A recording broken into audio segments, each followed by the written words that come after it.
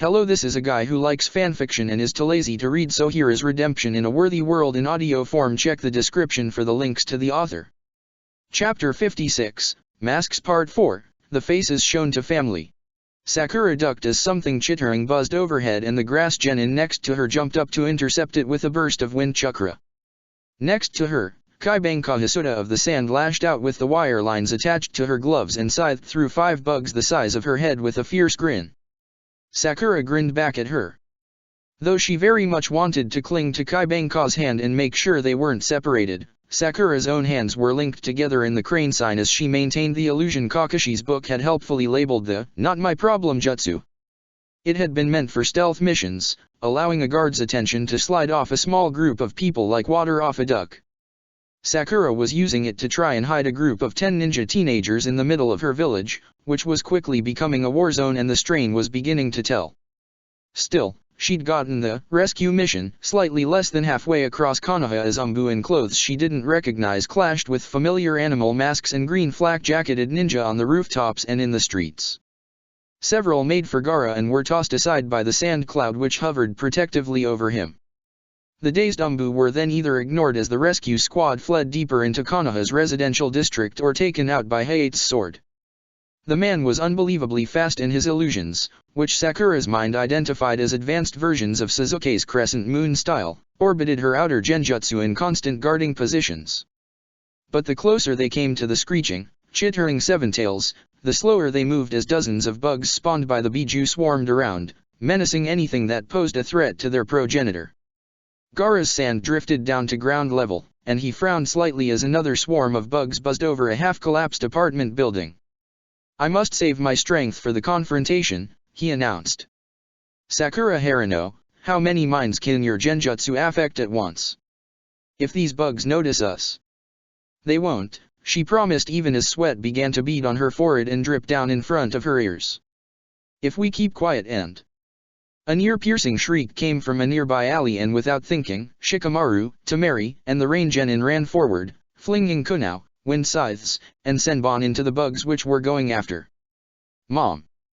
Inner Sakura wanted to run forward and hug her terrified parents, but the rest of her knew the genjutsu focused between her fingers and mind was all that was stopping a team of genin from getting swarmed.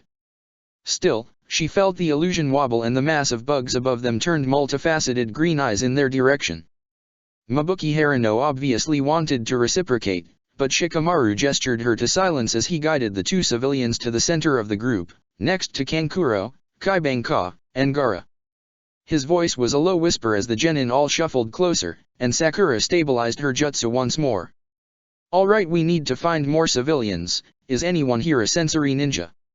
The short, goggled rain genin raised his hand. "My range is roughly 2 blocks, but the bugs'll sense my chakra." "Pinky, does your genjutsu hide our chakra signatures that thoroughly?" Sakura shook her head, but Kaibanka took the words out of her mouth. "Her name's Sakura Haruno. Since she's the only thing keeping us from getting pincers in our butts, I thought you'd remember it." "You never asked me my name," shot back the rain ninja mutinously. "It's Guguro, by the way."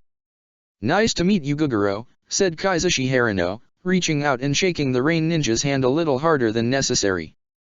"We're very glad you came to our rescue."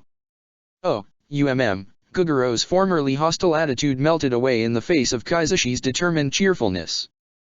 "We've kept our signals tamped down, but if you start using your chakra to search, I can't hide that," said Sakura. "We need a diversion if we want to." "Super expansion jutsu," bellowed a deep voice, and Choza Akimika's thick, bushy red hair rose above the buildings, his staff and hands already swatting aside the swarms of bugs that hissed at him.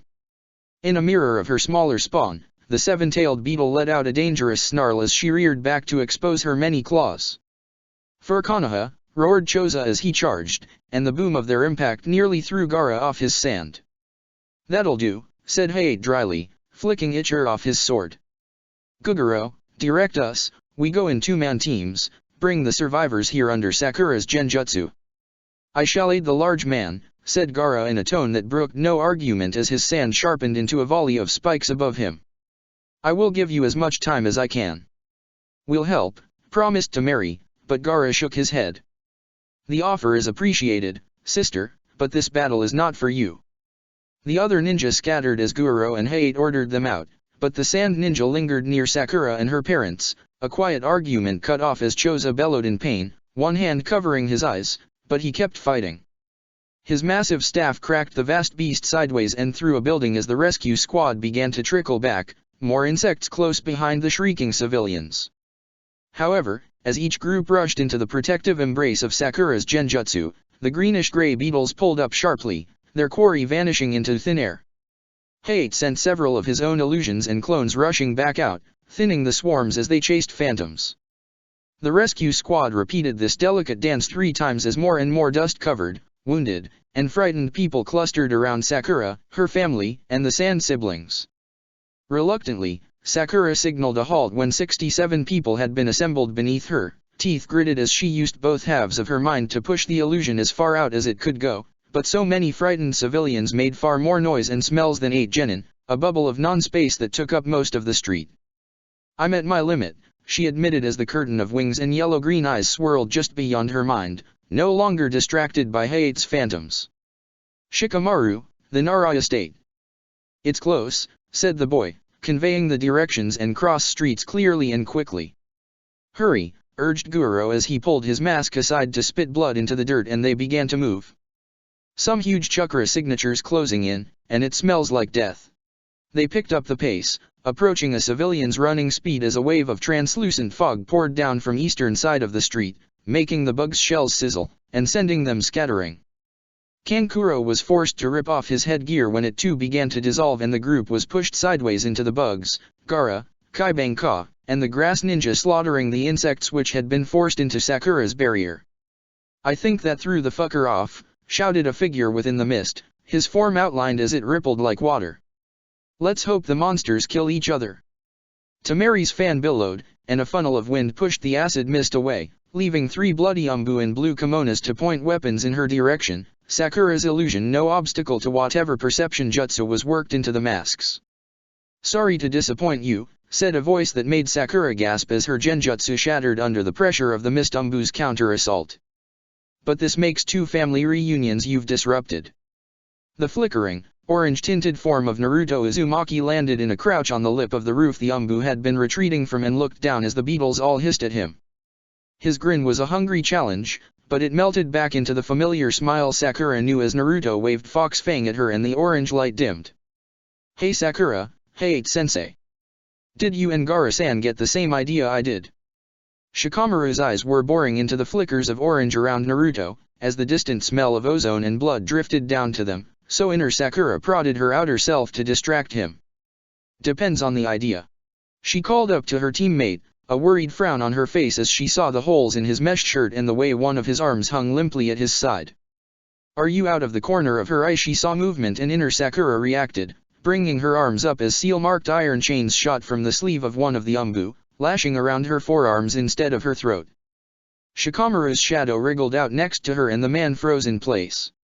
"I'm talking here," snapped inner Sakura, as she buried a pink poison kunao in the depths of the Umbu's robes, only for it to clatter to the ground as it rebounded off some hidden defense.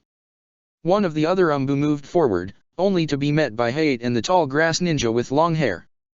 "We're moving civilians out of a combat zone," said Hayate evenly as his sword strained against the mist Umbus in a blade lock. "This is a bad idea."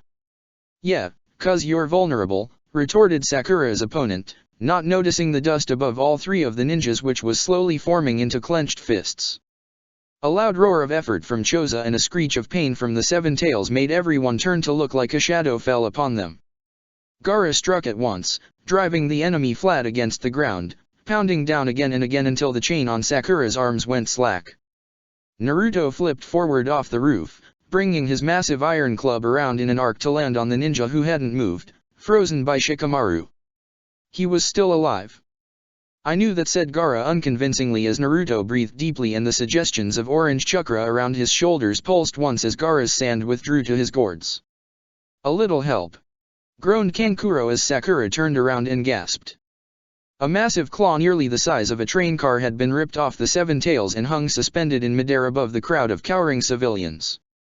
Kaibanka and Kankuro's arms were trembling at the strain of holding something so large suspended between thin threads of steel and chakra. As Gaara's sand moved the mass away and Shikamaru ushered the civilians to the far side of the street, Naruto turned a suddenly blood-red eye upon the chittering swarms of bugs which had, surprisingly, remained pressed against the wall, watching them warily. "Go," he said, and most of the swarm scattered, some almost bowing before their wings carried them off. "Why'd they stop?" asked Hayate, and both Naruto and Sakura shrugged, though they knew perfectly well why. "Jizo's mercy, Naruto, what happened to your arm?" Sakura ran forward and her hands started to glow green, but Naruto shook his head. "Some crazy lady blew up the Uzumaki reunion, and a bunch of umbu jumped us, the bastards. Sasuke was healing me before, but I kinda had to come deal with this." Sakura released a breath she didn't realize she'd been holding, only for it to rush right back into her throat. "What about Indra-sensei? Karen? Your family?" "Sensei was doing fine when I left. This Tendo guy from Rain's also a huge badass," said Naruto, but Sakura could see the worry in his eyes. "He's probably gonna show up with Sasuke and ask us what's taking us so long, you know." "Agreed," said Gaara, striding over to Naruto along with Kaibanka, Temari, and Shikamaru. "Every delay brings further destruction, yet we require a plan before Naruto, and I engage the Seven Tails."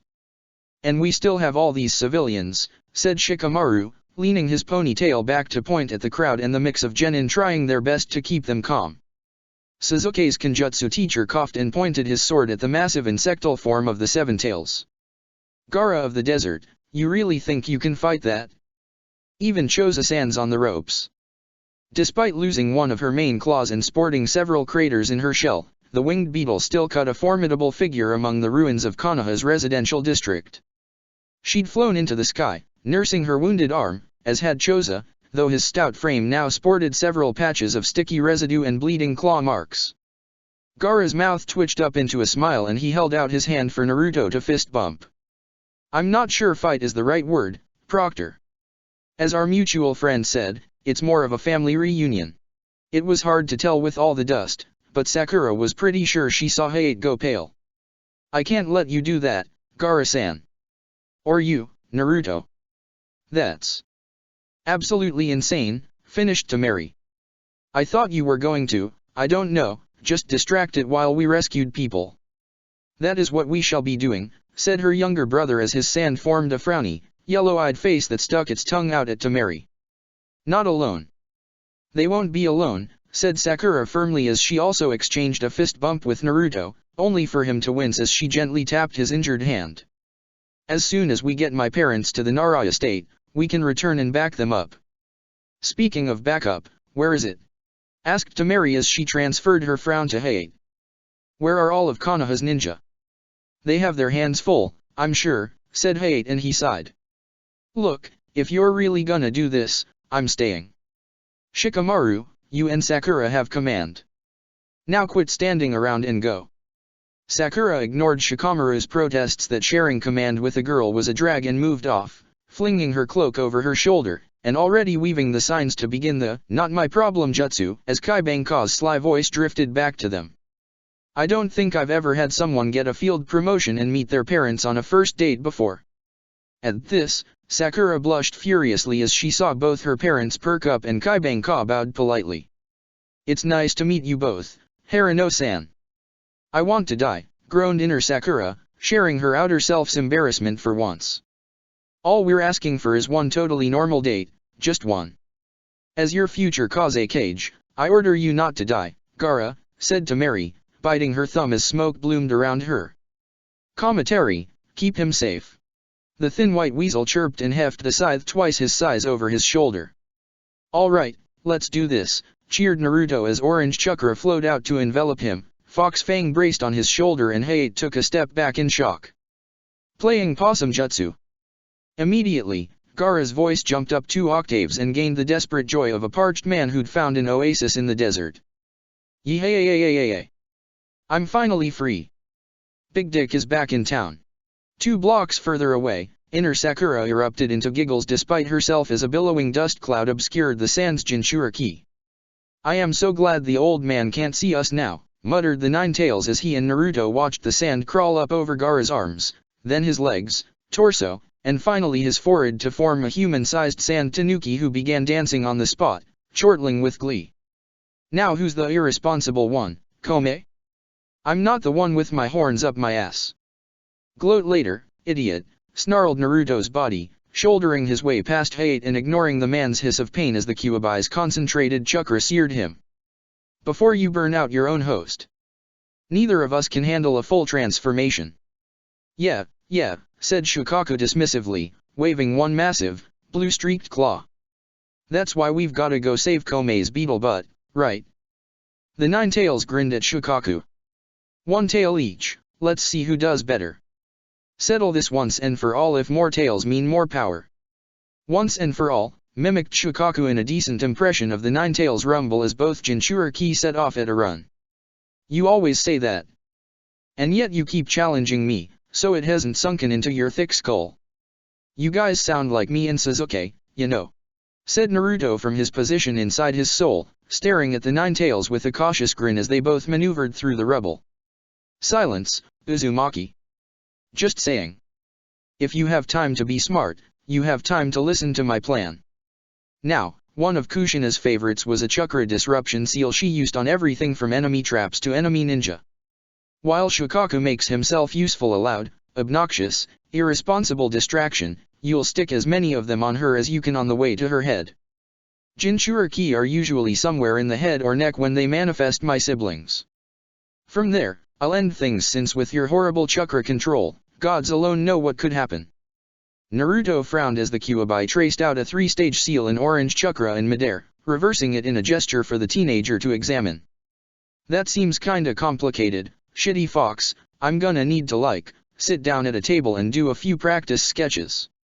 Kome, her foolish host in your wretched village, do not have time for that, snapped the fox. We have extra sealing paper from your reunion and 5 more blocks to go. You focus on the precise ink strokes, I'll make sure you aren't impaled by one of her claws. Now go. Naruto was thrown back into his body with a jolt and noticed his hands, clawed though they were, had readied a slip of paper and an ink brush, even as his feet and several chakra limbs propelled him onward. This is really weird, shitty fox. Quit whining and draw. If your flower petal and her shadow could do it, such a feat is not beyond us. Wait, you call Sakura-chan flower petal? Naruto swallowed down a laugh, saving that tidbit for later as the fox seared the seal onto his vision with bubbling chakra in retaliation. Man, Sakura's gonna love that, but first, I gotta make my mom proud. His good hand began to dance across the slips, failures and sparing sizzling away as the shitty fox insisted on perfection. But Naruto didn't complain. If this really was another Jinchuriki, then he guessed the shitty fox was allowed to be shitty, just this once. Their fast, was all Hayate could manage as he broke into a sprint, following the tan and orange streaks and carving through the swarms which were no longer afraid of the predator in their midst. The white ferret riding on top of his head and sending his scythe spinning through bugs squeaked in agreement.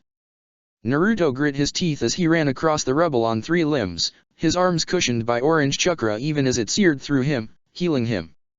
It hurt, but he could feel the bones realigning beneath the unfinished seals spread across his arm. The large chakra tail beside him moved in circles, replacing his ink brush arm as it supported his weight with each bound, not confined to a human range of motion and directed by the fox's will. Next to him Shukaku alternated between massive bounding leaps and swinging like a monkey, his sand constantly flowing to enlarge each limb as he needed it, the blue veins bulging and narrowing as the desert spirit exerted himself. Oh yeah, that's the stuff. Tell me it doesn't feel good to be solid and real again. The fox's glare made Shukaku's smile shrink a little as another glowing arm slapped away the 6-pack of beer Shukaku's sand had not so subtly been dragging towards them. Focus, brother. I need you to hold the Jinchuriki girl in place while Uzumaki and I deal with her. The fox snorted air from Naruto's nose. By the time I'm done with her, she'll wish seal backlash was the worst thing to happen to her today. Ah, jeered Shukaku knowingly. You're worried about Kome. The fox snarled and pushed on, as Naruto noticed the Vulpin face behind the bars looked less hostile than it had before.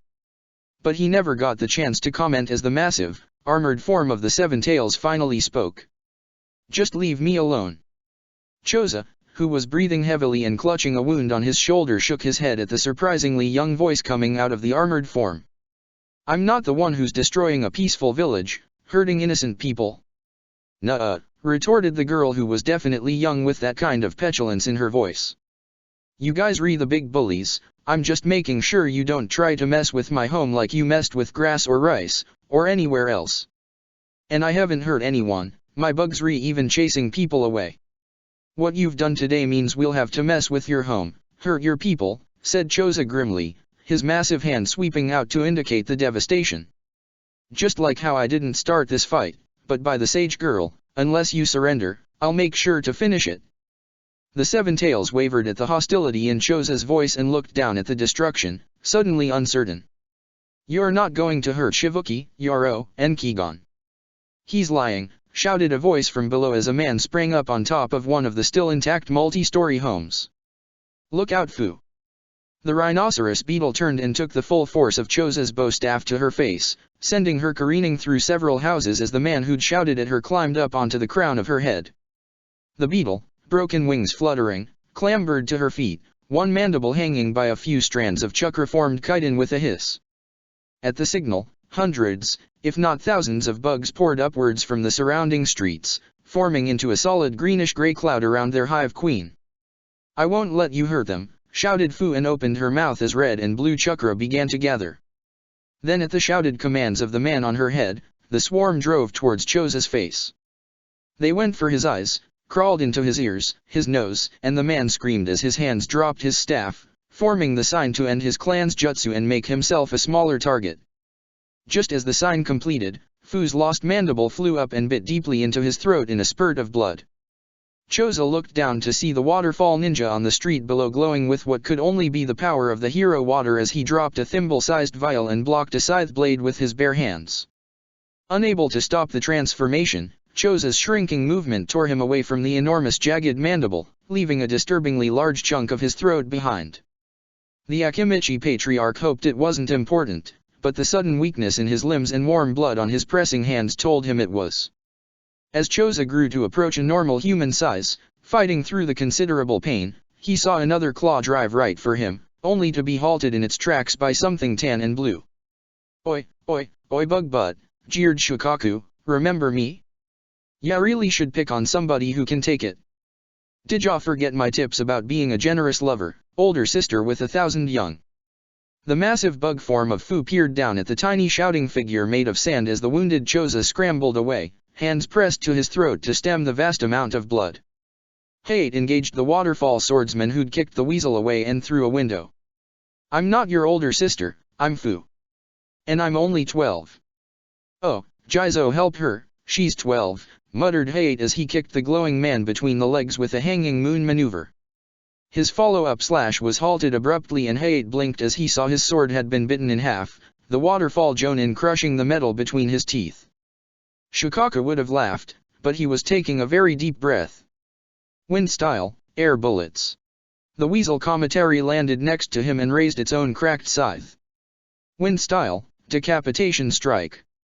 The front row of stone, wood, concrete houses, and rubble became dust on the breeze as the swarm of bugs was blasted and carved into ichor and chitin. Great patches of the waterfall Jonin Kigon's clothes, skin, and muscle were stripped from him as the hero proved he could withstand a Biju's attack.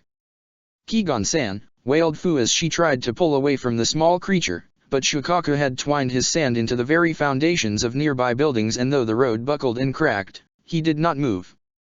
The Biju gave a yellow-eyed wink as the blue lines on his body flowed up and into the claw he was holding, leaving his sand to cocoon itself around the Seven Tails limb.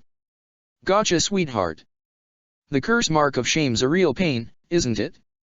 Itches like nothing else, just like Suna's deserts if I'm in a bad mood." Fu's massive insect body froze instantly as Shukaku's command of the primal curse mark locked her joints. "You're dead," roared Kigon, charging at Gaara's exposed body and bulling through sandwall after sandwall as his life force burned away for power. Time slowed for Hate as he saw the blow aimed for Gaara's chest. The Sand's Jinchura ki was formidable, but his defenses were either already gone or busy tying up the massive beetle ravaging Hate's home, rooting the monsters in place. Hate's next move was obvious, but that didn't make it any less painful. He didn't have to, but without the sand, without the strange voice. All Hayate saw was a kid, gritting his teeth as he strained to maintain the lock. To make sure Konoha didn't lose more than they already had. He wasn't even from this village, it wasn't his home like it was Hayate's, and these kids were under his care. Hayate stepped forward to put himself between the vulnerable boy and Kigon, bracing to intercept a blow with the power of a dying body behind it. His wrists bent back and snapped, Kigon's fist shredding his flak jacket, pulverizing 2 of his ribs, and emerging from Hayate's back in a wet squelch. He coughed as his punctured lung spasmed, then spat at the man's face, using both his hands to hold the waterfall ninja in place, the dead man's grip. He just had to hold the hero as long as he could. A good death, thought Tamari's weasel as he sliced the glowing man's head off, the absence of air around his scythe sharper than any metal could be. Hayate collapsed to the dirt alongside the corpse. No. A glowing orange form tapped Yoro on the shoulder, and the remaining waterfall Jonin turned to see Fox Fang, in a translucent chukar-tailed grip, swinging for his face and taking him out of the fight. "You have your own problems, girl," said the Nine Tails, and the massive form of the seven-tailed rhinoceros beetle fired off the tailed beast bomb in her mouth before her physical form popped like a soap bubble. Fu thought she was dead. She'd felt Kome's fear and regret through their link, a distant thing since food blocked her out. She'd unleashed the power of her tailed beast, and she'd ignored Kome's presence as she poured her human will into controlling an unfamiliar, alien body. After all, she'd only been smashing up empty houses, and made sure Kome's bugs didn't eat anyone. Then that super big ninja had shown up and hurt her, bad enough she saw Kigon drink the vial of hero water he'd brought to protect her, which meant he was going to die, which meant people back in the village would hate her anyway, even if she'd done a good job and been a good girl.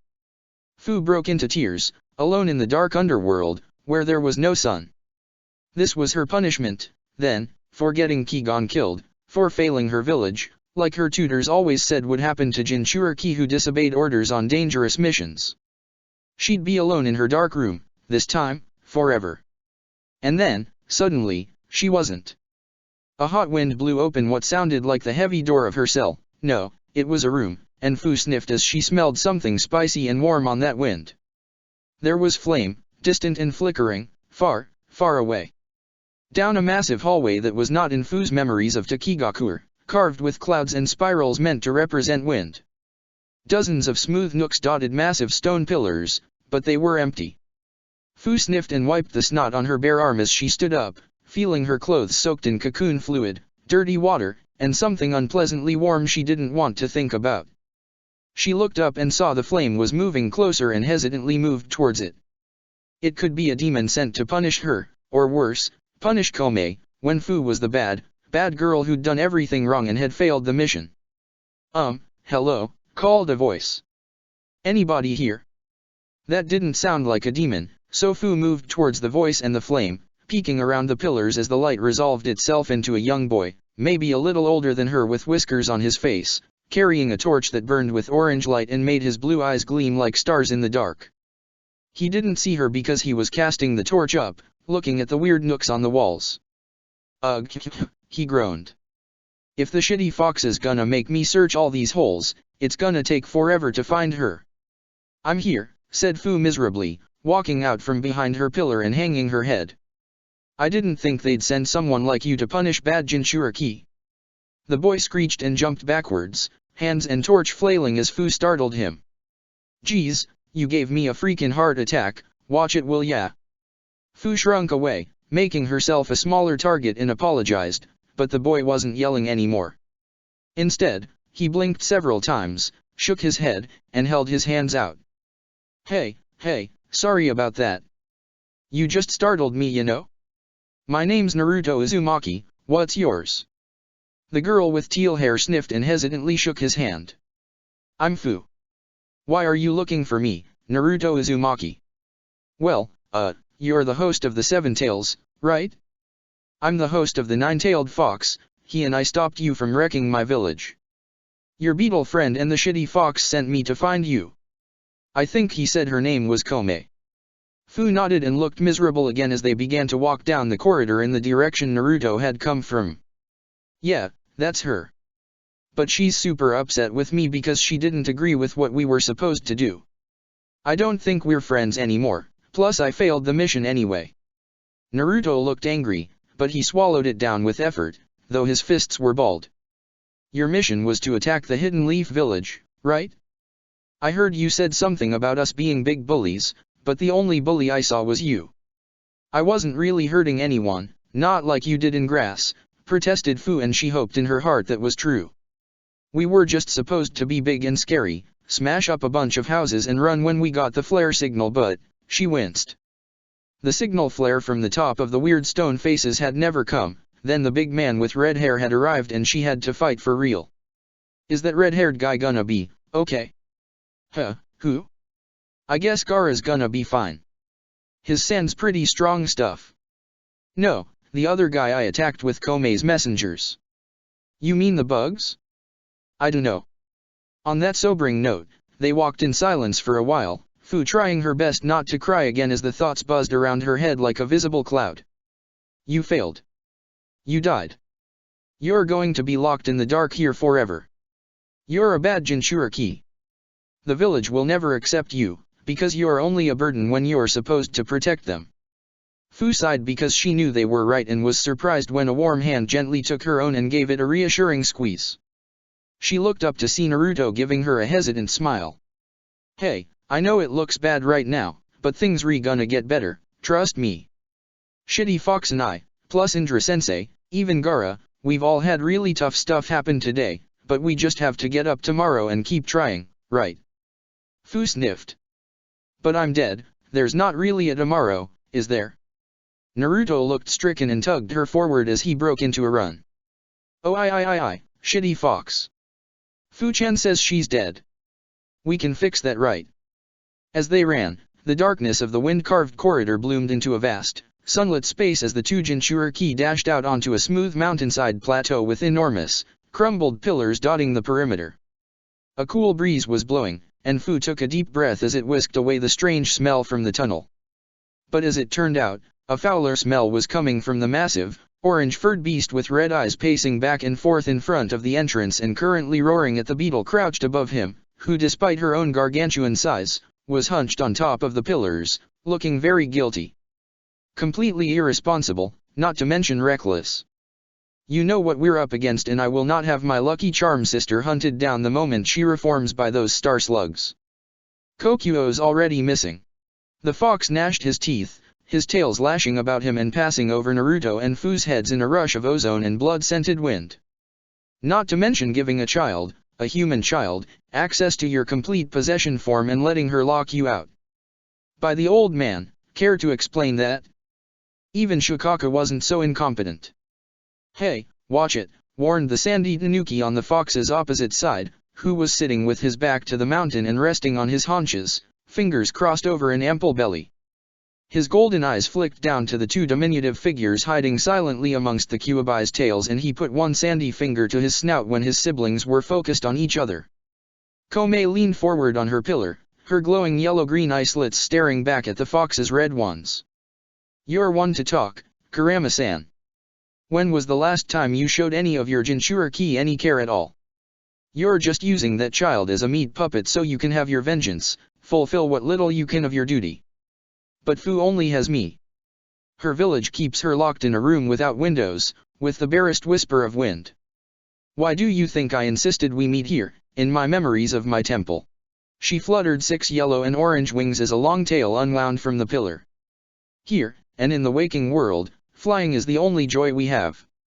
How else am I to fulfill my function of guiding the breath of this world, the high jet streams, without which this planet could not breathe? And you, fire spitter, you've allowed your cleansing flames to consume you with petty grudges, little better than the humans with their hate. The scorn in her voice was audible even through the faint sound of chittering mandibles.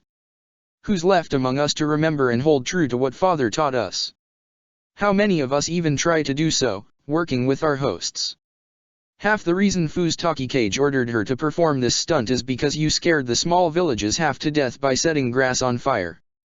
They were hurting a child, growled the Kyuubi, a Uzumaki cousin to my host, the last of the bloodlines of the sea. We could not let that stand. As you say, there are injustices we must correct. Besides, they got off lightly, since the village still stands, no. What is it with you and the Uzumaki? Asked Shukaku, thumping his tail and making Naruto and Fu jump. You've avoided the question before, especially where Oto Himkami is concerned. The fox stopped, frozen save for an ear twitch, and settled back on his haunches as the two humans behind him scrambled to get out of the way of his descending tails. When I have results to show you, I will explain. Better to avoid false hope. Now Komei, I have a question for you. If you've been flying around with this girl, Fu, have you heard any word from the wind gods? The more lines of communication we have with the high halls, the better. Komei tapped her claws in a rolling staccato, thinking over the last several decades. With dear Fu? She's a noisy, silly little girl, for all her cheer, so while she makes me smile, she also chases away the wind whisperers. My little messengers cannot fly far from her, not the distance needed to reach the dragon messengers on distant mountain tops. But when her mother bound me, she was silent enough. I had word from Fujin, perhaps 15 years ago. Overall, the high halls were well, though he'd supplanted Veu, who went west. I never liked him, he was a pompous prick, said Shukaku dismissively. Thinking he was better than us, with his horse and pointy hat. At least Fujin Kami, as ugly as he was, you could have a beer with.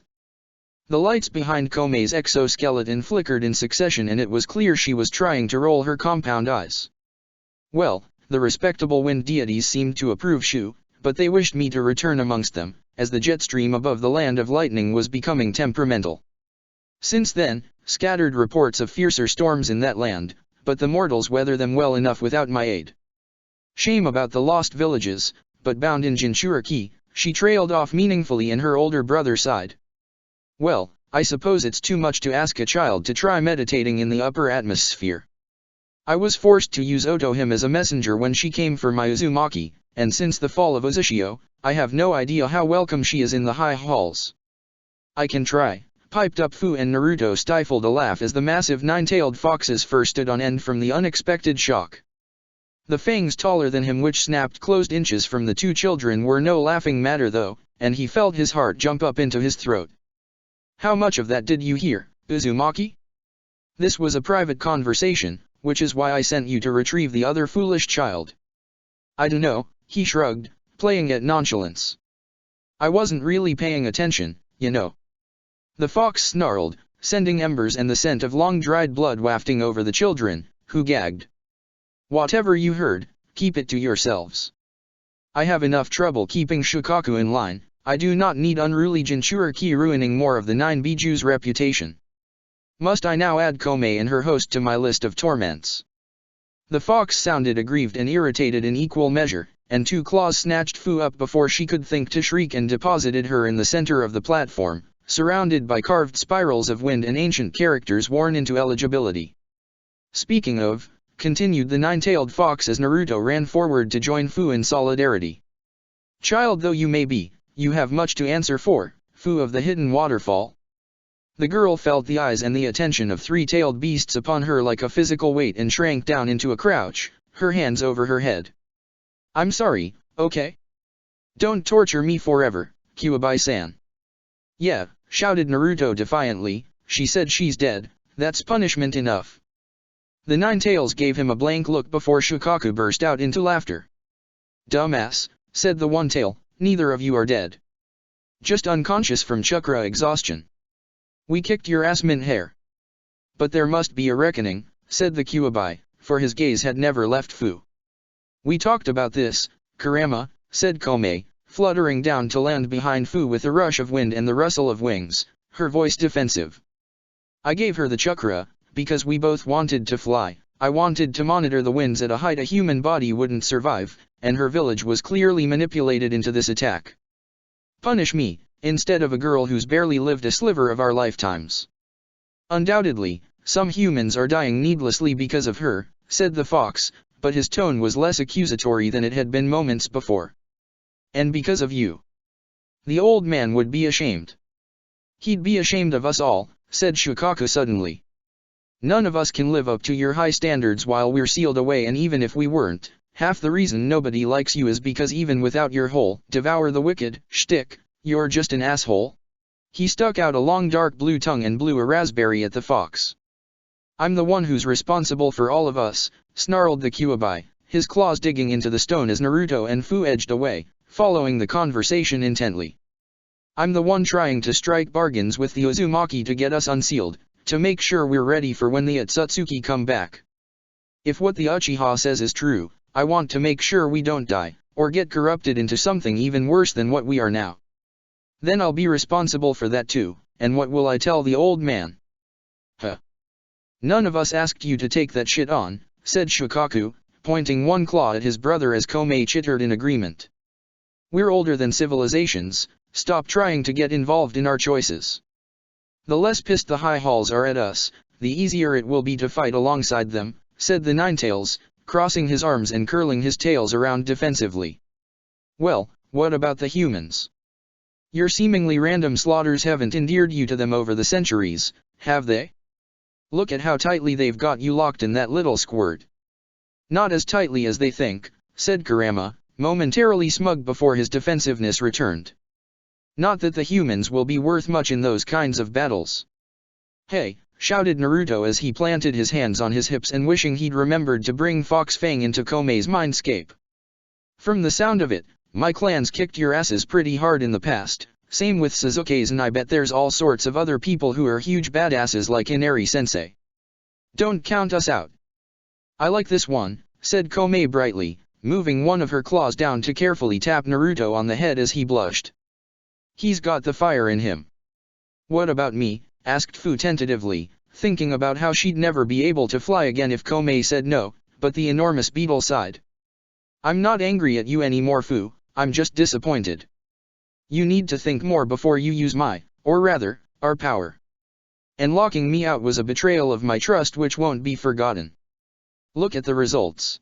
She gestured with several claws up at a space between two pillars where the air blurred to reveal the smoking rubble of the Leaf Village's residential district. There was a trail of destruction and ichor in a small arc from where Fu had transformed and where her tailed beast transformation had been disrupted, along with the empty shells of hundreds of Komei's messenger beetles. But what was worst of all, was the line of ruin caused by the tailed beast bomb Fu had nearly instinctively created and launched just before the Ninetales and his Jinchuriki had torn through her physical form. The dark line of exposed bedrock sliced through at least half the village before the destructive chakra had impacted the Hokage mountain and detonated, leaving barely the carved chins of the second and third Hokage as remnants, while the mountain behind them was carved away in a smooth half-circle. Ah, you've gotta be kidding me! Shouted Naruto, flinging his hands up and turning towards Fu and Komei, only to redirect his anger at the sight of the guilt and shock on the girl's face. Why the hell are you laughing, you shitty fox? He pointed his accusing finger at his Biju instead, for the Ninetales was laughing, a deep guttural sound as his claws clutched his side and Shukaku joined in. Oh, that's rich, groaned the fox in satisfaction. Finally, a bright spot in all this madness, though I'm not sure if the first or the fourth would have been a better target. I'm just sorry I didn't get to fire that Bijudama myself. Komei's mandibles clacked together, and her voice lightened into the kind of jeering Naruto recognized from Sakura. Just as well, you would have missed the mountain entirely. I'm the best with the Bijudama of any of you, grumbled her brother, and it almost seemed like he was smiling for a moment before he turned back to Naruto. It's a shame my host has to withstand 4 tails of chakra for protection though. That's a problem, Shukaku doesn't have, since he's so much weaker than I. Oh ho! The great and mighty fox, first of the Biju, is admitting to a weakness? Now we really gotta tell the High Halls, jeered Shukaku. As the tailed beasts fell into bickering and even Komei seemed to relax, Naruto looked over to see the beetle's smallest arms gently running through Fu's teal hair as the girl felt the tension drain from her. Even if she wasn't blameless, she had at least been forgiven by her Biju. Now, Indra Uchiha was weighing the concept of forgiveness in his own heart as he leapt across Konoha's rooftops, tracking his elder, now technically younger, brother. The Yamanaka mind sublimation jutsu dissolved with a mantra as he once again became Sasuke Uchiha, husband, father, and now 2-time survivor of massacres that had probably killed everyone in his family. Don't think about it, they're strong, you know they are, they could still be alive. Sasuke took several deep breaths and idly dodged the kunai thrown at him by a panicked Konoha shinobi, continuing further away from the village. In his own time, after the madness of the Fourth Shinobi War, Itachi had been comfortably dead once again, and Indra himself had found some measure of closure for the miserable events of his early life. Several decades later, marriage counseling proved him wrong, as it turned out that burying all your insecurities into a tiny box and resolutely ignoring them did not in fact count as fine. For the longest time, he'd walked the elemental nations on his own, staying away from Konoha, Sakura, Sarada, and most of all Naruto, because he loved them. Because he feared loving them, because of what love, and its loss had driven him to do. Sasuke had known since that second battle had started in the final valley, that he had to kill Naruto, who he somehow had loved, because he was afraid that love would make him do anything, no matter how heinous. But then Naruto had beaten him, blasted both their arms off at the elbow, and somehow still loved him anyway, even if the word he'd used was friend. No wonder Sasuke had turned away and cried. Of course, Naruto and Sakura had their own hang-ups back then, but they'd worked through them all, something his younger self would eventually have to do with Itachi. Sasuke absently flicked the blood off his sword, cleaned it with a burst of lightning chakra, and sheathed it. With an eternal Mangekyo and a solid 40 years of experience using it, he could defeat and capture Itachi, but that would create a nasty situation within Konoha that would demand his attention and wind his younger self tighter than a bowstring. No, just like the Ninetales, he would have to play the long game and let Itachi go. Of course, that didn't mean unharmed or absent a truly impressive rant he'd been refining in his head for years.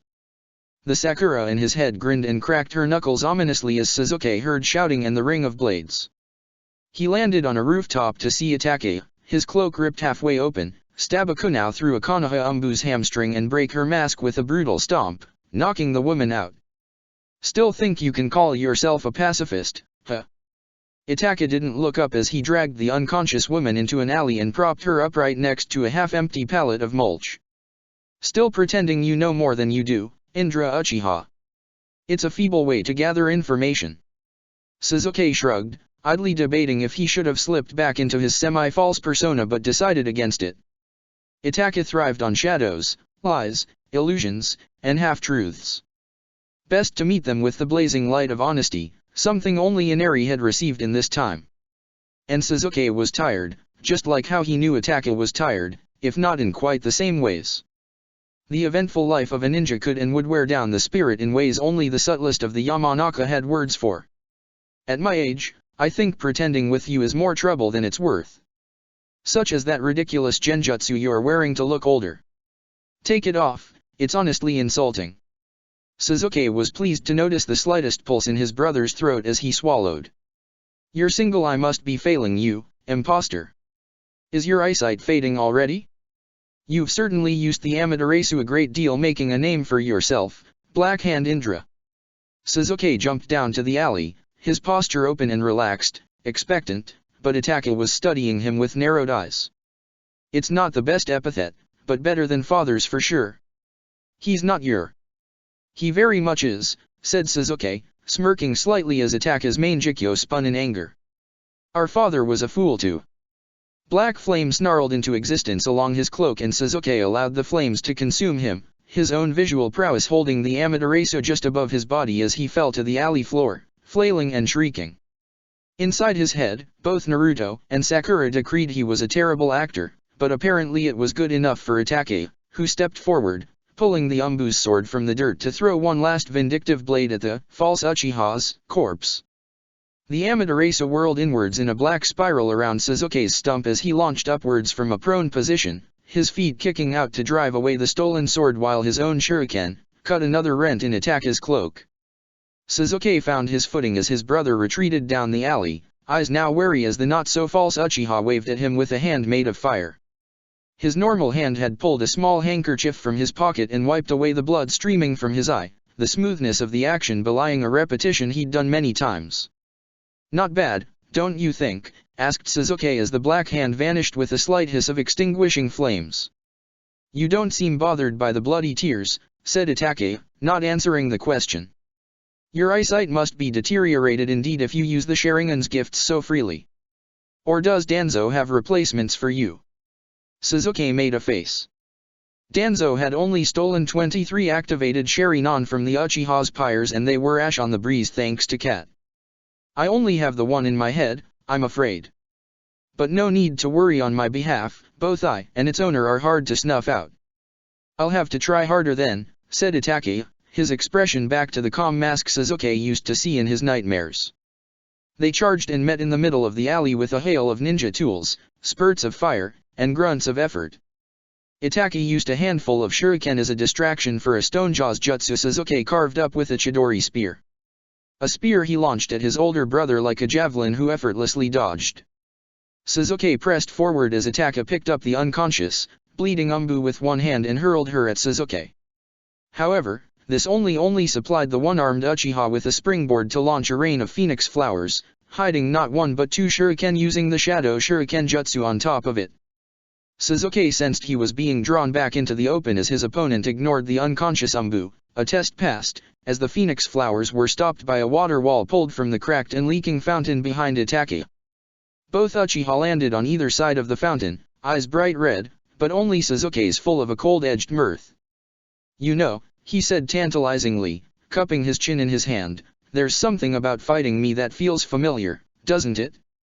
I bet you're racking that picture-perfect memory of the massacre, trying to remember if anyone fought like me before. Sasuke's face turned as the fountain's spout broke Itachi's gaze momentarily, his expression becoming a snarl of anger. That's right, you didn't fight our clansmen, you slaughtered them in their homes, their beds, when they thought they were safe. Sure, they were plotting a coup, but all of them? Grandma Uroshi, who used to give you dango when father wasn't looking. Kentaro Uchiha, who despite his name, was a tailor without a Sharingan. An old, familiar anger was bubbling up, but this time he wasn't seeing visions of the massacre. Instead, he was seeing his younger self screaming at him in a hospital room, crouched terrified next to a bleeding Karen and wounded Naruto, terrified that this family would be taken away or prove false just like everyone else he'd ever loved. Sasuke channeled that anger as his nostrils flared, just like Itachi's. They were merely stepping stones to prove my abilities, he said, trying for the familiar power-hungry facade, but Sasuke's truth burned it away like a nightmare in the morning. A clever light a fool S-rank ninja, perhaps even your friends like Kakashi, but we both know better than that. You had orders from Konoha's council, orders a teenager, a mere boy thought were the only way to save Sasuke. A distant screech of the seven tails heralded a wash of wind and dust from some colossal impact, but Sasuke and Itachi kept circling the fountain, unable to look away from each other. The headstrong fools, the reluctant supporters, even father, perhaps they did have to die, but the children? Even the little children? Did Itachi the genius exceed expectations, even when his superiors expected atrocity? Itachi was silent as Sasuke glared at him, the silence demanding an answer until he finally relented. The coup had broad popular support among the clan, in almost every house in the Uchiha district. There would be many orphans, and most like Sasuke, would have been lied to and folded into root. Even if I had left them alive, 6 more coups would have been born that night, a coup now waiting to fall for the rest of their lives and beyond. Living in hatred, feared by their superiors, only I should have had to bear that burden, not them. Itachi's voice had grown strained, his back rigid, his eyes half glazed as he remembered, but then he slumped back over the bar, wrapping his hands around the teacup to ground himself in the heat. No, they deserved to rest, and I had no other choice. For them, I made it quick and painless. Sasuke was tempted to say something else, but held his tongue. I had no other choice, repeated his brother quietly, with bone-deep conviction. His entire personality, every ersatz coping mechanism and deception, for Sasuke's sake or the Akatsuki's, all rested on that single foundation stone. To think otherwise would mean that every drop of spilled blood, every curse spat at him or grimy bug-filled hideout, had been for nothing. That Sasuke's pain, fear, and emotional devastation had been for nothing. They would have harmed Konoha sooner or later, and mercy would have only caused more bloodshed in the long run. You speak of matters you should not know, Indra Uchiha. Matters you do not understand. Sometimes one eye can see clearer than two, retorted the scarred Uchiha, throwing up his arm and stump. But not a single character on the Sharingan variation scrolls can reveal every secret in a child's heart. Those scrolls are mine, said Itachi, reading into his words. Sasuke is not yours to manipulate, either. Sasuke spun on his heel and kicked away the obstructing fountain spout. He wrenched off his eye patch, tugging back his hair to reveal his scar-lined face as he glared at the battle-ready Itachi. You think the reputation of the Uchiha clan is something you alone have the right to manipulate? Torturing your brother, a step away from madness? You'd better thank the gods, I stopped you before you hurt Sasuke even more than you already have. Itachi met his eye and the gaping hole in Sasuke's face evenly, but neither of them unleashed a genjutsu as the one-armed Uchiha kept speaking. Look at me, Itachi. Look at the person you've turned your little brother into. How do you like me now? Itachi's eyes widened as they roved over Sasuke, taking in the line of his jaw, the way his hair fell messily and wind swept across his forehead in ways a hairbrush could never tame. The way his eyebrow bunched up near the bridge of his nose as he glared at Itachi. Sasuke spread his hand and stumped wide. I am right here, where you want me, so come, do what you came here to do. Kill the one who's interfered with your perfect, flawless plan for Sasuke Uchiha. No, you can't be, said Itachi, disbelief in his voice. The road you started your little brother on, I am where it ends, interrupted Sasuke, remembering bloody fingers on his face, icy rage against the leaf, listening to reanimated Hokage, then years of intermittent solitude before he pulled his head out of his ass and tried to love again. What do you think, brother? Itachi's mouth worked in silence for several seconds before he spoke, and Sasuke drank in the satisfaction of finally catching his brother off guard and speechless. I used to be taller than you, he said in bewilderment, and Sasuke couldn't help himself. He laughed quietly as his anger cooled, the look on Itachi's face of complete and utter bewilderment as he recognized the scarred, aged, but unmistakable face of his younger brother. How? I've traveled across time and space to get here, fighting things beyond your darkest nightmares, and that's what you say? You're even more hopeless socially than I am. Uchiha family reunions were rarely cheery affairs, said Itachi, and Sasuke shook his head. You do still know I'm going to kick your ass for what you've done, right? He pointed his stump at his brother. And I'm not letting you punish yourself anymore, that is now exclusively my job. Your life is now mine, so you don't get to pick your death either. I do not think the Mangekyo Sharingan can hypnotize the god of death, Sasuke. My end is certain. I'm pretty sure if I asked, said Sasuke, strolling away from the fountain and scanning the street as Itachi followed him, my friend Inari would either fix whatever's wrong with you, or just make you hold your own inner organs as she ripped them out and grew new ones. The miniature Sakura in Sasuke's head laughed wickedly and started listing procedures she could perform without anesthesia. Meanwhile, the awkward, painful silence emanating in waves from Itachi was like a physical force, and even harder to ignore than killing intent. This would be your ex-wife. Yes, said Sasuke, finding a bar and sticking his head through the window. No chakra signatures were visible, and the scattered state of tables, chairs, and utensils indicated the patrons had probably fled to one of Konoha's underground bunkers. He jumped over the bar and looked back at Itachi. Unlike you, I actually lived life at some point. Had sex and got therapy, roughly in that order. Inside his head the miniature Naruto and Sakura high-fived as Itachi made a strangled noise oddly like one of his crows. Sasuke let that rebuke simmer inside his brother's head while he examined the liquor bottles on the display shelf before setting one on the counter along with 2 glasses. The bottle I was saving for this reunion was drained dry by Tsunade Senju last night, but this 4 roses will do. I don't drink, said Itachi, and Sasuke huffed. Take it from someone who's lived 40 years more than you, brother.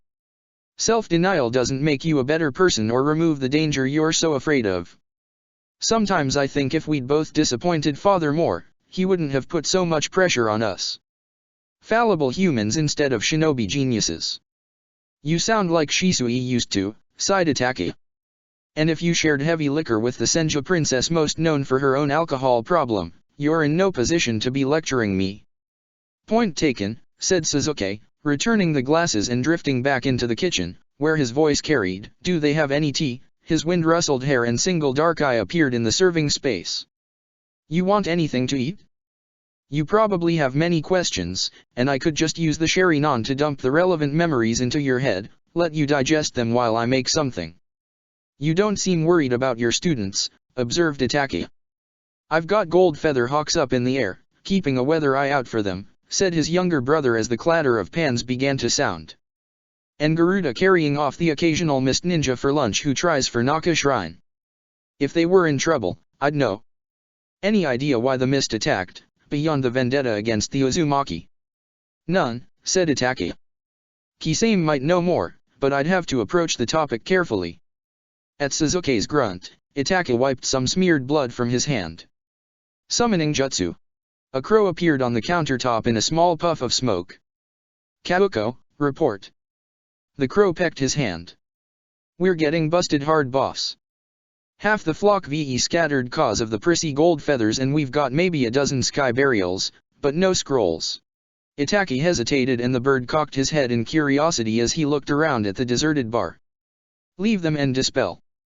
Convey my apologies to Lord Kakemuzabachi, you've done well today. Thanks, boss. The crow dispelled in a puff of smoke as Sasuke strode back through the swinging doors, holding a mug on his fingertips as a small dark blossom of Amaterasu's fire crackled merrily in his palm. It vanished into nothingness as Sasuke set the cup down on the countertop and Itachi stared at his unblemished palm. You have the eternal Mangekyo, he asked, and Sasuke nodded, his eye opening into atomic patterns of red and black. It's your eye, and it's served me well for many years. One of the few things you didn't force upon me or try to. Using Shisui's eye to try and brainwash me was a very low blow. I wanted to be sure you were loyal to the leaf. Sasuke snorted. You're a control freak, thinking you can make my younger self dance on your puppet strings, to punish you for the guilt and trauma you've refused to confront. Or the genjutsu making you look 10 years older than you really are. Well done, by the way, very subtle. Except, do you ever take it off? Even I let go of being Indra Uchiha, sometimes. Itachi sagged in his seat and his eyes drifted over Sasuke again, flickering red as he frowned. You refer to long spans of time, yet you are barely 25, he said. Your age, at least, is no genjutsu. From what Inari, the future version of Sakura, and I can guess, it's something to do with our time travel. We're closer to 65, and we feel it in our bones. Itachi raised an eyebrow. The pink-haired girl my crows saw yesterday. It's a very long story, said Sasuke, and his Mangekyo flashed as it poured a highlighted selection of memories into Itachi's skull. His brother rocked back in his seat and Indra took that as his cue to disappear back into the kitchen. He emerged 20 minutes later with steaming plates of rice, curry, and seared vegetables, which he began shoveling into his mouth with little ceremony. Ask away. Your eye and your arm, when we fought before, did I? No, said Sasuke, but I did use you as a scapegoat for my cover story when I first arrived here. Easier to say I lost the eye to a dangerous colleague of Itachi the clan killer than explain everything. And, the arm? Asked his brother hesitantly, looking at the empty space and the old, wrapped flesh healed over by Sakura's medical ninjutsu. Sasuke waggled it at him. Blew it off at the elbow when I tried to take over the world and my husband stopped me. Itachi blinked. I see, he said as Sasuke leaned over and poked his brother's forehead with his chopsticks, which promptly disappeared up Itachi's sleeve. You're beating around the bush? What do you really want to ask? With a ripple in Itachi's chakra, the genjutsu shrouding him was gone and in his place sat a distinctly shorter, younger, and more nervous man. No, not even that, he was a teenager and on the other side of the age difference for once. Sasuke was suddenly glad he was sitting down. Were you happy? Asked Itachi. Yes, I was, for a long time. Then whether you forgive me is irrelevant. It's very relevant, said Sasuke, smiling at his brother. Forgiving you just means once you're done eating, I'm only going to beat you to within an inch of your life. Atoning is your responsibility. Itachi looked down at his meal, which he'd already half-eaten, and tried to ignore the sudden pit in his stomach. If you've seen everything, then you know I had no choice. Wrong. You had choices, father had choices, just as Danzo and Hiruzen did. But they were adults, and you, no matter how much of a genius, were a child. Deciding the fate of the Uchiha clan was not your choice alone, and that you've been holding that burden all these years is just as arrogant as the hot-blooded fools you denounced in the street. What, then, said Itachi, his voice rising as Sasuke reopened wounds that had never fully closed. Do you expect me to do? Apologize to Ashen Graves? Submit to the Umbu? Denounce Konoha in the streets. That last one's not bad, said Sasuke. The village system is fundamentally flawed, and even after my husband's reforms, the truth of the Uchiha massacre rattled a lot of similar cages between the 5 great nations. Before we were so rudely interrupted by a bunch of Umbu, Karen Uzumaki, and my team were also going to try and change that system. Peacefully, asked his brother, giving Sasuke a look. He shrugged. As close as we can get. It's Karen's show, I've got my remaining handful already. More silence, this time more contemplative than hostile. But if you had a husband and a wife before, then the clan was restored thanks to your niece, Sarada, the 9th Hokage, said Sasuke with pride. A genius with genetics, she had a whole cross-nation clan revival program set up before the war. There's always another war, isn't there? Asked Itachi morosely. Is that why you came back? Sasuke nodded. I'll spare you the horrible details, but the allied shinobi forces were desperate enough to attempt time travel. There was a battle and, he closed his eye as memories of his husband and his friend shriveled away as the seal devoured their life force, as Sarada screamed at him, passed before his eyes. The hero who was supposed to go back didn't make it, so my daughter sent me instead. One of the enemies followed, and here we are, Sasuke gestured helplessly at his empty plate. Hunting each other as I try to make sure the Akatsukis stopped, and the tailed beasts help, and, he looked across as Itachi put a hand on Sasuke's shoulder. You've done well, brother. Something warm swelled in his heart and Sasuke found he couldn't speak as Itachi continued. You've given me much to think about, but the village won't stay this chaotic for long.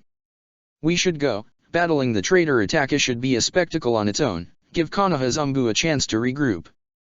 Sasuke nodded and swallowed hard as he stepped around the bar, drinking in the sight of his brother. Done with your tea? His brother drained it in one gulp and smiled slightly as he settled into a fighting stance. I'll let you take the first shot. Sasuke lit up as his lightning armor activated. And I'll try not to wear your eyes out. Itachi redirected most of the force behind the kick to his gut, but there was still enough to launch him through the weakest section of the ceiling. Chapter 57, Masks Part 5 Old Wounds. The cage had left the cratered, glass-covered stadium behind, stitching a trail of violence and powerful jutsu across Konoha as the Kusakage fought against Raza, Sarutobi, and Inari, barely staying alive as 3 of the world's strongest shinobi tried to erase him from existence. But the wooden-masked Hannya Black Ops had occupied the 3rd Hokage long enough for Dojuro Kato to inflict 3 more still-bleeding wounds on Gaara's father. Raza groaned as his gold dust pressed down onto his collarbone and shoulder, keeping pressure on the wounds, and dividing both his attention and sand. Inari jumped over a cluster of grasping, razor-sharp stone hands and flung a chunk of rubble back as a delaying tactic, her hands already glowing green as they slid onto Raza's side. Raza hissed, half in pain, half in relief as Sarutobi's Warcry buried their enemy in a cloud of ash which ignited almost instantly. To Inari's left, Inma the Monkey King was trading furious blows close in strength to Inari's own with 2 of Dojuro's summoned mushroom people, who ignored the flame darkening their white caps in silent stoicism as the 3 summoned creatures tried to beat one another to death. I expected him to be dead by now, said Inari, and she saw Raza glower at her. If the Hokage kills him, any number of villages could use him as another martyred example of Konoha's recent aggression and escalate. It's why he's focused on us, since the Hokage's pulling his punches. Or he could just be old. Hiruzen Sarutobi slid out of the ash cloud, breathing hard, his white robes burned away to reveal the black and gray armor of a wartime Hokage. I'm still the god of shinobi, Raza, so watch your tongue. Lord Hokage, shouted one of the few Konoha Jonin who were still shadowing the fight from the roofs, report from Shikaku-san. The Sound 4 have broken out and are heading this way. Did they breach the vault? Asked Sarutobi with a look of alarm as the ash parted to reveal the Kusakage, his sword arm charred and smoking, but with a grin of relief on his handsome face. The Umbu nodded and Sarutobi's face hardened. Raza, I leave this young fool to you and your subordinate. This requires my personal attention. He jumped up towards the beckoning Umbu as Inari tapped the Kusakage's side twice, the battle sign for a healed wound. Raza stepped away, using the blood from his still bleeding cheek to summon a black-green scorpion the size of a small car, who instantly lashed out. The shiny barbed tail struck one of the mushroom people in the back and made the creature's mate emit a high-pitched croon of sorrow as it collapsed to the dust, dispelling in a puff of smoke to die in its homeland. As Inma pressed his attack against the grieving creature, a short gasp from above was all the warning they had as Hiruzen Sarutobi came sailing back down to the street with a yellow gold arrow clean through his chest. "Ha!" shouted the red-haired demon girl from the lip of the roof, who charged down with the rest of the Sound 4, all losing the hideous second state power of their curse marks as they backed up the Kusakage. "That's what you get, you wrinkly old fuck." Above her, the Jonin slumped lifeless as his comrades screamed in outrage and charged Kidomaru, who kept them busy with volley after volley of yellow arrows. Inari grimaced as she recognized the dead soul technique, a nasty piece of medical ninjutsu from Uegakur. Across from her, Kabuto Yakushi lowered his ragged hood as he pointed a bloody kunao at her. "Inari of the Iron Fist," he said through half-slack lips, "a pleasure to make your acquaintance." She raised a single eyebrow as her gaze took in the numerous wounds, some festering, most new. "It's not mutual," she replied, itching to help the Hokage, who was wheezing past bloody lips. "Oh, but I've been hearing so much about you," crooned a sibilant voice that made Inari's blood run cold. After all, can't a doctor catch up with one of his old patients? Or a student with his mentor? The Leaf Village holds so many fine memories, after all, and now I get to watch it burn down from beyond the grave.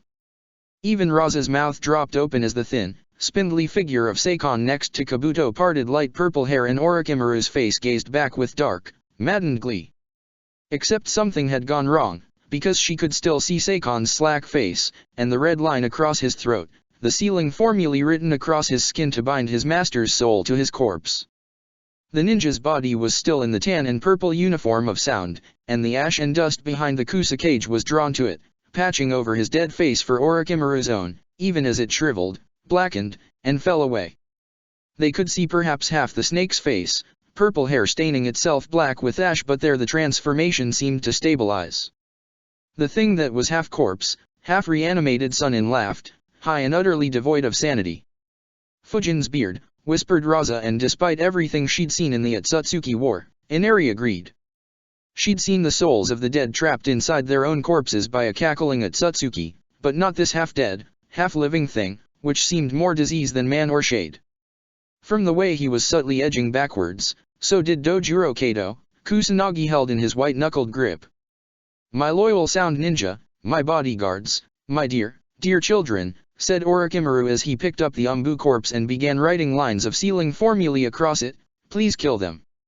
"My lord," protested Teiwa as Kimimaro roared forwards, driving through Raza's gold dust with the fiery joy of a zealot vindicated, to be met by Inari's shoulder throw.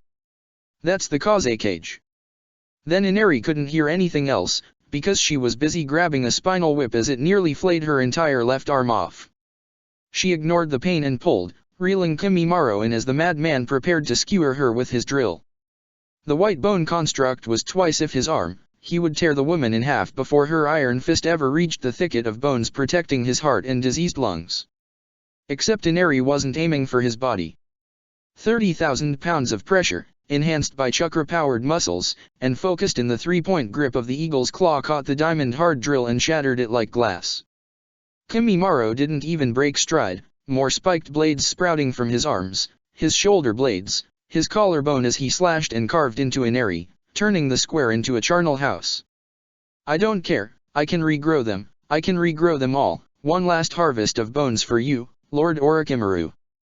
I am still worthy. I will be a better vessel, more perfect than Seikon's weak soul. I'll prove it."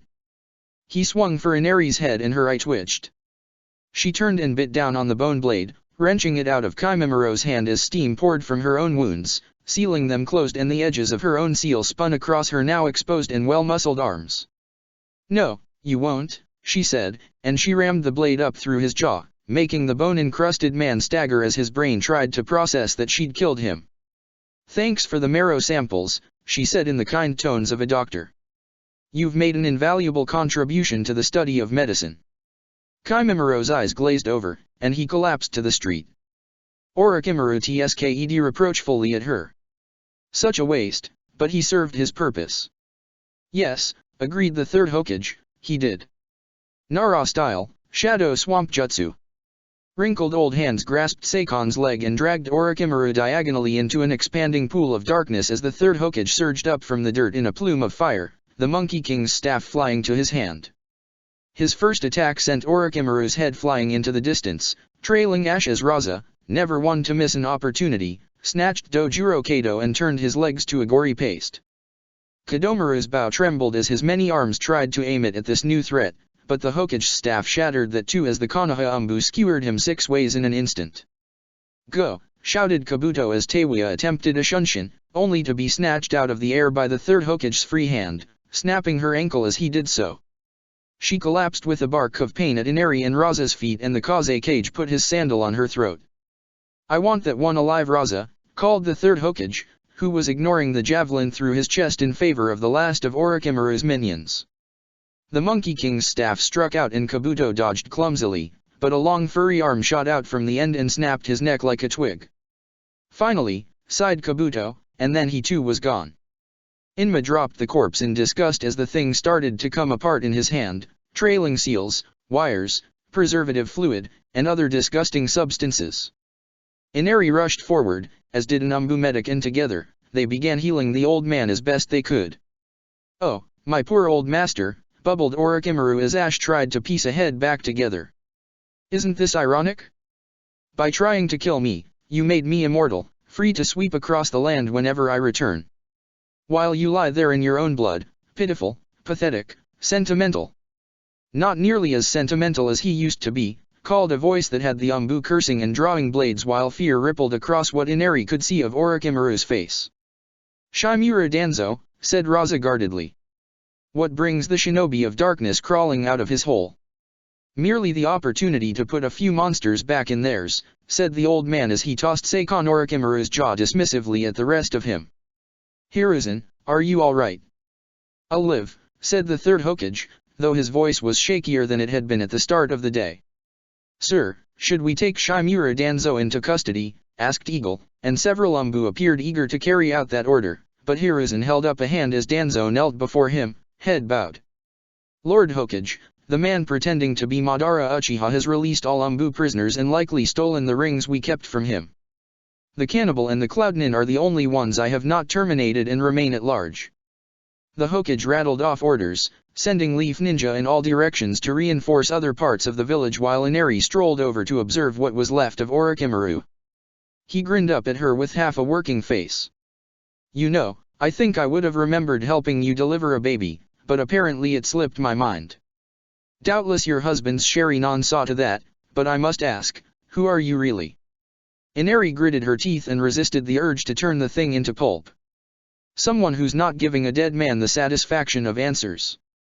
"Such a shame, because I was going to give you this." His hand came up and Inari slapped the object up, and out of his grip. A small brown bag spiraled up into the air, trailing a faint green cloud that was caught by the wind before a passing Sand Chunin caught it in a bear hug of wind jutsu. He landed next to Raza and Inari's eyes widened. "Back, everybody back." She threw Raza back as she held her breath, seeing the small pellets digging into the Sand Ninja's face, neck, and hands. "Bioweapon." Orochimaru's cackle rose to the heavens as the Sand Ninja's body bloomed, flowers from his eyes, vines from his throat, but his torment ended as the soil on the entire block erupted into enormous roots, no trunks, growing and spreading and growing again at an impossible speed. A tsunami of green that rose from nothing. Raza's eyes shot towards the already faint current of greenish wind carrying more of the agent northwest. "The civilians!" he shouted, his gold dust carrying over a dozen ninja up out of harm's way. "I need wind users and at least one sensory type, with me. We have to isolate that agent." An Inyazuka raised his hand, and the Hokage pulled it down. "By the time you smell it, it will already be inside you." "My beetles can find it," said an Abarame in a tall, collared jacket. He snapped his fingers and the swarm billowed from him, thousands of flying beetles. "Disperse Kikaku." Below, 2 blocks were already thick forest as Raza and half a dozen shinobi from both villages sped off on clouds of gold dust, those left behind jumping down to throw up rock walls, spit fireballs, anything to slow the endless advance. Inari landed next to Danzo and Hiruzen, catching part of their discussion. You can't go in there, you're the Hokage. I'll seal the seeds. If anyone survives the infection, they will need you to treat it, Chimera. My time has ended, and I can only follow the example of the others who have borne this title. Not to interrupt this argument about who gets to die for the village, said Inari as she used clay shuriken jutsu to send 3 houses worth of stone into the advancing wall of greenery, reducing trees to pulp. But as the medical ninja, what the hells are we dealing with? Wind style, vacuum scythe, roared Danzo as he contributed to the barrage. Staggered barrages, you fool. Staggered barrages. A forbidden jutsu of the first Hokage, said his successor grimly as the adamantine Nioi swept through 2 tree trunks the size and thickness of a man's torso. The devouring seeds. A wood-style technique that draws in nature energy to propagate itself and only halting at the command of a wood-style user. Lord Hashirama intended to use it to terraform, but its destructive potential. I can see that, snapped Inari as she yanked a leaf jonin free of vines that were about to drag him into the undergrowth. So, your self-sacrificial plan was what? The bag with the seeds remains where it fell, said the Hokage. If it is not closed, within days it will be as if Konoha never existed. You're too weak, Hiruzen, protested Danzo as a seed landed on his arm and he cut away a chunk of flesh with barely a wince. You don't have enough chakra to make it to the center. Inari rolled her shoulders, her teeth bared in challenge. I do. She glanced to the south as a red streak appeared over the rooftops, ignoring structures as it buelled through second stories and telephone wires. Now what? He's one of mine, said the one-eyed man, which didn't comfort her at all. The streak resolved itself into a familiar Umbu mask and a familiar high-pitched giggle as Shivaki Uchiha and his protective Susanoo countercharged the Senja forest. What few windows remained died ignoble deaths, but the veteran ninja were already moving. New plan, bellowed the Hokage, form up on me, follow that man, stop for nothing. It never ceased to amaze Inari how courageous people could be when facing down death. She'd seen self-interested mistnin throw themselves at the Tentails Jinchuriki so a mauled cloud remnant in the same battalion could retreat to her medical corps. In the Atsutsuki War she'd seen a farmer dying from black sludge press his sharpened hoe into his daughter's hand and promise she would survive to till the land in his place. She'd seen medical ninja burn out their chakra coils, throw out their backs, drive their psyches beyond the breaking point, killing themselves as the thought became their whole being, I can save one more. None of the survivors could agree on how many ninja had gone with them into the growing forest. More than 5, less than 20, was the consensus, and every one of them, no matter the color of their flak jacket or their specialty, gave their all. Inari saw a mist Umbu, his sword arms a gleaming blur, give a muffled scream as a seed began to sprout inside his mask and greenery curled from the eye slits. Her own hands, encased in stone, relentlessly pounded the earth in a staccato, preventing seeds from sprouting around their feet as the humans plunged into the jaws of the forest. Forward, always forward. A Konoha Chunin with flaming Fuma Shuriken spinning around her hands tore a line of fire sideways that bought Danzo the seconds he needed to press his hand to the ground. A bright purple barrier rose along their left side and the plants burned to ash as they touched it. The third Hokage was just ahead of her, biting his thumb, then his hand every few seconds as the adamantine Nioi churned on their right. He was writing seals on his arms, his chest, his neck, seals so powerful Inari couldn't look directly at them, and he began to glow in her peripheral vision. Ahead of them, Monkey's red glow had stopped, and he was now swinging in wide arcs, carving a small clearing the remaining ninja rushed into, trees with grasping branches and knots like moths chasing them. Inari turned around and fought them off, her breathing steady as her arms moved like pistons, crushing, punching, as the protective stone gauntlets crumbled bit by bit. Oh look, both my old teachers. Orochimaru's voice came from somewhere, difficult to find in the trees. So noble, so self-sacrificing, such liars. I'm afraid I'll just have to spoil your morality play. Something white sprang from the undergrowth in her peripheral vision, long and scaly.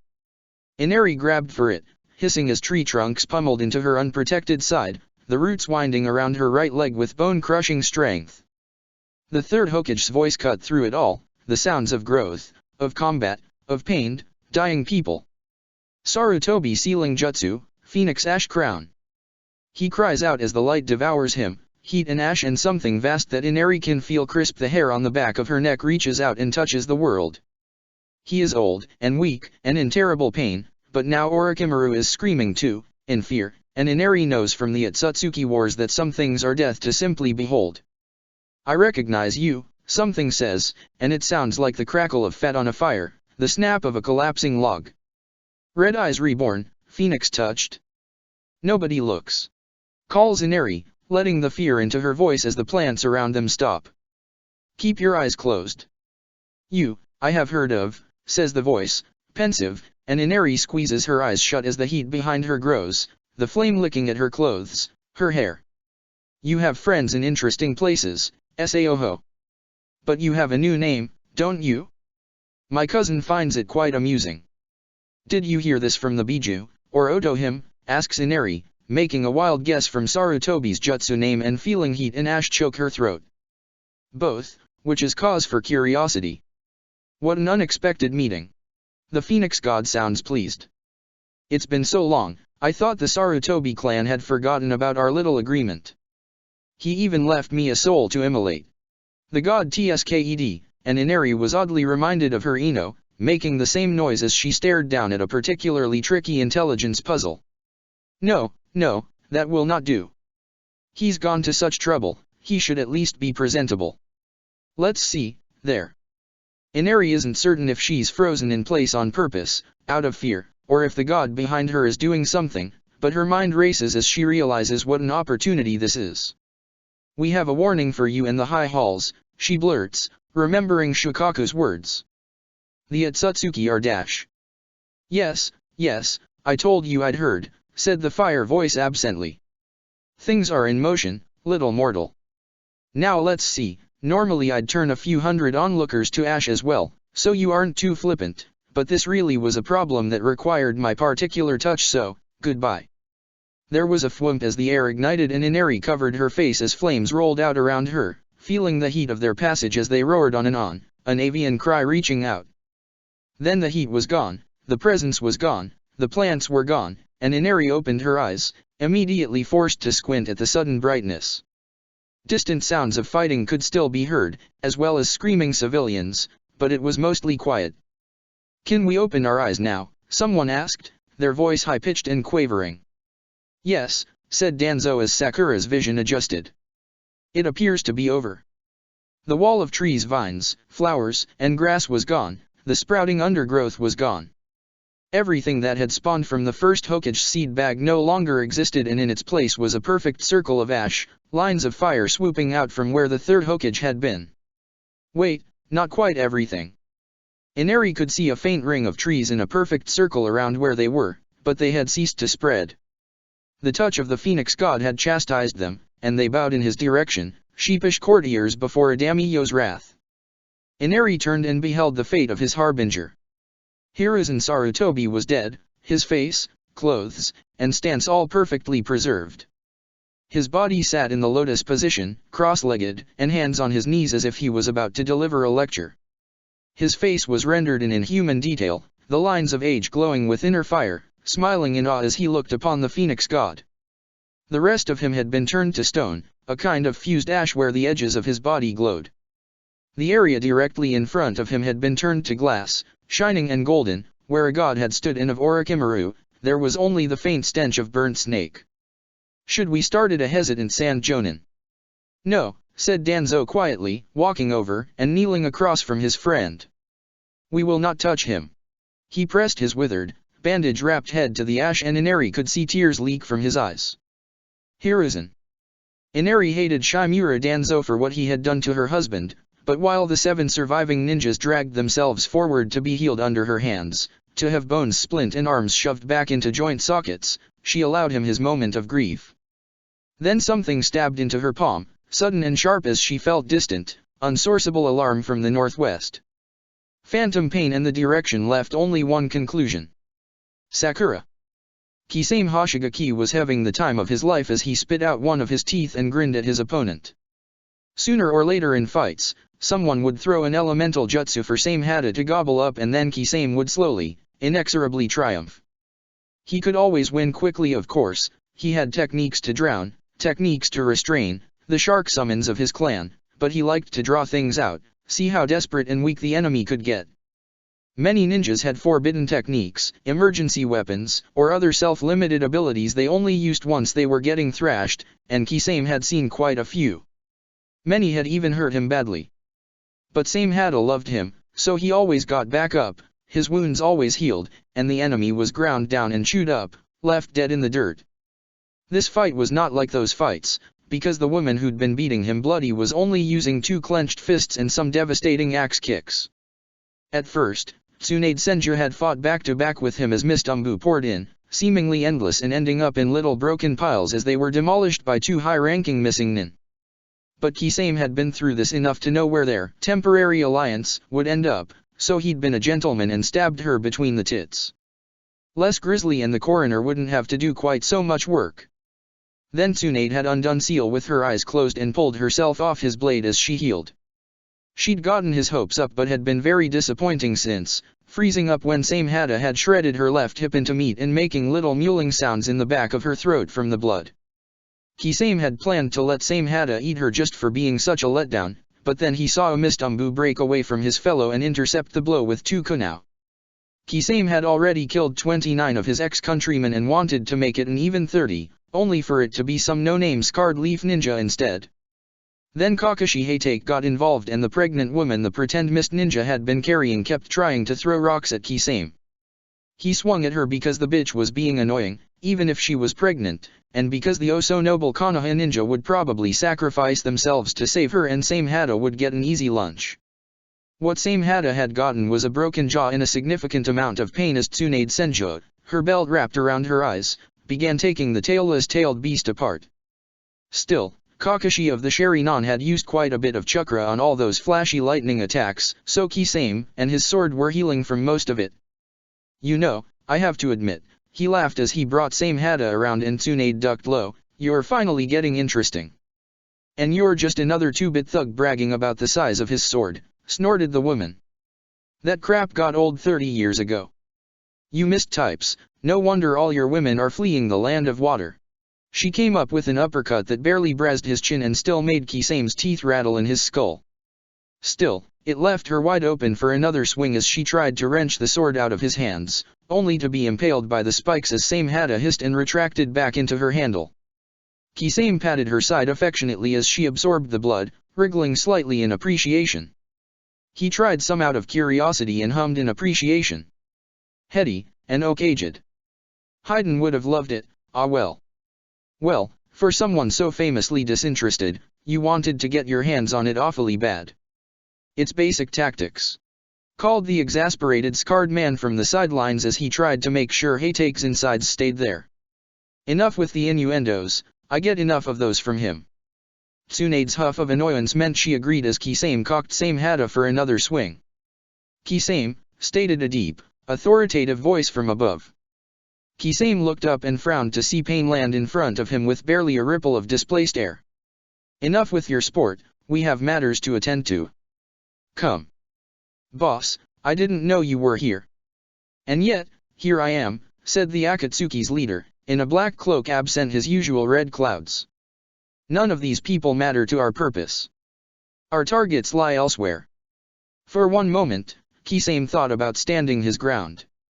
Then he reconsidered. All right, he groused, swinging Samehada onto his back as she, slightly reluctantly, went back to sleep. The shark man bared his teeth at Tsunade. You have no idea how lucky you are, lady. I do actually, she said, nostrils flaring in anger. I got lucky 2 days ago in a bar I can't even find on a map of Konoha. Whatever Kisame's response would have been, it was only a shriek of surprise and disappointment as Pain grabbed the scruff of Kisame's cloak and threw him into the sky on a pulse of gravitic force. He bowed slightly to Tsunade and then again to Hikaru Uzumaki. I'm afraid there are other pressing concerns to attend to. He hesitated and a flicker of emotion crossed his face, so brief only its passing was noted. Thank you both, very much, for the tea and the company. May we meet again, in calmer waters. And brighter days, responded Tsunade, her grandmother's old words coming as unbidden to her own lips as his. She smelled salt on the breeze then with a nod, Tendo was gone, flying up and away after the shark man. Are you all right over there, she called towards Hikaru Uzumaki, who nodded, then realized the older woman still had the sash tied around her eyes. Yes ma'am. But I think Mr. Haytake might need some help. Tsunade stalked over to the voices and crouched down. Haytake, huh? Hello princess, said a strained voice. Not to impose, but could you please put my stomach back together? Honesty time, I know if I take off this blindfold and see whatever the hell that sword did to your stomach, I'm going to lose mine, she said bluntly. So, using my peerless medical knowledge, you two are going to guide my hands in and describe the important bits I need to heal. Irika frowned at Kakashi, who was paler than usual behind his mask. I'm not sure that's a recommended medical technique.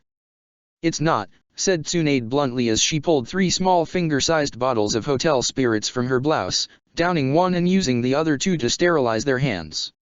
Haytake's boyfriend, whoever you are, start talking.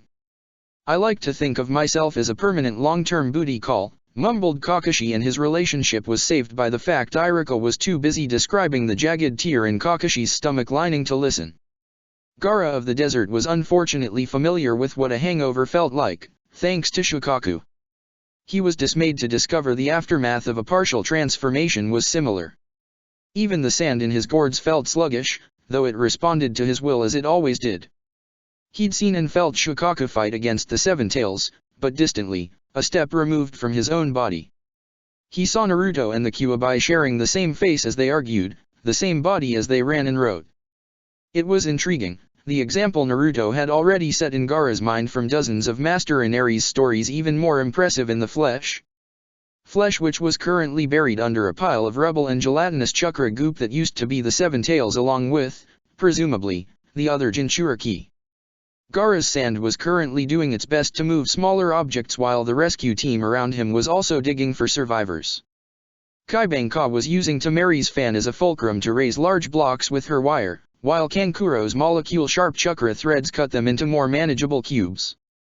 The rain ninja with the mask, Guguro, had perfunctorily pointed out the Jinchuriki, then rushed off to both locate any other survivors and to get away from the walking avatars of destruction, the flop sweat dripping off him. Or perhaps it was Konoha's heat combined with the fires started in the village. Gaara absently wiped his brow, lest the sweat drip into his eyes. A cool breeze had started in the south and he was glad of it. He looked to see if it was Tamari's doing. No. On his other side, Sakura and the Nara boy were both frowning at a precarious pile of rubble which had a teenager, his mother, and a cat trapped inside, to the chagrin of Tamari's weasel summon. What if we cut that rebar bit there, asked Sakura, do a controlled demolition along the right side. The dark-haired boy who'd fought well against Gaara tracked the trajectory of the 337 pieces of concrete, roofing, wood, and rebar, building a mental model of their collapse. The back wall would go fast. Then I'll shore it up with Earth style. The collapse is gonna make them freak out, especially the cat, no matter what we say. They might try something and get crushed. Are you sure they're okay in that genjutsu? Do you know how hard it is to put a cat in a genjutsu? Said Sakura rhetorically. They're fine, trust me. Even Mr. Tobbles. Alright, that should do it, said Shikamaru, satisfied as his hands moved through 5 signs and the structure rumbled. Artificial earth pillars in place. Commentary, said Sakura to the white weasel waiting patiently with an enormous scythe. We need you to cut right there. Gaara, shield wall, called a distant voice. Shield wall, wind barrier, anything. Gaara looked up and saw telltale platforms of gold dust speeding towards them but veering wildly away from some unseen thing in the air. He squinted, just able to make out. Something massive, green, and alive exploded out from the row of half-demolished houses and Gaara's sand raced upwards, out of the rubble, trying to form a wall. It wasn't going to be fast enough. Wind Scythe Jutsu. Almighty Push. Wood Style, Deep Forest Abeyance. The front line of trees slowed as it ran into the storm of wind chakra, then the remains, along with a significant chunk of the forest, were flattened into tan mulch. The remaining trees slowed, then stopped growing, several growths and sheets of grass retreating underground. Gaara recalled his sand as an orange-haired man in black floated down from the sky, followed shortly by a much taller, surly-looking man in. That man is Akatsuki, shouted Gaara, bringing his sand around is. He was cut short as Sakura clutched at her arm and started to scream. "Oh Sage, it hurts." "Huh? Holy shit." Shikamaru's normal drawl had vanished, and he pulled a kunai from his holster. The men in black turned as Sakura's scream built. "It's spreading." She let out an inarticulate growl through clenched teeth as the orange-haired man leaned in, a black rod sprouting from his sleeve. "I can. Cut it out." "Cut it out," shrieked Sakura, tears streaming down her face as her other hand flailed at the pain, only to be caught and restrained by Kaibanka. The black rod plunged down and there was the squelch of parting flesh as the pink-haired girl bit down on the handle of a kunai in between her teeth. Gaara realized he was hovering, as were many of the others, spectators to something that from the sound of it, was indescribably painful. "Damn," said the blue man with ghoulish fascination. "I think you missed." "It's inside me," howled Sakura, and Gaara shivered as her reddened, tear-stained face smoothed into a frown of mild concentration. Repressing pain responses and emotion, she said clearly. "Infection has gone subdermal, entering my muscles and feeding on my chakra system." "What the fuck?" someone said to his left, and people scrambled away at the word infection. To her credit, Kaibanka did not move, keeping Sakura in place with her muscles and ninja wire. Gold dust vanished and ninja dropped in from the sky, Leaf Hyuga, Sand Gahara, and a man in a cream cloak who threw aside his mask and rushed forward, dark eyes fixed on the little crowd. "Uninfected ninja, move away. I will attempt to slow the process." Temari. Gaara. Kankuro. If he didn't know better, the Jinchuriki would have said his father looked relieved to see them as he landed, striding over. "There is a biological agent up there in the wind, being collected and held at bay by ninja from both villages. Temari, Kankuro, you possess wind style, join a Gahara clansman, and isolate any stray pockets they identify. Gaara, you and I will use our sand to seal it away, like I taught you." "You have taught me nothing," said Gaara coldly. "Do it yourself, my friend is in trouble." "You do not help her by gawking like a child," snapped Raza, his gold dust thrashing angrily around him. "Or do you want more people to suffer the same way?" Gaara's teal eyes flicked back to Sakura as the man in the cream robe did something to her arm. "Infection spread has slowed, but has grown denser in response to manipulation," announced Sakura to a smattering of curses and gasps. "Not to be a one-note band boss, but maybe I should cut it off." "I require my arm for genjutsu, swordsman of the hidden mist," said the small pink girl as if she was reporting the weather. "Touch me and I will rip out your throat with my teeth." "Okay, wow," said the man, stepping back as Gaara turned to his father. "Very well, I suppose I shall have to learn from your example." His sand formed into a platform he stepped onto as Raza began to explain, already moving up and away. Sasuke, now Indra Uchiha once again, screeched to a halt as the scream reached him and his blood froze. A purple skeleton punched the ground as his lightning armor threw him into a hard right turn without losing any speed, the rib cage around him now a bulldozer, leaving smoking holes in anything between him and. "Sakura's in trouble," shouted Inari as she landed next to him, followed closely by Danzo. "Wait. Danzo? I think she's been hit by a bioweapon." "Danzo," went Sasuke's mind as the Naruto inside his head swore and the Sakura began running through a list of all the bioagents he'd encountered as Shadow Hokage. His mouth merely pressed into a tight line, and they ran. "I notice Itachi Uchiha is behind us, and you are not attacking him," said Danzo, striving for the shrewd guarded voice he normally possessed. "We know," chorused Indra and Inari. "Shimura-san," said the Leaf's #1 deep cover agent. "Itachi." Indra ran faster. The pile of rubble Sakura and Shikamaru had been trying to solve was atomized by the speed of their passage, and the ninja came to a grinding stop as two superhumanly enhanced legs and two glowing skeletons created new piles of rubble in their wake. "Sakura!" 4 pairs of lips screamed her name, her actual parents, her sensei, and her sensei's ex-wife. Inari raised her hands, already glowing with green healing chakra, the seal on her forehead expanding. "Medic here! Medic! Let me through!" She strode forward, pulling a bubble of chakra over her lower face. "Yamato, what are we looking at?" "Plant-based self-propagating seed that is drawing on both ambient nature energy and the girl's own chakra," said the man in the cream robe. Attempts to remove it or withdraw the parasite have been unsuccessful.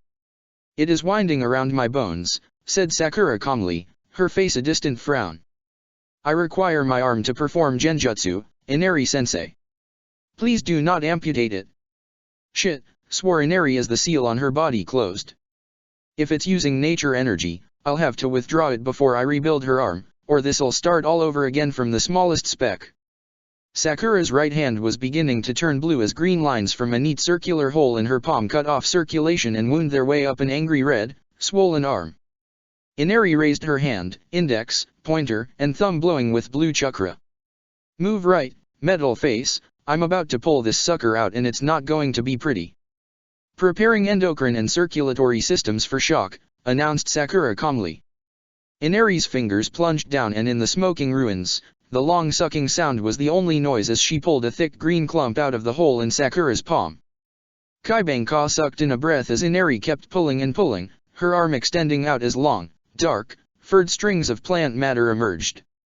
Her left hand formed two signs. Shadow clones, the sand ninja said calmly as two copies of her appeared, already grasping at the mass to continue pulling. The moment they touched it, the plant pulsed and both clones disappeared in brief bursts of smoke.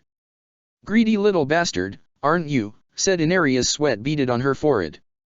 She began hauling on the substance, wrenching great bloody ropes of it from Sakura's arm as it coiled on the stone. It's speeding up. Sakura sweetie, doctor's override, you're gonna have to lose the arm. No, wait. Shimura Danzo had a pad of sealing paper and a brush in his hand, his fingers and the front of his robe stained from the speed of his creation. He tore off the first page and pressed the sealing side into the mass of blood-soaked greenery. He placed the second seal on the back of Sakura's hand, Mani. The third in the crook of her elbow, which was thoroughly green, Padme. The last was slapped on her shoulder which was still clear of infection, hum. The seals linked with a sound like a ringing bell and Inari put a chakra scalpel to his throat. What are you doing to my patient? Sealing the infection, managed Danzo. You want to keep your arm, don't you girl? Shimura Danzo, said Sakura, her voice dipping into disgust. My master has vowed to kill you, I believe. A man with ulterior motives for everything. But, she looked down as the green infection reached her bicep. I wish to keep my arm. Sakura, sweetie, asked her father. Arm or not, I'm sure you'll be a great ninja. She smiled. Thanks Dad. Then, to Danzo, do it. 8-sign seal, jeweled lotus of enlightenment. The seals glowed yellow gold as Danzo's chakra activated and they chimed in succession, once, twice, again and again as the sequence of notes became a single unified hum. The green plant matter flailed wildly as it was pulled into Sakura's hand, into the seals, into her arm as Indra was bizarrely reminded of a vacuum cleaner. Approaching limits of pain tolerance, warned Sakura, breathing in short sharp bursts that Inari and her mother recognized as a Lamaze technique. Almost there girl, warned Danzo as he kept his fingers clasped in the ox sign. Then, in a sudden rush of wind and one last low, sonorous bell chime, it was done.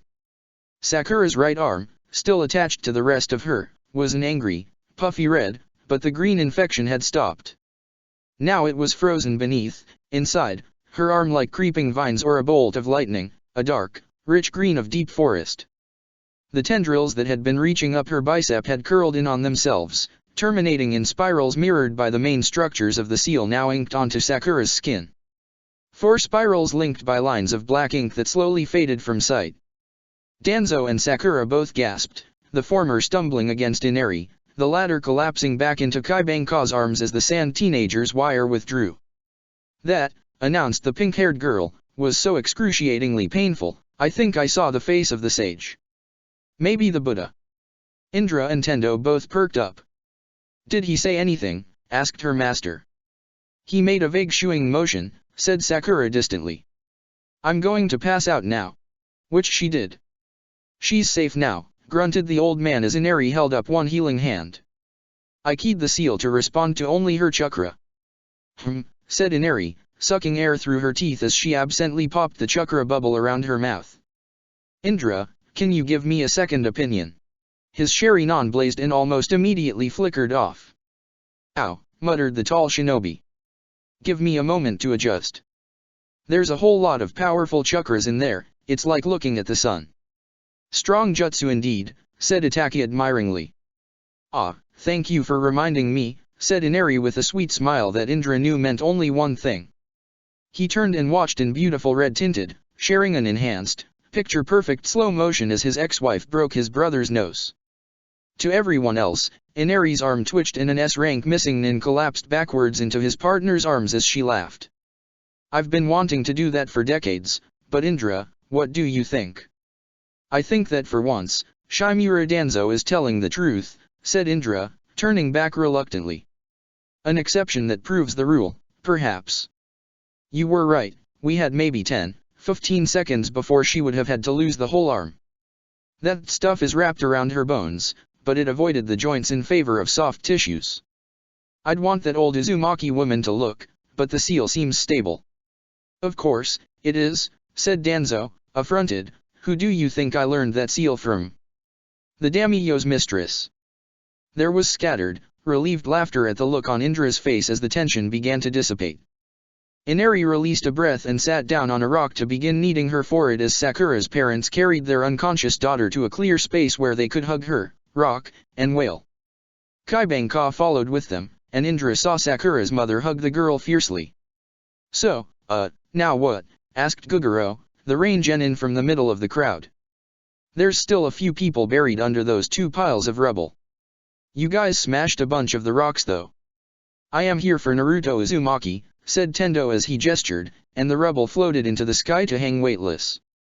Inari's knuckles cracked in a rolling staccato of promised pain and Indra shifted his grip on his sword. Danzo managed to make a sealing brush look threatening while Kisame readied same hata. Itachi and Indra were having an entire conversation with micro-movements of facial muscles, one of which conveyed, "You're absolute ash-headed moron," in impressive clarity. Naruto Uzumaki, wearing a mesh shirt, bright orange pants, and with dried biju goop in his hair clambered out of the hole with another girl and ignored all of this. Or at least, selectively ignored all of this to be as conciliatory and cheery as possible. Man, thanks Mr. Tendo. You know, you were Bane, super humble and stuff earlier, but you're pretty awesome. How are you doing that? Gravity manipulation, said Tendo, his purple eyes never leaving Naruto. Who is that girl? Nobody, said Naruto instantly with a mulish set to his face, which meant she was somebody. They were ninja, standing in the ruins of what had been a three-way Jinchuriki battle, so it was obvious. Naruto turned to Indra as the assorted genin caught wind of what was likely to be another huge fight and started edging towards Sakura's parents. Sensei, can Fu-san stay with us? Our house blew up, said Indra as his brother looked momentarily dismayed, remember? Well, yeah, but there's tons of other houses in the Uchiha district, right? We can all just move in there, I'm sure Oshitsu's okay. He turned suddenly to Fu, who had been trailing behind him looking very guilty and very small and took her hand. Kmin, let's go find Sasuke. Not just yet, said Tendo in a warning tone as several blocks of rubble subtly rotated to point at the clusters of more vulnerable ninja and civilians. Do you really want to do this? Asked Indra plaintively. It's almost sunset and we're all tired. Speak for yourself, grinned Kisame. Pain's eyes flicked from him to Naruto and Fu, to Danzo and Inari, then the Kaze Cage and his son up on platforms of sand, sealing away pockets of compressed green air. Calculating his odds. Sensei, asked Naruto, do what? Indra felt the world balance on the edge of a kunao as the moment stretched. Far away in a tree, Nagato sighed, and Konan patted his shoulder. Damn it. We've done enough for today, said Tendo as the rubble stacked itself in neat blocks and descended to earth again. Itachi, Kisame, come. He turned and began to walk away as Naruto's eyes widened. Wait, Itachi? Itachi Uchiha. We will meet again, Naruto Uzumaki, said the figure in black and red as he dissolved into crows. Remember that. Blue-balled twice today, grumbled Kisame, letting same hata hang from his back again as he too started walking. This is unfair. The fist imprint on your face says it wasn't, called Inari as Naruto tried to smother his laugh. I'll have you know, I hit harder than my master. I'll make sure they leave the village without any parting gifts for us, said Danzo, who was also glaring after the Akatsuki. "That's my job." "You're also supposed to be in prison," said Kat as she limped up, looking as if she'd been dragged through every shrubbery and burning building in the village. Which was probably not that far from the truth. She gestured and 5 masked shinobi moved off to tail them. Indra idly noticed one was limping as Danzo gave his report. "Madara broke everyone else out, tried to turn me on Konoha with a frankly insulting offer, and I spent some of afternoon dealing with that."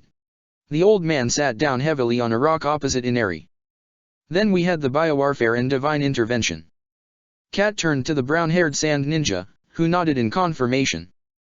"I think that's enough fun for one day," she said, pulling twigs and ash out of her hair. "Indra, your students set up a respectable triage clinic in your temple and I've got Chunin shuttling the movable cases to the hospital." "How bad is it?" asked Danzo and Indra simultaneously, then they glared at each other. Kat chose to address the Uchiha, implicitly cutting her former leader out of the conversation as she glanced at Inari. "We're having a meeting about that in half an hour, at the Hokage Tower," she said quietly. "Take care of the kids, grab a stiff drink, and meet us there." "With your permission," said Inari, "I'd like to station myself at either Konoha Hospital or whichever triage post is seeing the most casualties." "Confirm with your Kaze Cage please," she said tiredly. "I don't want him thinking we kidnapped his best medic." Inari gave a thumbs up and launched herself skyward from a sitting position, sending Indra and Danzo's robes rippling in the sudden wind. Kat pointed at the latter. "And you, I want back in your cell voluntarily before sundown, if you still want to be considered loyal to the Leaf. We have enough fires to put out, and your kind of help is not wanted tonight." Surprising them both, the former leader of Root bowed slightly. "As you wish, Commander." Kat tapped Indra's fist in a friendly goodbye and was gone in a ripple of leaves, her voice already directing floodlights, sensory ninja, and experienced recovery teams. "They are exceptional women," said Danzo, and Indra noticed he was looking skyward, where Inari was standing on a platform of sand, speaking to Raza as she hugged Gaara to her with one arm. "I can see why you married her." Indra allowed himself a small smile as he imagined the whirlwind of organization, logistics, and advanced medical ninjutsu that was about to sweep through Konoha's hospitals. The moment she steps through the emergency room doors, casualty rates will start dropping like rocks. Danzo grunted something that could have been satisfaction, if you'd squinted, but he did not move. His withered forearm was tucked back into his robe, held against his side, and in the fading evening light, every line etched into his face was thrown into sharp definition. "I have a question, Indra Uchiha." "Then ask." "When your world fell apart, what kept you going?" Indra considered, and the sad part was, his enemy could have been talking about any number of points, though he didn't know the details. In his first life, the massacre, Itake's return, and near capture of Naruto, his discovery of the truth, any number of events would have been considered world-ending. But his thoughts kept returning to that stormy night in Uzushio, when his family and friends had probably died, throwing him and Sakura back in time at great cost. "She said to me, go back and fix this, fix yourself. Don't make me regret being your daughter.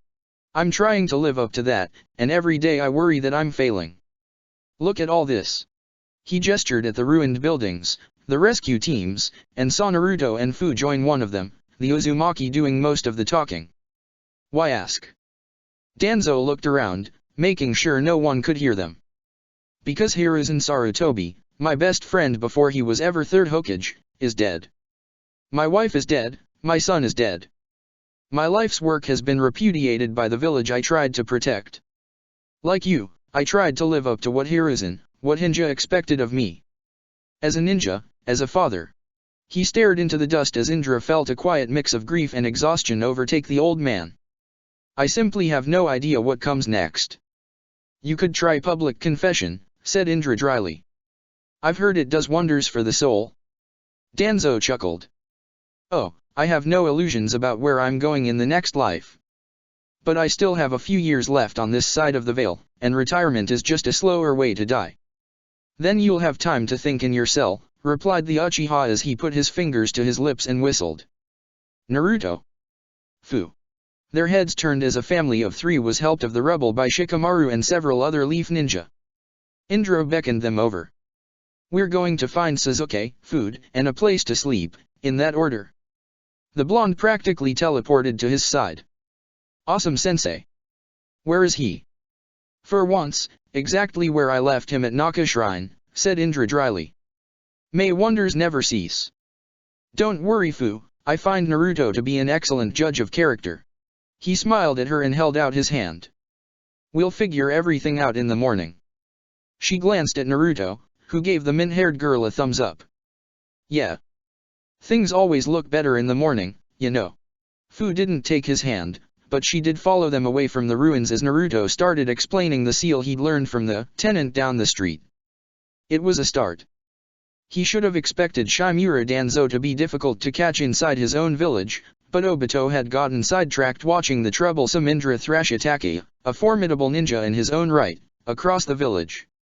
The thing that had emerged from Naka Shrine on two clammy, damp, clawed feet had been very curious and he'd attempted to capture it for the Zetsu to study.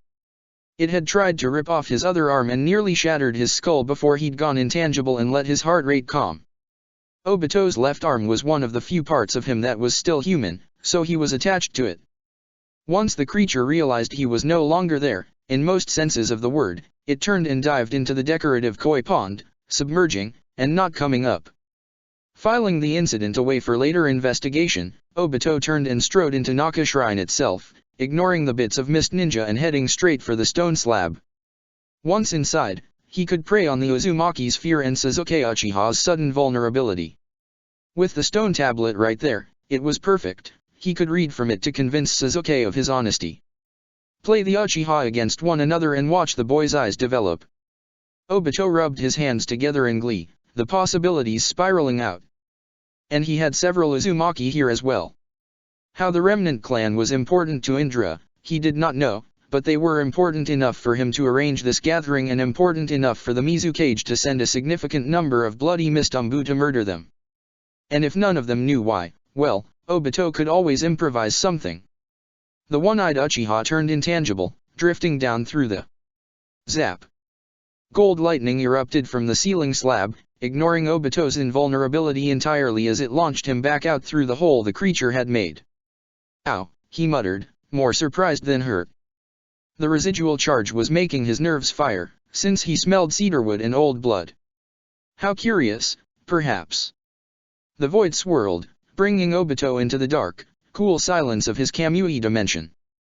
For a moment, his attempt to return directly inside the tablet room was successful, feeling his eye open in the far corner of a dark room as distant figures huddled by lit wall sconces. The same golden lightning erupted from the walls, the floor, and Obito skidded back across the stone of his dimension as his cloak caught on fire. Impressive sealing jutsu, Uzumaki, he said as his shredded coat was thrown into the void and a replacement acquired. Very well, stay in your little cave. None of you can see what makes that stone truly special, but I will find out what is so special about you.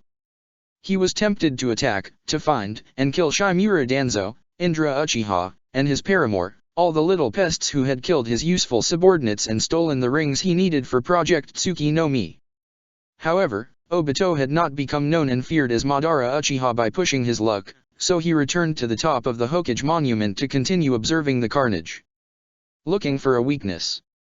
Sasuke Uchiha woke up in a woman's arms and for one painless instant between sleeping and waking, he almost called out for his mother. Then memory came rushing back along with reality. A suicide bomber, unknown Umbu, seeing him, making him bleed, dying Uzumaki he tried to heal and tearful people pleading for him to survive as Naruto's family died for him. I'm awake, he said, but the hands did not go away. So you are, said Nami Uzumaki as he turned to look at the 26-year-old woman. You're also very warm, she said, and I needed to get my hands to stop shaking. She picked him up and put him back on the stone. Sorry. It's fine, Sasuke rubbed his face and stood up, looking around and taking inventory of who was still alive. Hameka, the middle-aged merchant was sitting with his back to one of the walls in a well-lit corner, humming as he rocked his sleeping daughter in his arms. Karen, who was somehow not dead, again, was standing in front of the Uchiha stone tablet, her body language speaking of exhaustion. He walked over, making noise so she'd know he was coming. She took a deep breath and let it out, the sound clear in the relatively small area of the shrine lit by wall sconces. Once, this place had been a refuge for several hundred Uchiha, their families, and their vassals, and in a sense, it was serving that purpose again. The Uzumaki reunion had started with 10 or 11 living clan members, counting Naruto, and now the only ones Sasuke was sure had survived were in this room. He could count them on one hand. He realized Karen was staring at the tablet and nudged her gently. "See anything?" He tried for a slight smile, a joke like Naruto would have used to lighten the mood. "Nah, just a rock with weird squiggles. Your mom's umbu ashes were here. I made sure nobody opened them." She handed him a wooden box and Sasuke's nose suddenly inhaled the clear scent of cedarwood and ancient blood. "Those aren't my mom's ashes," he said, looking at the gold leaf that spelled out Mikoto Uchiha on the top. He opened it and nearly dropped the box. Of course your mom was an umbu," said Karen, rolling her eyes before looking guilty. "Sorry, I just have a chip on your shoulder the size of an Kumo mountaintop." "Yeah," said Nami as she approached, peering over Sasuke's shoulder. He heard none of this as he was remembering his mother, drenched in sweat, flipping around the dojo with a bow staff, striking at imaginary foes. She'd been the one to help him with shuriken jutsu when Itaki had poked his forehead one too many times, her smile patient, and her presence simply part of the background. So, unlike his father, he'd known that she'd been raven-winged Mikoto, but seeing the mask made it real, and it was shockingly beautiful. The black suggestions of feathers curved away from a pointed beak. It was weathered, but lacquered oils and the nest of red velvet it sat upon showed that someone had cared for this mask over many years. He turned the mask around, blood ringing in his ears as impulse and something unexplainable brought it close, to wear the mask as she had and. "Hey Sasuke, there's a letter in here too." Sasuke lowered the mask, the moment lost. Still, it was a remarkable piece of woodwork. He put it back in the box as Hameko laid his daughter in the corner on top of his threadbare jacket and joined the small huddle. "Watch I got. Someone brought this here," said Sasuke as he turned over the letter in his hands, unopened for the moment. "This box was not here when I first came down here, which means someone who isn't me brought it and left it for an Uchiha to find." His momentary impulse to don the mask now seemed darkly sinister. He wanted to open this letter, to Itake and Sasuke, so very badly, and whoever had placed this here would have known that. He put the letter and the mask back in the box and closed it gently as if the contents might explode. "It sat here for a while, it can stay a little longer," he said. "I want my uncle, cousin Shivaki, and someone who knows how to detect trap ninjutsu here when I open that again." "So, now what?" asked Hameka, looking disappointed. "Karen, how long was I out?" The Uzukage shrugged. 20 minutes. It got pretty quiet up there, so maybe we stick our heads out and get stabbed again for our trouble," snapped Nami. "We're safe in here, so we should stay." "That was one hell of a battle up there," said Hameka, rubbing his beard. "Meiho could be alive and need a doctor, or your healy hands." "All right," Karen clapped her hands together decisively. "Since you're the most in favor, you go peek. Sasuke, help him lift the slab, I'll run a sensor sweep from down here once the seal's broken." Sasuke nodded and together he and the older man crouched down below the massive stone emblazoned with Sharingan wheels and sealing formulae. "On 3, 1, 2, 3. They grunted as they pushed and he felt a pulse of chakra from Karen as her senses extended into the room, seeing what Sasuke's Sharingan was telling him as well. "Go," she ordered with no elaboration needed as Sasuke shoved the stone aside. He raced past the craters in the wood flooring and shreds of cloth that remained of the Mist Ninja, sliding onto his knees next to Meiho Uzumaki, the mercenary's armor almost entirely shredded. Her middle and index fingers were still bleeding from where a Mist swordsman had cut off the tips during the mad rush to Naka Shrine, and she had several more cuts on her arms and probably her back from the stains on her shirt. Sasuke's left hand buzzed with healing chakra as he began sealing off her fingers and his right produced a pair of blunt-tipped medical scissors that began cutting away at the woman's clothes. "Karen, are we clear?" His glowing red eyes never left his patient. "Blood loss, chakra exhaustion, lactic acid buildup, hairline fracture in left tibia, flesh wound in thigh, ensure major arteries are intact, tie off existing vein damage." "The fighting's moved on, or is dying down," said the Uzukage, leaning out the doorway of the shrine as her senses swept the area like a searchlight. "You're clear, we've got district residents coming up the hill. I see Sai and Yugo." Zuko's getting carried up by his team. "Good, this is now a triage station," said Sasuke. "Naruto, run down there, get the wounded up the hill. Carry them if you must. Sakura, do you?" He trailed off as his hands worked automatically to regenerate muscle tissue and seal stab wounds. "Right. He was here and they were out there, along with Sensei." He shook his head. "No time. Hameka, help me pull Mayho's shirt off, there's some of it stuck in her back we need to get out." Nami stifled a hysterical giggle. Guess it was a good thing she wasn't wearing a bra. Sasuke spared a valuable second to roll his eyes, and then Leaf Ninja came pouring in with their wounded. Many of the adults and some of the teenagers were ex-Anbu, so several were already working on healing themselves. Sasuke set 6 of them as his underlings, Fu Yamanaka and young but serious Kara Abarame among them, as Karen was already sorting and stockpiling every scrap of medical supplies that entered the shrine. Once he confirmed their common triage procedures, his next patient was already in front of him. He knelt as his Sharingan took in the extent of the damage. "Zuko, what the hell did you do to your arms?" 15 patients later, 5 of whom he hadn't been able to save, Sasuke blinked at the granola bar and water that had appeared in front of him instead of another patient. "Eat," demanded Karen as she guided him by the elbow outside and around the corner.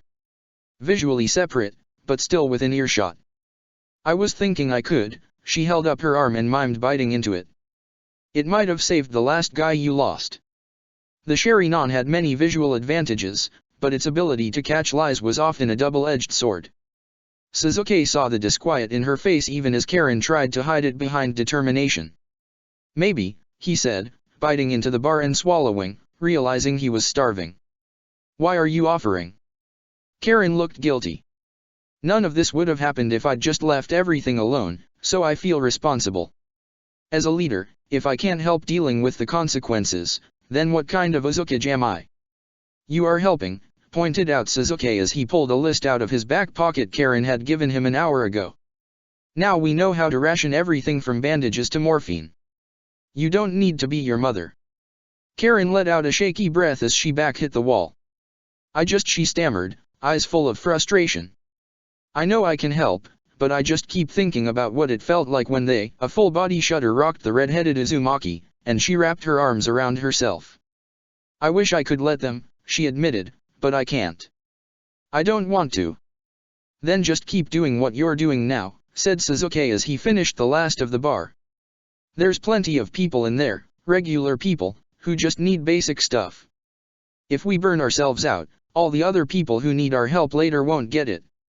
It had been a lesson first in Eri, then his sensei had drilled into him, with Naruto as a prominent example of what not to do. "Don't set yourself on fire to give other people a minute of warmth," his uncle had said, in a classic Uchiha fire metaphor. Giving advice he intended to ignore made Sasuke a massive hypocrite, but it had apparently been what Karen had needed to hear. "Thanks, Sasuke," she said with a relieved look on her face. "Here's the updated supply list." She swapped his old scrap of paper for a new one as Sasuke incinerated his trash in a burst of fire chakra. "Thanks for the food," he said, and they went back to work. An hour or two after that, Sasuke felt several chakra signatures coming up the steps that nearly had him fumble tying off an artery.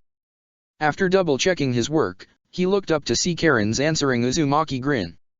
"You've got one more with," she peered at the next scrap of slightly blood-stained paper.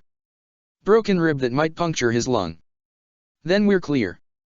"Actually clear?" asked Sasuke as his lightning chakra sterilized his hands and boiled away 4 ounces of A positive. "No new arrivals, and all our friends are walking wounded." The ensuing operation passed in the blink of an eye and Sasuke stood up from the Chunin who would live to see Indra and Naruto framed in the doorway, with several other people behind them. His eyes might have welled up a little, but the massive weight on his shoulders suddenly took flight and the Uchiha ran across the room and into his family's arms. Indra had wrapped his arm around Sasuke's shoulders and the younger Uchiha felt his uncle's body relax against him.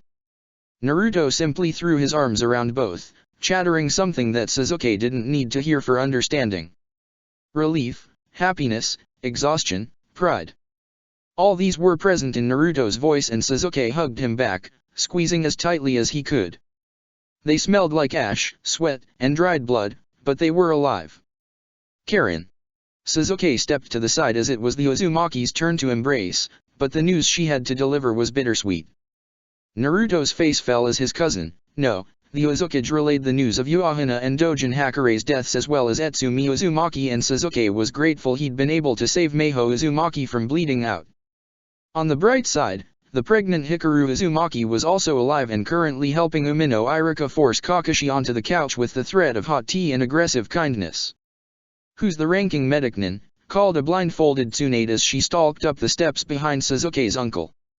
"I can HRRK." She came into range of the smells of wounded people and was suddenly, violently sick into the nearby bushes. "Oh, gods, I can't, there's so many." "That's alright, Lady Tsunade," soothed Shizune, keeping her mistress's hair back as the blonde woman wiped her mouth. "I'll go in your stead. You've taught me enough, I'll be able to do some good." Well, at least I wasn't entirely useless today," she said ruefully. "I'll just, I dunno, sit further down these steps." Sasuke stepped forward and raised his hand. "I'm the closest thing we have to a medical ninja, Shizune-san.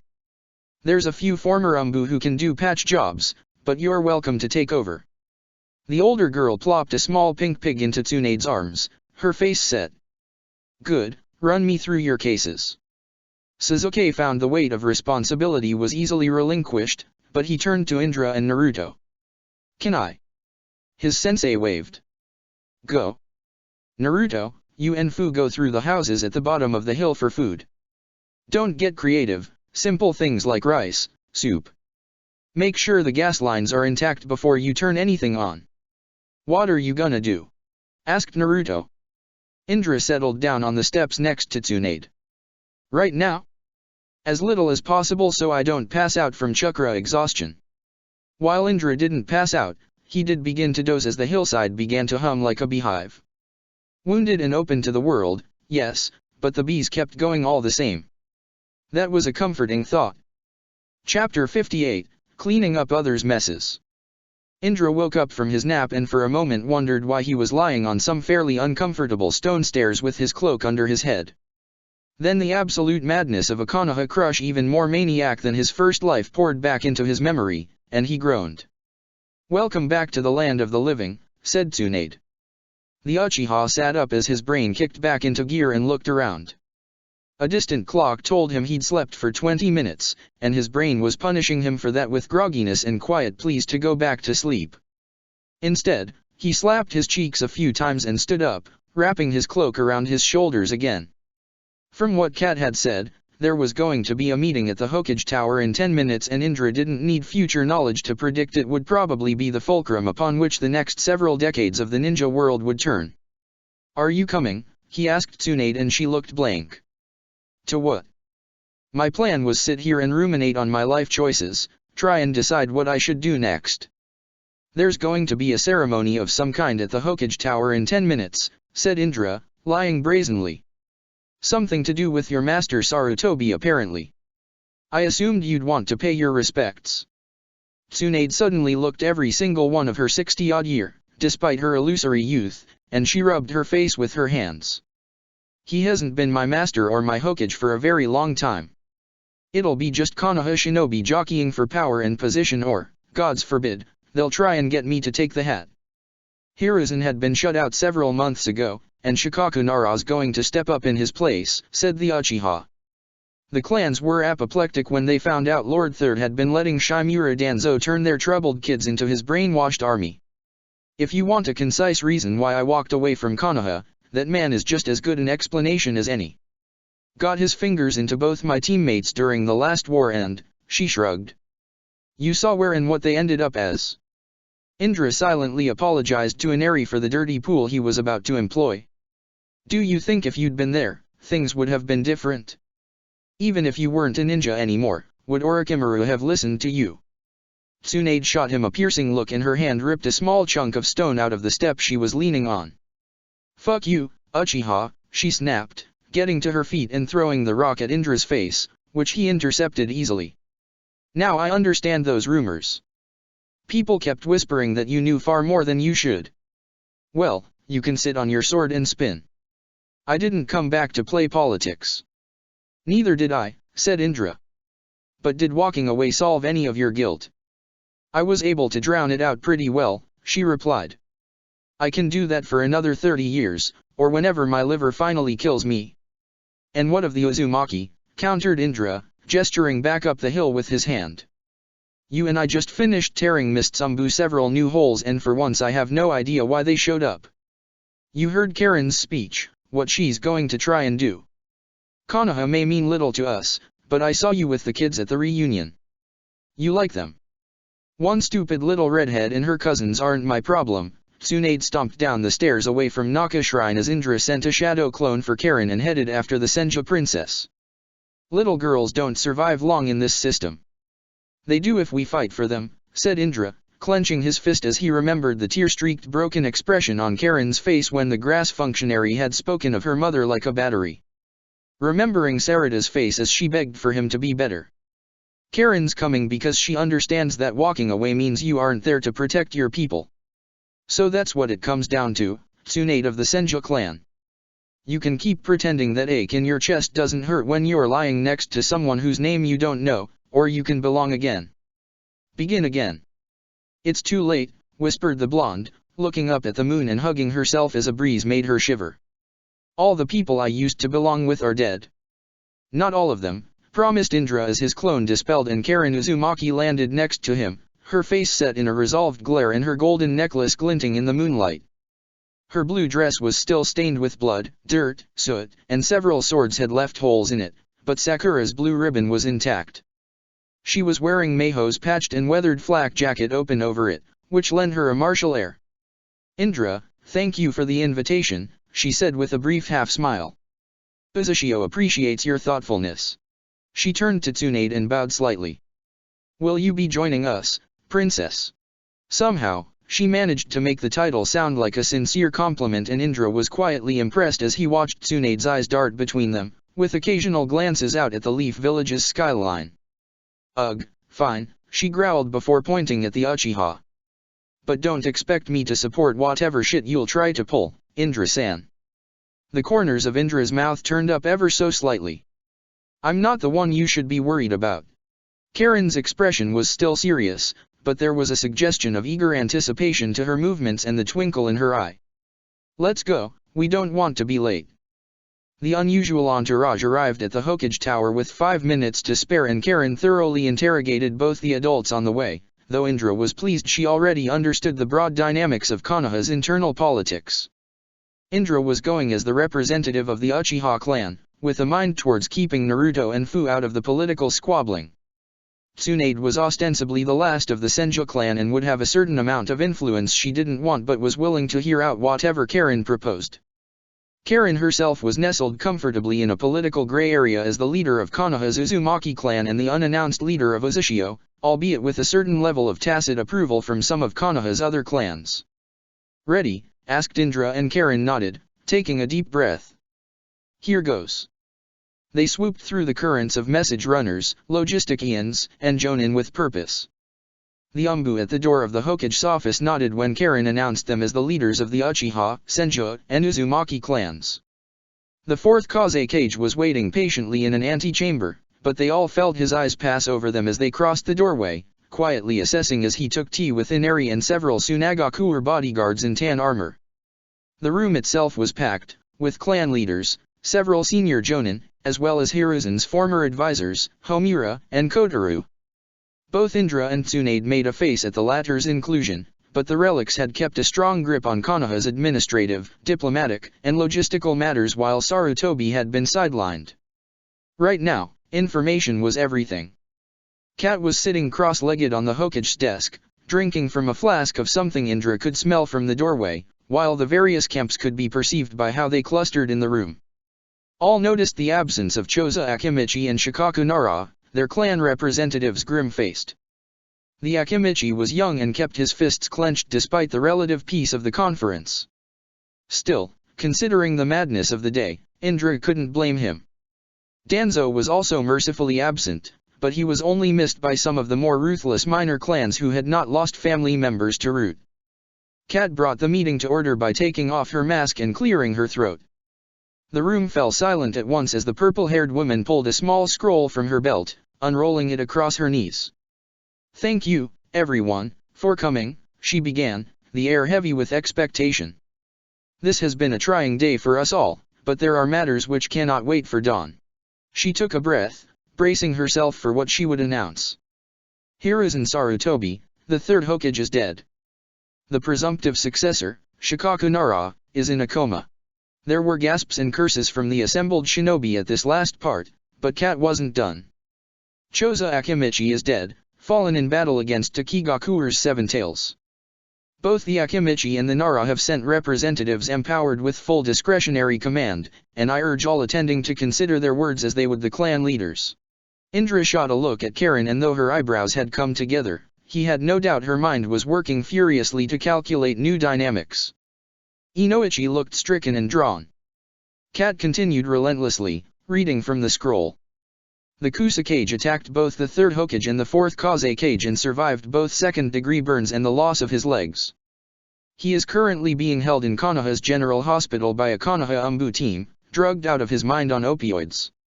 Kirigakure sent over 100 of their own Umbu into this village on a mission targeting the newly re-established Uzumaki clan under Konoha's protection, while Takigakure's Seven Tails attacked the residential district with," Kat checked the scroll, "15 civilian deaths, 2 Konoha deaths, and significant property damage.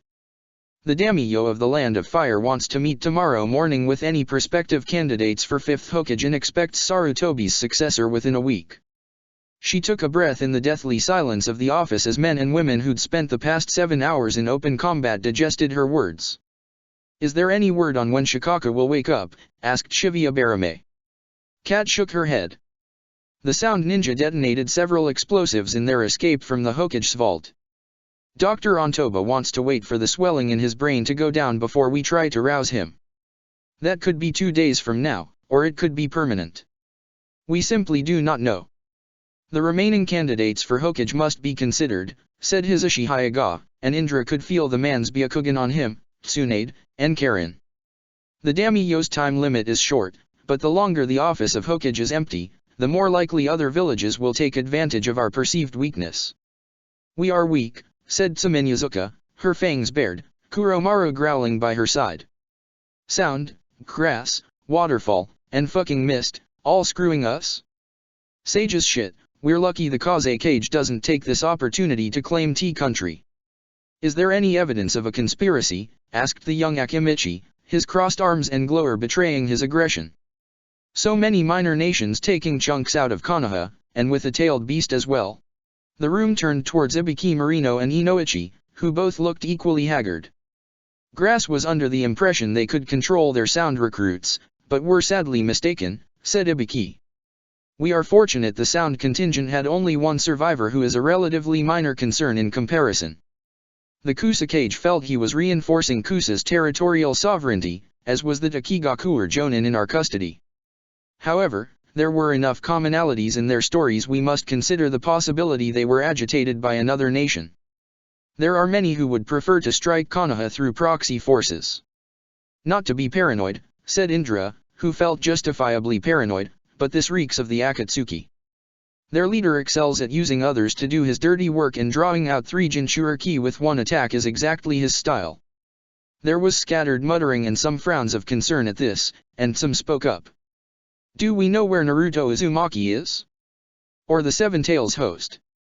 "Both inside the Uchiha district, cooking for the wounded and doctors who can stomach food," said Indra, and was rewarded with a series of approving nods. "The additional seals Jiraiya has placed upon the walls should ensure their safety for now. A minor relief then, that Mist was operating on their own," continued Ibiki. "We picked apart one of their junior Umbu with lower mental defenses. Their operation was ordered by the 4th Mizukage and exclusively targeted against the Uzumaki clan." He nodded at Karen, who returned the courtesy. "The Umbu we detected and contained in the stadium were decoys directed to sow chaos." "Lady Uzumaki," asked Shibuya Barame, "your thoughts?" The room turned its focus to Karen as her nostrils flared. "Thank you, Lord Abarame," she said. I apologize in advance for my bluntness, but this has been a trying day and the clans of Konoha deserve my honesty. Someone chuckled with dark anticipation. Indra thought it might have been Tsum, as Karen's red hair bristled. The Hidden Mist village attacked Konohagakure with the explicit goal of killing every single one of the Uzumaki I had brought back to the village, she said, her anger growing with each word. They impersonated my cousin and used her face to launch a suicide bomb that killed 2 of my family. They attacked the Uchiha district in force and attempted to kill Konoha's Jinchuriki as well as a relative from Omegakure who holds a minor governmental position. She took a breath, her fists clenched. I saw Konoha Umbu give their lives attempting to keep my family safe in the face of such an assault, shinobi who could have been better spent minimizing other crisis points. Even now, I still do not have a full picture of what has occurred today, but one thing is clear. She paused, drawing the listeners in. I want answers, she said with tears in her eyes. I want to know why Kirigakure tried to kill us so badly, when most of us weren't even shinobi. Have enough Leaf Ninja died for you to take this seriously? The Akimichi representative bristled. Don't make light of our clan's sacrifices, girl. You're a child, you shouldn't even be here. Choza trusted me enough to promise your clan's support, shot back Karen, pointing at the larger man. Don't you dare hide behind your dead. The room erupted into shouting as camps coalesced, Tsum, Shivi and the Nara representative siding with Karen while Hisashi drifted to the Akimika's side. Indra winced slightly at the volume before Kat let out a yowl that mixed pain and warning, dragging all eyes back to her. Casualty lists are still being updated, she snarled. I will not let any of you argue about the dead while my husband is among them. The pain in her voice quelled even the hottest temper as the Akimichi representative coughed and bowed slightly to Karen. Apologies Lady Uzumaki, he said. I did not mean to imply dash. Of course, you did, said Karen brusquely. But that is a secondary concern now. Moving on, who are the remaining candidates for Hokage? Several are in this room, said Shibuya Barame. Tsunade Senju and Indra Uchiha are both scions of Konoha's noble clans and while unconventional, they both have qualities Konoha has long looked for in its leaders. Both have also said they have no interest in the position, said Hisashi Hayaga. As has Jiraiya, the second surviving Sunin and Kakashi Hatake. It is notable that many of the most promising candidates for the position have no wish to take on the hat. It begs the question of why. Because I have real work to do, snapped Indra, his hand clenching around the hilt of his sword unconsciously. I have students to teach and matters to address across the 5 great nations. The hat is just a fancy chain. Beside him Tsunade grinned and Indra could hear her knuckles pop as she cracked them in sequence. The 5 so-called great nations, she said sarcastically.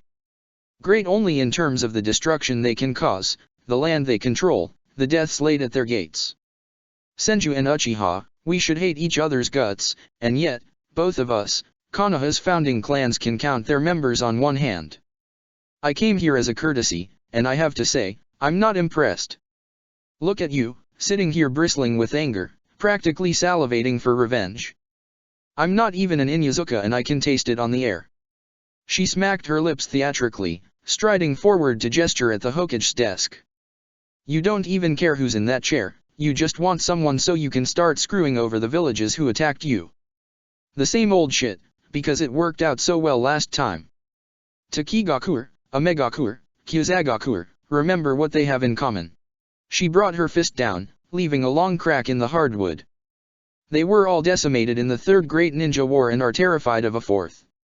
I was talking to the Rain Administrator who said they only recently regained economic viability. Grass's poor harvest means they can barely feed themselves this year, attacking the Chunin exams screams desperation. Even a minor war still means hundreds or thousands of dead. After today, can Konoha afford those kinds of losses? For a drunk and a gambler, Princess Tsunade retains her understanding of politics, said Shivi with both admiration and mild disdain. Tsunade rounded on him. Because I didn't have a choice, you bug-brained fool. She pointed at the portraits on the opposite wall. I was granddaughter to the first Hokage, you and your parents were sending me marriage proposals while I was elbow-deep in triage patients. Hells, you're all so wrapped up in being clan heads and Konoha ninja, you never stop to think about the big fucking picture. Enlighten us, said Hisashi acidly, crossing his arms. You've slept in enough alleys, you must be so worldly and wise by now, princess. Yes, I am, snapped Tsunade, thrusting her chest out. I've met brothel owners who would run your clan better than you, White Eyes, and I bet they fucked better too.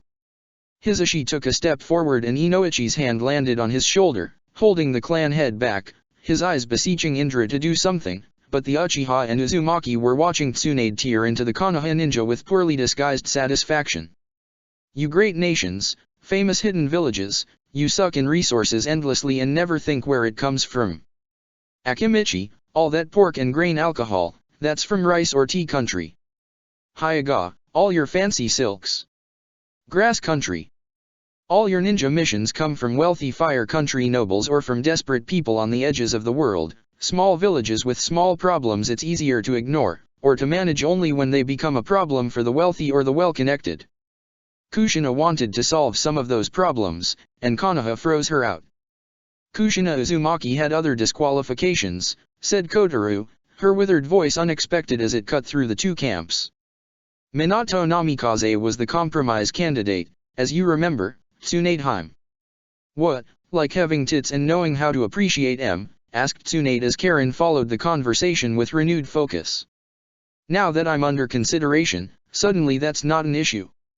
Circumstances have changed, said the old woman, and Indra blinked as several pairs of eyes landed on him. I feel like I'm missing something here, he said. Can anyone elaborate? Sayaka Uchiha was heavily lobbying for her son Fugaku to be the fourth Hokage, said Inoichi as Hisashi's temper cooled. As a prospective candidate yourself, however reluctant, it is difficult to ignore the similarities. Shimura Danzo's also in jail, growled Tsum with feigned satisfaction. Gods know he'd probably have nominated himself. Now there's a sterling example of how Konoha was comfortable with the rot in its roots until it wasn't, said Tsunade. It hurt more when it was your children he was stealing and sealing instead of someone else's, right? You, purple bitch. She turned back to Kat. How many Umbu are left after the old man took out the foundation and after this latest fuckfest? The force has been halved, said Kat bluntly, which caused a wave of whispers. Plus, with all the damage to the village today, I know some of the older hands like Crane are looking at retiring, use the pension while they're still alive to enjoy it. Indra caught Karen's smile and she tugged on Tsunade's leggings but had to force his attention back to the conversation as Hisashi spoke again. Given our reduced numbers and perceived weakness in the eyes of other nations, a strong statement is needed to reassert our authority. Cloud has been silent for far too long and Mist's insult cannot be ignored. I propose creating several squads of the remaining elite Jonin and stealing their own Thunder Run strategy. Enter an area along the border, acquire as much as can be carried with a significant show of force, and retreat. Repeat until the message has sunk in. That could easily tip us into war, pointed out Shivi, his disapproval clear in his voice. As the head of Umbu has emphasized, we can ill afford any losses, much less those spent on assuaging vanity. There is vanity and then there are necessary political calculations, said the Nara representative, a quiet man in short dark hair and a unibrow. A response is necessary, but must it be military? Or conventional? Speaking of conventional, the Akimichi man had the eager grin of a man who'd figured out a secret and was going to enjoy filling in the others. It has occurred to me we possess a new and significant unconventional advantage. Sorry, I must have missed it in all the smoke and rubble, said Tsum. What advantage? Takigakuer attacked us with the Seven Tails Jinchuriki, said the red-haired man. As a minor nation, they could hardly object if Konoha were able to add a second-tailed beast to its military strength. Absolutely not, bellowed Indra, pounding his scabbard on the floor to emphasize the order. We are not going to manipulate a child into dash. This child killed the leader of my clan, on the orders of her Takikage. You cannot call her innocent, Uchiha. Or was the Kyuubi Jinchuriki not enough for you? There were rumors about how the Uchiha wanted to adopt him, enough the late Lord Third had to step in. You made a special request to teach the boy and gods forgive him, Hiruzen granted it. Well, no more. You have enough power as it is. Indra took a deep breath and deactivated his Sharingan, which had opened during the man's tirade. Temper, temper. What part of, "I don't want power," isn't getting through? He asked rhetorically. I thrashed Itachi Uchiha around earlier today, I have power to spare.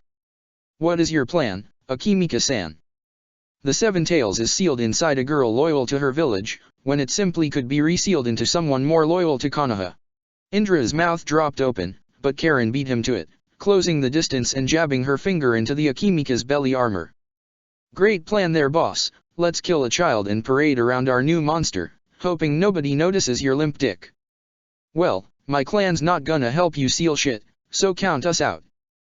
I'm with Red, said Tsum, putting a hand on Karen's shoulder as Shivi nodded. Diplomatically returning the girl to the child-ruling waterfall along with suggested payment is the better move. We kill a kid, boom, we're the bad guys. End of story. Speaking of reparations, said a man in Umbu armor Indra didn't recognize, but who bore a Sarutobi clan shoulder tattoo. With the Kusakage under heavy medication and having played a part in killing our own Hokage, we have the opportunity to extract heavy concessions in writing before the drugs wear off. Grass has always been a buffer between leaf, sand, and stone, said Shivi. Making it a vassal state would merely be acknowledging the obvious dynamics already at play. It would increase our taxes in arable land, agreed Homura, stroking his beard, but the inevitable unrest would require Konoha to have advisors on hand to deal with the situation. An occupying force you mean, retorted Tsunade. Of course the old man's in favor of that, it's not your sons doing the dying.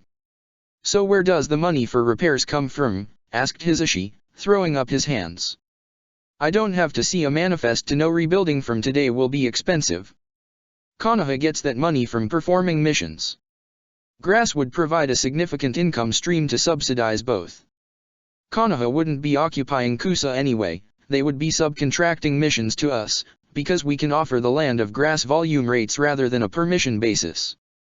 Forgive me Lord Hyuga, she said icily, that sounds like a very well-rehearsed justification. Well, since your old master left us with his messes, all clan heads have had to pick up the slack on conventional village economics, said the Hyuga leader. I still fail to understand how you have any input on the decisions of a village you left behind years ago. Perhaps we should adjourn for 10 minutes, said Inoichi. It has been a long day, and we have been given a great deal to consider. How about for the night, asked the Nara representative. If Shikaku-san wakes up tomorrow, all this discussion becomes moot. That might be best, admitted Kat, who was taking in the obvious and developing camps among those in the room. All right everyone. Please return tomorrow morning at, she checked the clock, 7 in the morning. If you hear a rooster, you're late. There were general nods and noises of agreement as the tension ebbed and the moment Hisashi Hyuga turned to speak with the Akimichi representative, Indra stalked from the room, gritting his teeth. When he realized neither Tsunade or Karen were following him, he slowed down and eventually stopped on the stairway, slipping into an empty office one floor down. They're doing it all again, he said, addressing his husband who wasn't here, who wasn't even alive. Making the same mistakes we did, using smaller nations and villages as pawns for their own damn interests. Indra sighed and ran a hand through his hair. Amaterasu's fire, this might even be worse. An extra decade for grass and rice to become recruiting grounds for Kara or, gods forbid, the Atsutsuki bastard with the arrows. Ugh, he collapsed into a chair, leaning back so far it creaked, thinking about what the Rain Village in his first life had been. It was reduced to a warren where outcasts, outsiders, and criminals made their home, trying to survive off scrap from what had been a city. Despite being Shadow Hokage for several decades, Indra still retained his dislike of great nation politics, and he was not going to let the adults use another child as a pawn, let alone the Seven Tails. Kurama would be livid and Naruto doing something stupid was almost assured. Indra was also tempted to join his younger student in his stupidity, but the takes were too high.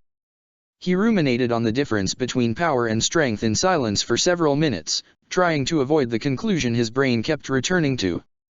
If it was the only way to rein in the damage, he would accept a position as the fifth Hokage, but his promise to Sarada was fighting with his sense of obligation. The leaf itself could still go to hell as far as Indra was concerned, but the people in it? Absolutely not. But an institution was made up of people, and right now all Konoha's leaders were clamoring for blood. They wanted retribution, heads on spikes, and Indra understood that desire more than anyone in the village. He'd marinated in those feelings for years, and it had ended up with him laughing mad and half-blind standing on a river in the land of iron, trying to kill people who loved him.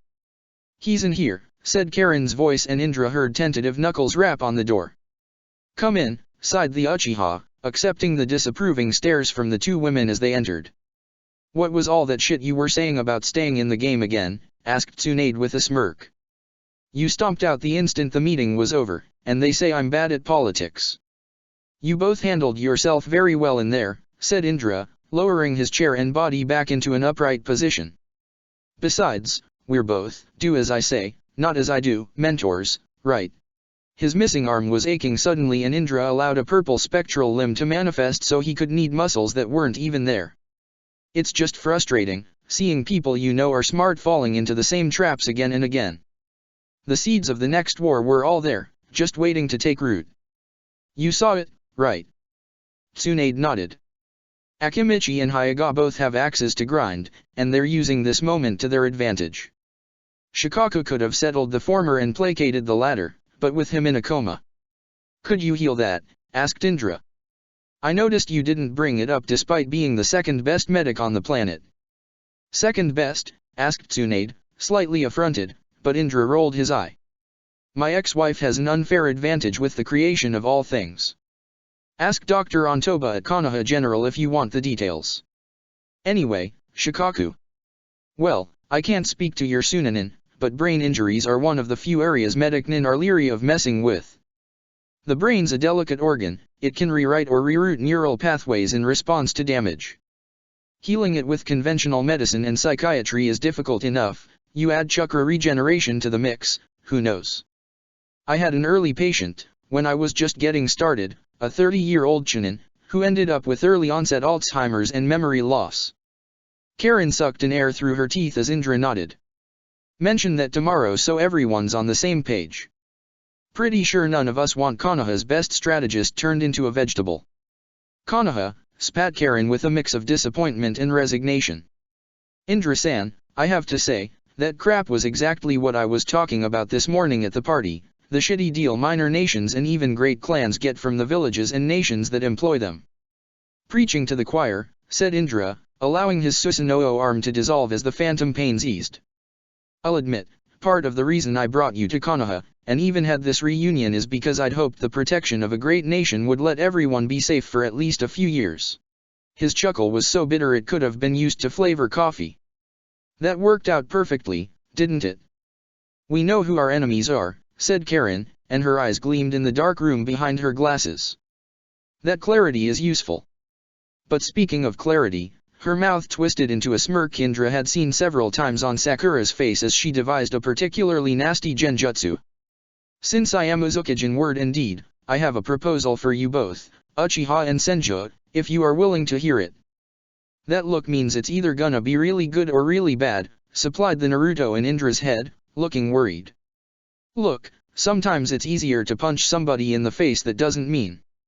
Indra chose to tune out the mental construct as the very real Uzumaki in front of him explained her plan, which was technically high treason.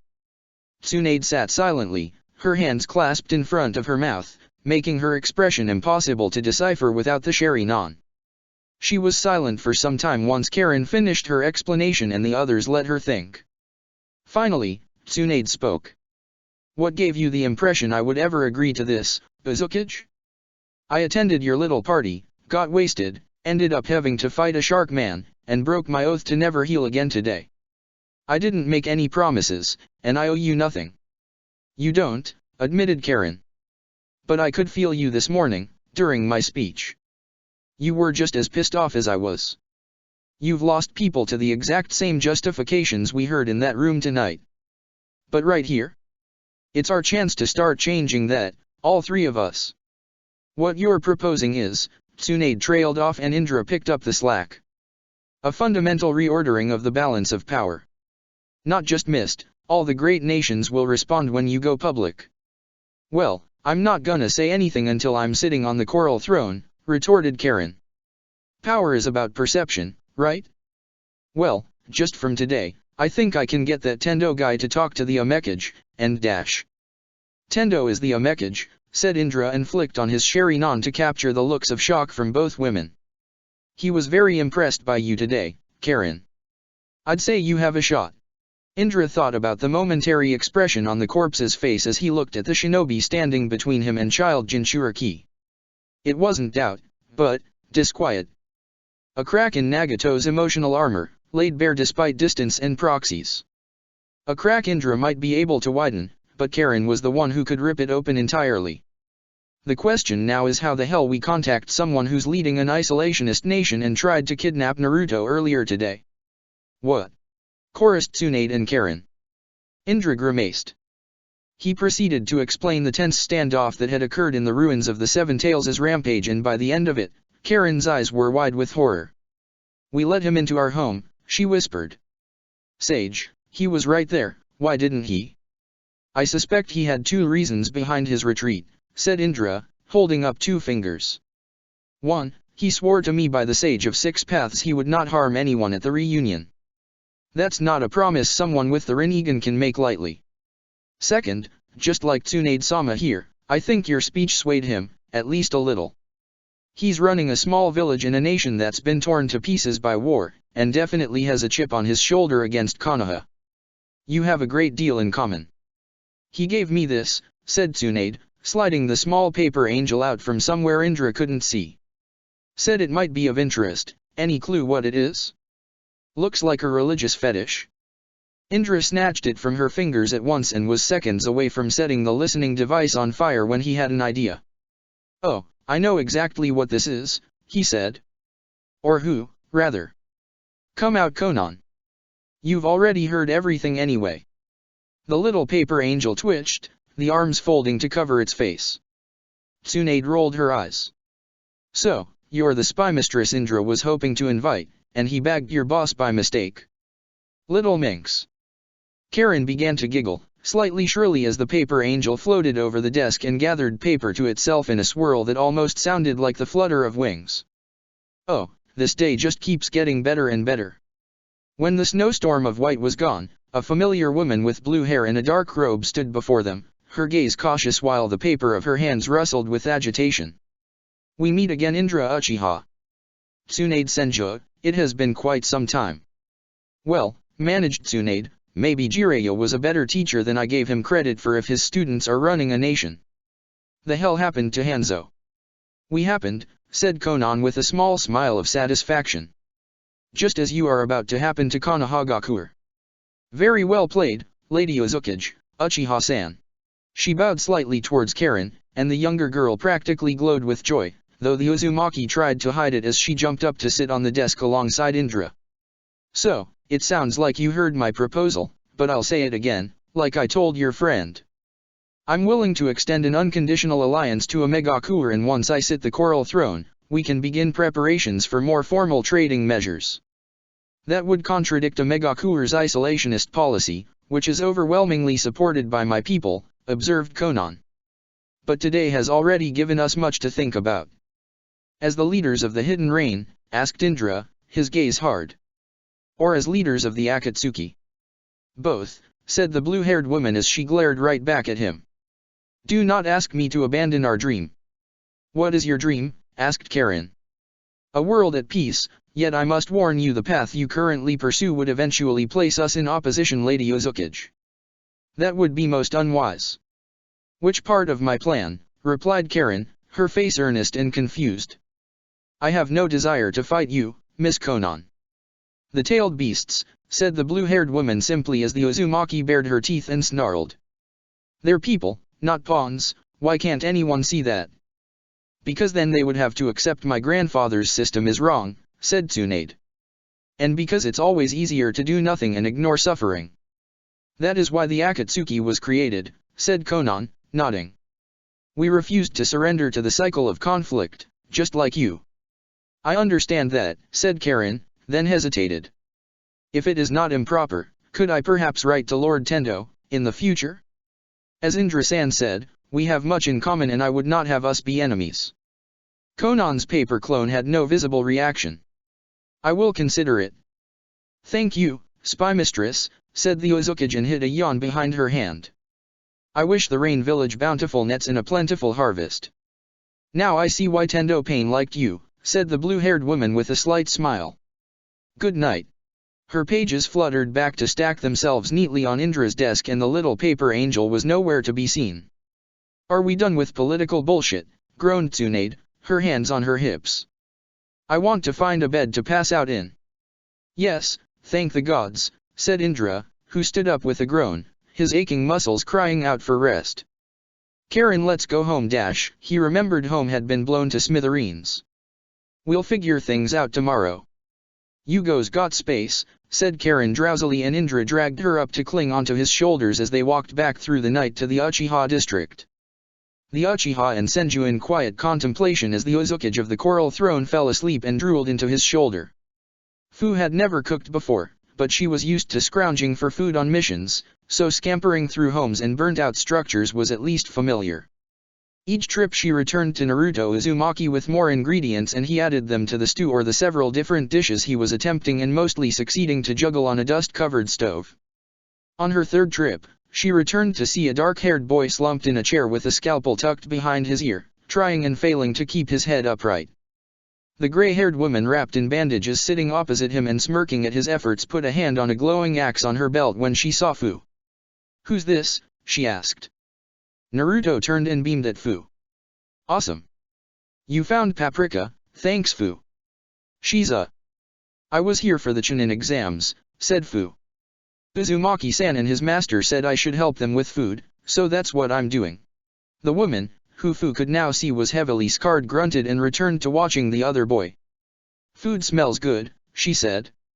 Lady Uzukage wanted to make sure this one got actual food in him before he fell asleep. "Can't," mumbled the boy as the scalpel fell forward over his ear to land point down in the table with a thunk. Waiting for Sakura. Naruto shoved a bowl of the stew practically into his friend's hair, but Fu and the old woman saw the worry on the blonde's face. "She's in the hospital, remember Sasuke," he said hesitantly.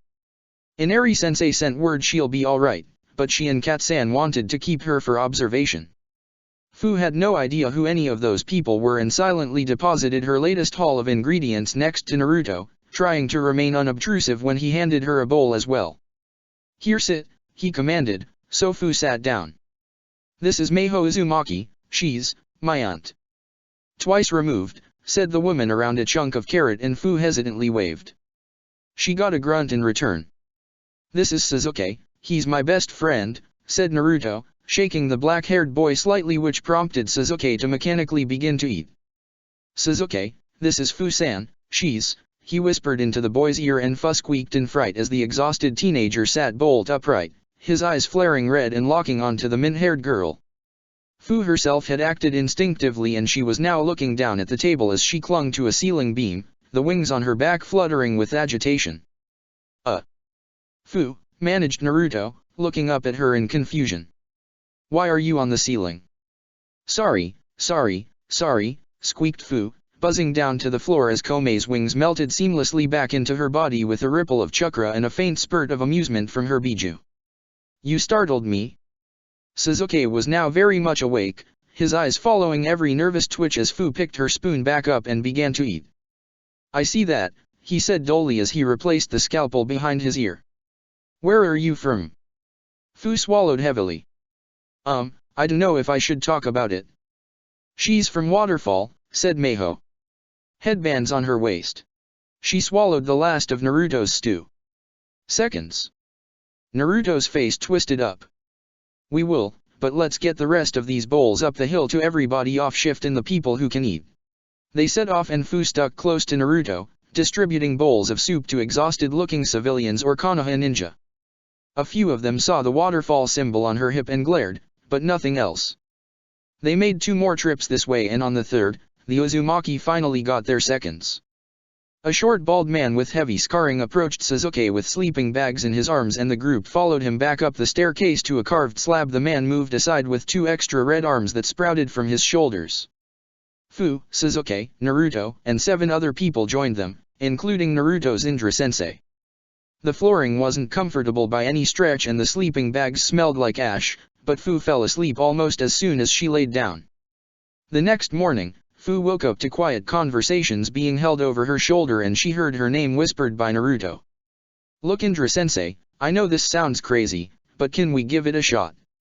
You realize you're putting Karen and I in a situation where we have to explain to the Akimichi why we're letting a little girl walk around in the village she destroyed, when Choza isn't even buried yet, said Indra.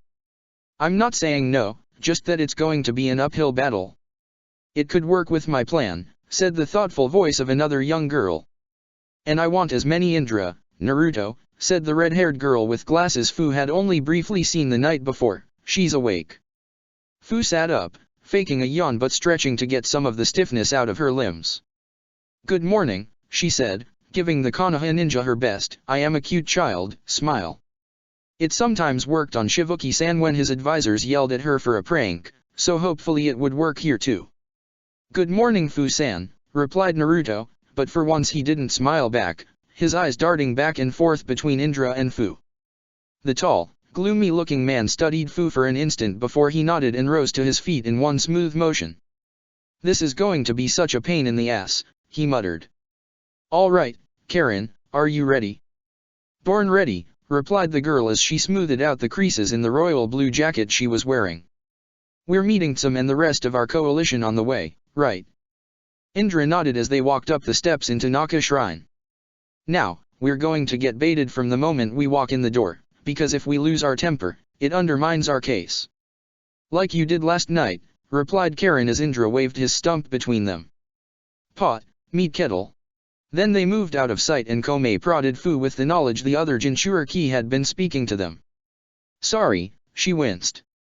Still kinda sleepy. I asked if you wanted to join me bringing Sasuke breakfast, said Naruto. He looked slightly uncomfortable. Then, we need to talk. Yeah, sighed Fu, getting up and realizing her clothes were still rumpled and dirty, I know. The two Jinchuriki emerged from the shrine into the daylight and the morning light only made the damage look worse. The larger fires were out, but Fu could see a large pyre burning further in the center of the Uchiha district as people intermittently threw bodies onto it. Konoha's skyline looked ragged, and the creepy stone faces on the mountain were still missing the second and third, thanks to Fu's panicked-tailed beast bomb. She winced and turned to see Naruto following her sightline to stare at the battered monument. Sorry about your mountain. Naruto swallowed his anger and put his hands in his pockets. It's only a bunch of rocks, really. Important rocks, you know, but look, we've already got somebody on it. There were indeed tiny figures visible on the cliff face, erecting wood and bamboo scaffolds for the restoration work. Naruto started walking and Fu hurried to catch up, not wanting to be left alone in a village she'd attacked.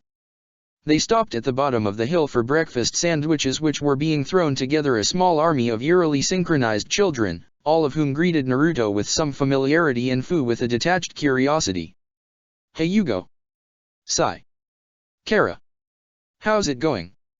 A tall teenager with orange hair and several birds nestled in it nodded as he bagged sandwiches, while his companion gave an artificial smile. Cleanup is proceeding apace, Naruto Uzumaki. Torin-san and Kara-chan will be aiding in rubble demolition at 9 and wished us to spread the word. Who is your companion? This is Fu, said Naruto, jerking his head at her as Fu tried her best to be cheery and failed. It's nice to meet you, she mumbled. I'm helping fix my with the cleanup. Very good, said Sai. Inter-village cooperation may not be welcome in the residential district, though. We have heard there is some disquiet.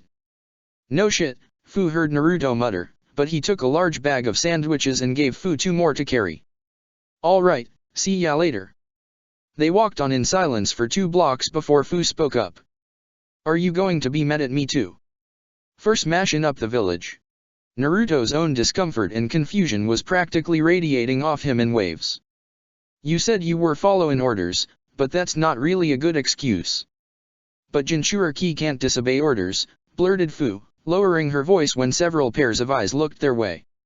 And we can't fail missions, otherwise we get punished in this life and the next one. Naruto huffed. Shitty Fox never told me anything about that. Heck, Indra-sensei said if I ever got an order I disagreed with, to hurt people who didn't deserve it, I'm allowed to tell them to shove it. Your master said that. Fu's horror was audible. But you've already hurt people who didn't deserve it. You hit Yoro-sensei with your big club, and before you leaf bullies smashed up the grass village. Naruto shrugged. You mean the guy who kept telling you to attack people yesterday? He kept telling you to attack stuff. And grass totally deserved what I did anyway, they were hurting people. Well, so is Konoha, retorted Fu, sticking her tongue out. Your village is huge and rich and everything, I have to succeed at every mission our village gets so we get to stay a village and people don't go hungry. Besides that, big guy kept threatening me in my village. You could have just stopped, said Naruto, and she could tell he was trying to stay calm. You said you really weren't trying to hurt anybody, then Choza-san died, and Hayate-sensei died.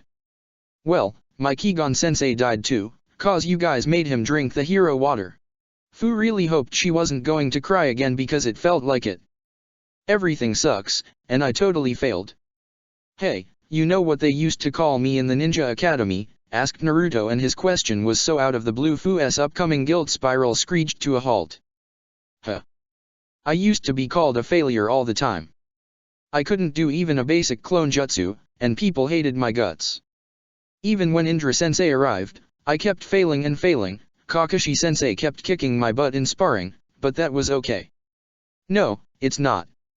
Yeah, it is, replied Naruto stubbornly. Failing just means you know how to not do something, and you'll remember next time. Mostly. Look, we're here. They'd arrived at the hospital, and after a brief conversation with the desk Chunin, both teenagers were threading through busy halls, handing out sandwiches to medicnins, doctors, and the occasional patient who was well enough to eat. Naruto continued in a low undertone, forcing Fu to lean in and listen. The first time I let the shitty fox out in grass, all the people we hurt deserved it, and he could tell. It's like his purpose or something, to eat evil people. But I did it because I thought I was in control, and it felt right. I also scared a lot of people, including my friends, because I didn't think about the consequences.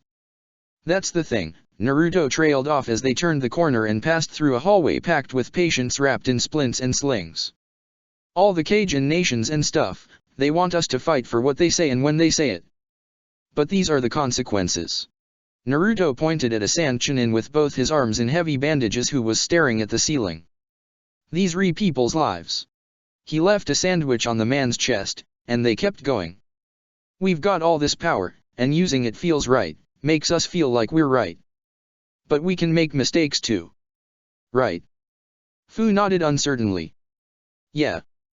People you know are dead, people I know are dead. Naruto's voice hitched, and he took a deep breath. None of this had to happen. Oh Sage, can you kids shut up and let me suffer in peace? Someone groaned. Naruto's eyes flashed red. Silence, he rumbled in a much deeper baritone. But the fool has a point. Come. Naruto ducked into what turned out to be an empty storage closet as orange-red chakra began to flicker around his shoulders. Fu closed the door behind her, bracing for judgment from the nine-tailed fox, but the being occupying Naruto's body rolled his eyes at her. Both of you are children, even by mortal reckoning, he said. But there is a warning I must impart to both you and to Kome. Fu felt her Biju's attention sharpen, and she drew upon their connection to open several more glowing yellow-green eyes on her face for her preferred perspective. The Nine Tails didn't even blink at what had made villagers run screaming. Uzumaki is correct that when the nine fight, mortal die. It is a cost I have long accepted, but my role is not that of the others. You are children, easily manipulated, easily harmed, so my sister and I give you power to preserve our own roles, our own lives. You have no right to it, and stealing from us is an insulting shortcut. Pretending your violence is justified over his, he pointed at Fu. Pretending you do not feel anger and hate, he jabbed a thumb into Naruto's chest, is stupid self-deception. Mortal innocence is lost quickly, and soon there are only degrees of guilt. Naruto's eyes went back to blue. So, what are you trying to say, shitty fox? If you would be Jinchuriki, inheriting the weight of the nine and the old man before us, you must accept the consequences as well as our power. Live up to what we expect of you. Fu found her voice. You say this is a warning, but it sounds like a challenge. Like you want us to be better. Kome, Shukaku, and I have discussed this at length while you slept. It is both. Do not disappoint us. The Kyuubi's growl coming from Naruto's throat seemed like the entire building was shaking as it rebounded in the small space, trailing off before Naruto shuddered and he was himself again. Oh, that still feels weird, swapping who can talk, he said before looking at Fu. Hey, can Komi-san do that? I guess so, asked Fu, tilting her head. You're not running and screaming, even though I look like this. She indicated the extra eyes on her face, which began to close in pairs as she returned to normal human vision. Naruto laughed. I think it's actually kinda cool. You've got all sorts of cool bug powers and stuff.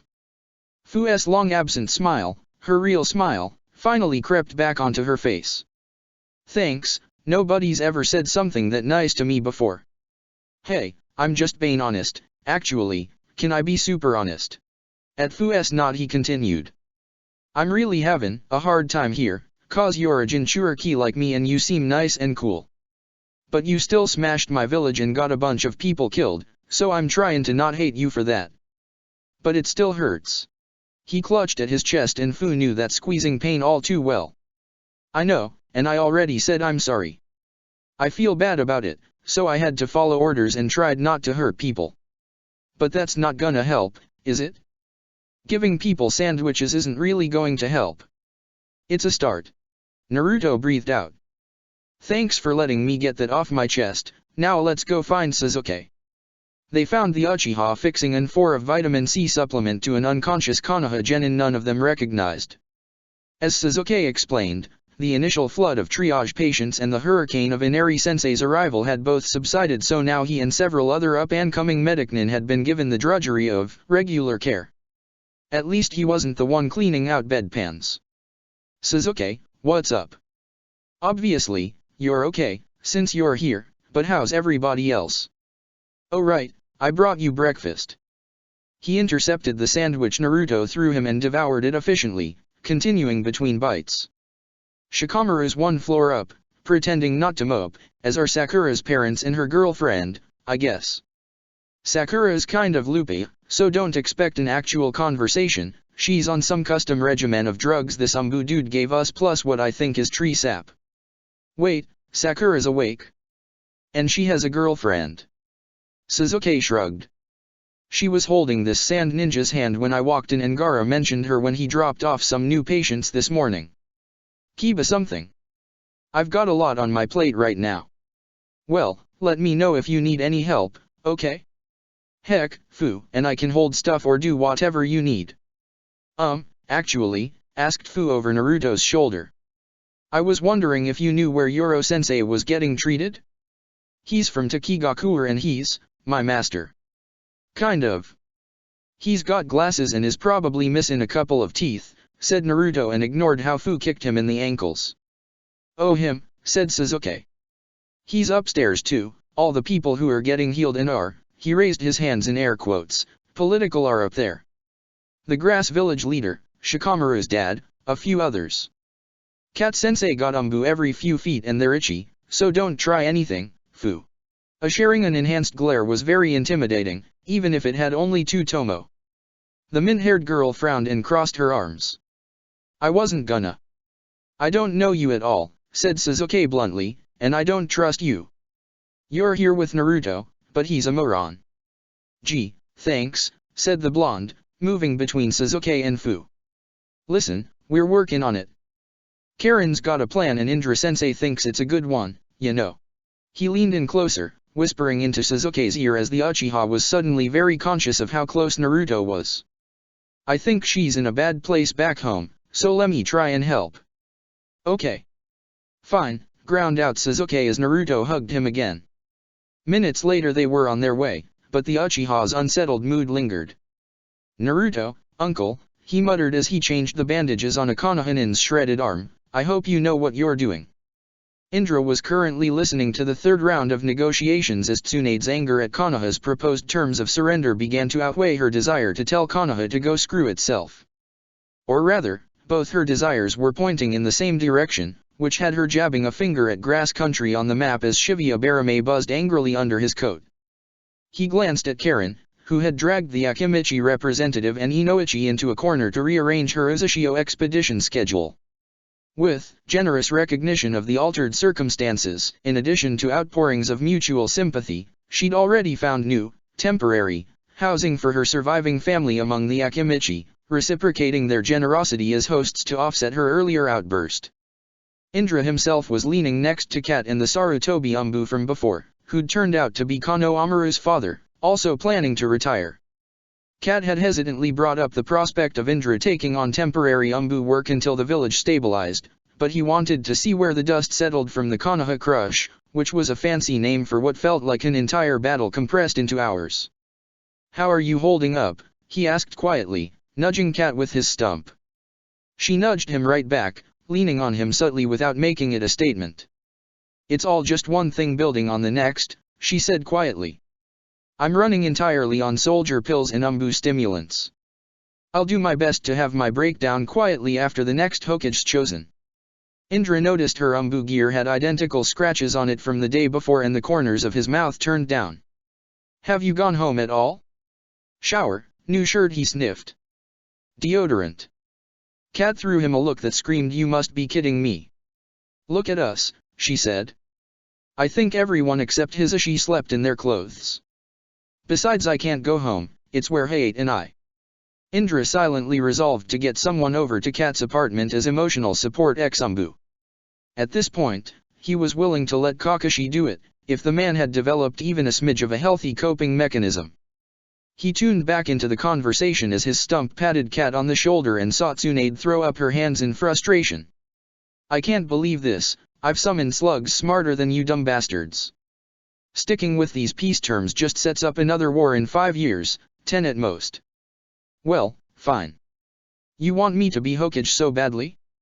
I'll do it." She turned and shouted at the portraits on the wall, a vein in her neck pulsing. "I'll fucking do it my way, and every single time one of you comes whining to me about special requests or, 'Can my cousin be stationed away from Cloud?' I'll remind you that you begged me to take the hat." The Senja woman stomped over and flung herself into the cushy Hokage's chair to put her black-heeled feet up on the desk. "All right, let's get the stupid shit out of the way. Where's that rich, cheating, daimyo? I'll tell him what noises his wife makes when someone knows what they're doing." Indra had to genjutsu himself in the glass of Lord Second's portrait, so he didn't burst into maddened laughter worthy of Madara himself as the rest of Konoha's shinobi began shouting. At each other, at Tsunade, at the situation in general, but he still caught the wink Karen threw in his direction. The plan was going perfectly. They could tell Tsunade was going to have the time of her life and complain every step of the way. The distinction between inner and outer Sakura was currently very fuzzy, just like the rest of her body. She much preferred this fuzzy, floating detachment compared to the excruciating, grasping, boiling pain as something infected her, curled in and around and through Sakura's flesh with an inexorable advance. Part of her that was a teenage civilian had begged and wailed for someone to just cut off her arm, because surely that pain could not be worse than this. The rest of her, Sakura the ninja, Sakura the genjutsu specialist, had already partitioned her mind as outer Sakura ruthlessly shut down or ensnared her own senses in illusory calm. This meant she had a crystal-clear memory of the logical decision-making that made the loss of her arm unacceptable. Indra-sensei was an experienced, elite ninja, and even he still struggled occasionally with daily tasks and was at a disadvantage in combat with one less limb. She would never say this to his face, but sometimes she wondered if he'd look less set and broken if he still had both his arms. So, she had refused the Shark Man's offer of amputation and endured the pain as Inari-sensei, and then Shimura Danzo managed to slow and seal away the infection. She'd woken up in a warm hospital bed just like this in early morning light, all fuzzy and strange from whatever drugs the floor next to her bed was pumping in. Her parents had been dozing in their chairs, but they'd come alive when Sakura had croaked out a greeting in a hoarse voice. Her mother had squeezed Sakura so hard the pink-haired girl thought she was going to pop, while her father spoke glowingly of how brave and disciplined she'd been, how she'd made them so proud and scared them to death. Sakura had giggled and admitted she'd also been terrified, so the Harano family shared a moment of lingering fear and profound gratitude for the ninja who had helped save her life. Then Kaibanka had come tearing through the door babbling half-constructed apologies that Sakura could only think of ending by kissing her full on the mouth. Sakura had also perhaps read too many romance novels, but she could also later blame the drugs. The sand kunoichi had turned nearly as pink as Sakura's hair and fiddled with her wire glove before Kaizushi Harino dragged her into a chair and all four of them began to work towards a calm equilibrium. The following hours were interrupted by visits from a hospital doctor, annoyingly inconclusive, Suzuki, bluntly refreshing, and a cream-coated man who, after shooing Kaibanka from the room, removed his mask to reveal a drawn, wide face bracketed by a hapuri forehead protector larger than the Konoha standard.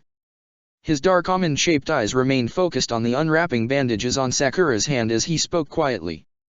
His assigned name was Yamato, and he had been temporarily designated to assess Sakura's potential, though for what he did not explain. He'd asked Sakura what her initial chakra affinities were and what techniques she'd mastered with them, and Sakura rattled off the earth and water techniques Indra-sensei had drilled into her in conjunction with her genjutsu. Yamato's face remained implacable, and he turned her infected arm over and over in his gloved hands, making Sakura laugh at how it tickled. He'd let go like she'd burned him, and Sakura had held up her limb for inspection. The center of her palm was the bright green of a leaf illuminated by the sunlight, a color which dimmed and diminished by inches as it traveled up her arm, following her veins in branching patterns to turn dark green and curl inwards and end at her bicep. Surrounding the green were patches of darker brown skin that to Sakura suggested scar tissue, but in fact mirrored Yamato's skin exactly. When she asked him, as seriously as she could, what that meant, the man sighed and handed her a potted plant as he explained. "Oh, you have got to be kidding me," said Sakura, while her parents sat in stunned silence. "That's highly unlikely." "I agree," said Yamato. "But your existing chakra nature maps perfectly onto the necessary requirements, and the seed which infected you was infused with a portion of the first Hokage's chakra. Previous experiments to replicate the wood style had similar components, but," his voice darkened, "very few test subjects survived the process." "How many?" asked Sakura's mother, her voice wavering. "1 out of 60, said Yamato. "Your daughter is a very lucky woman. There are no genetic abnormalities in your family tree that might explain this." Kaizushi shook his head. "Nothing, sir. We've been low-level ninja and civilians for decades, all in the land of fire." The Umbu grunted. "Very well then. Now, Sakura, attempt to add both earth and water to the plant in your hands." "Sure, but how?" asked the girl. "You can only shape one kind of chakra at once, right?" "It's a little like juggling," said Yamato with a faint smile, moving his hands in a circular motion to catch and throw invisible balls. "Both hands have to perform different motions and your mind must pay attention to both until you create a rhythm." Sakura laughed. "Oh man, this is actually going to be way easier when I get off whatever's in this for." She closed her eyes, drawing inward, and her sense of self began to stabilize. Still fuzzy, still with looser lips and thoughts than normal, but there was a stronger sense of who was inner and who was outer. But both were Sakura. They could feel their chakra system, so much of it intimately familiar to a precision genjutsu user, but now their entire right arm was different. The tenketsu points for releasing their teal chakra were the same, but a deeper, darker green chakra swirled within them, focused on her hand, and flowing up her arm, held back by yellow-gold lines of seal work. Both Sakuras reached out tentatively, tracing the edges of the seal work, and found the golden lines parted before their intent like courtiers before a daimyo. The green chakra did not spread beyond where the gold had been, but they could feel it, the inherent need to grow and expand and bloom somehow infused into chakra. "All right then, I've got the earth," thought Outer, drawing on the strong, determined foundations of her aspect along her left hand as grains of soil shifted in the pot. "Letting the water flow in," replied Inner, focusing on sending their natural chakra along and through the deeper green as it mixed. Slowly, slowly. They opened their eyes and saw the plant was rustling on its own, the leaves turning a deeper green as Sakura's chakra drained away into it. "Oh my," said her mother, hands over her mouth as her husband's eyes grew to the size of dinner plates. "All right, that's enough," said Yamato, "cut off the flow, Sakura." "Oh fuck," swore Inner Sakura as she cut off the water chakra, but the green newcomer did not follow suit.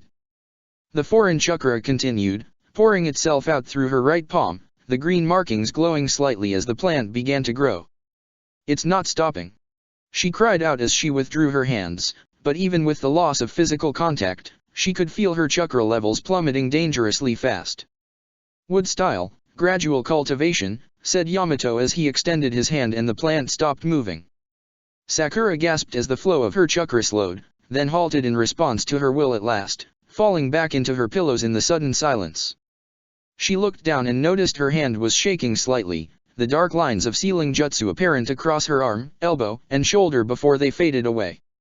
"Are you alright, sweetie?" asked her mother, and Sakura could see she was gripping the edge of the hospital bed with white-knuckled force. The kunoichi let out a shuddering breath as her father carefully removed the now much larger plant and set it on the floor like it was covered in explosive tags. "I think I'm okay," she said, turning to Yamato. "That was exhausting."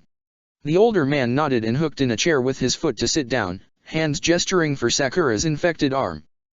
"The wood style is extremely draining, as it requires the manipulation of living things. Plants want to grow, and they will draw on your chakra endlessly if you are not accustomed to their demands. I'm always very efficient with my chakra," said Sakura, staring down as she felt Yamato's own chakra, a lighter green itself, carefully probe the black sealing lines and found them as strong as before. "Feeling that pull, is it worse for something bigger like a tree, or if it's something small that hasn't grown yet, like a seed?" Her outer, analytical self was warming to the intellectual challenge, already going over the sensations she'd felt in the seconds of growth. Yamato's eyes flicked to her parents. "You understand everything related to this development is now an A-class secret? It is not to be repeated outside this room, and especially not to the girl out there from Sand." "I mean," began Sakura, but Yamato's grip momentarily tightened, and his face became momentarily ghoulish as he met her eyes. "You will say nothing, for your own sake, and for your family," he repeated. "This makes you a target." Sakura wrenched her hand out of Yamato's grip and crossed her arms, fingers already forming initial signs for a genjutsu beneath her armpits as she rolled her eyes. "Please. My teammates Naruto Uzumaki, and the two Uchiha half the continent seems to want to kill. I already told my parents, I didn't think I'd have to tell an Umbu brickhead. I can handle myself." "Not with this power," replied Yamato sternly. "Attempting to experiment on your own will kill you as surely as chakra exhaustion will. How do you think the first Hokage died?" "It was some disease, wasn't it?" replied Mabuki Harino, now unleashing a motherly glare on Yamato, "and I don't appreciate you manhandling my daughter."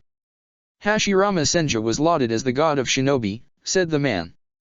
"He could heal himself without weaving signs and possessed a Kekai Genkai of immense power.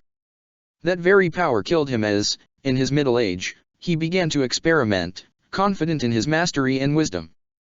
One day, he drew upon too much of his power and turned himself into a tree, a fate you would do well to heed, Sakura Harino."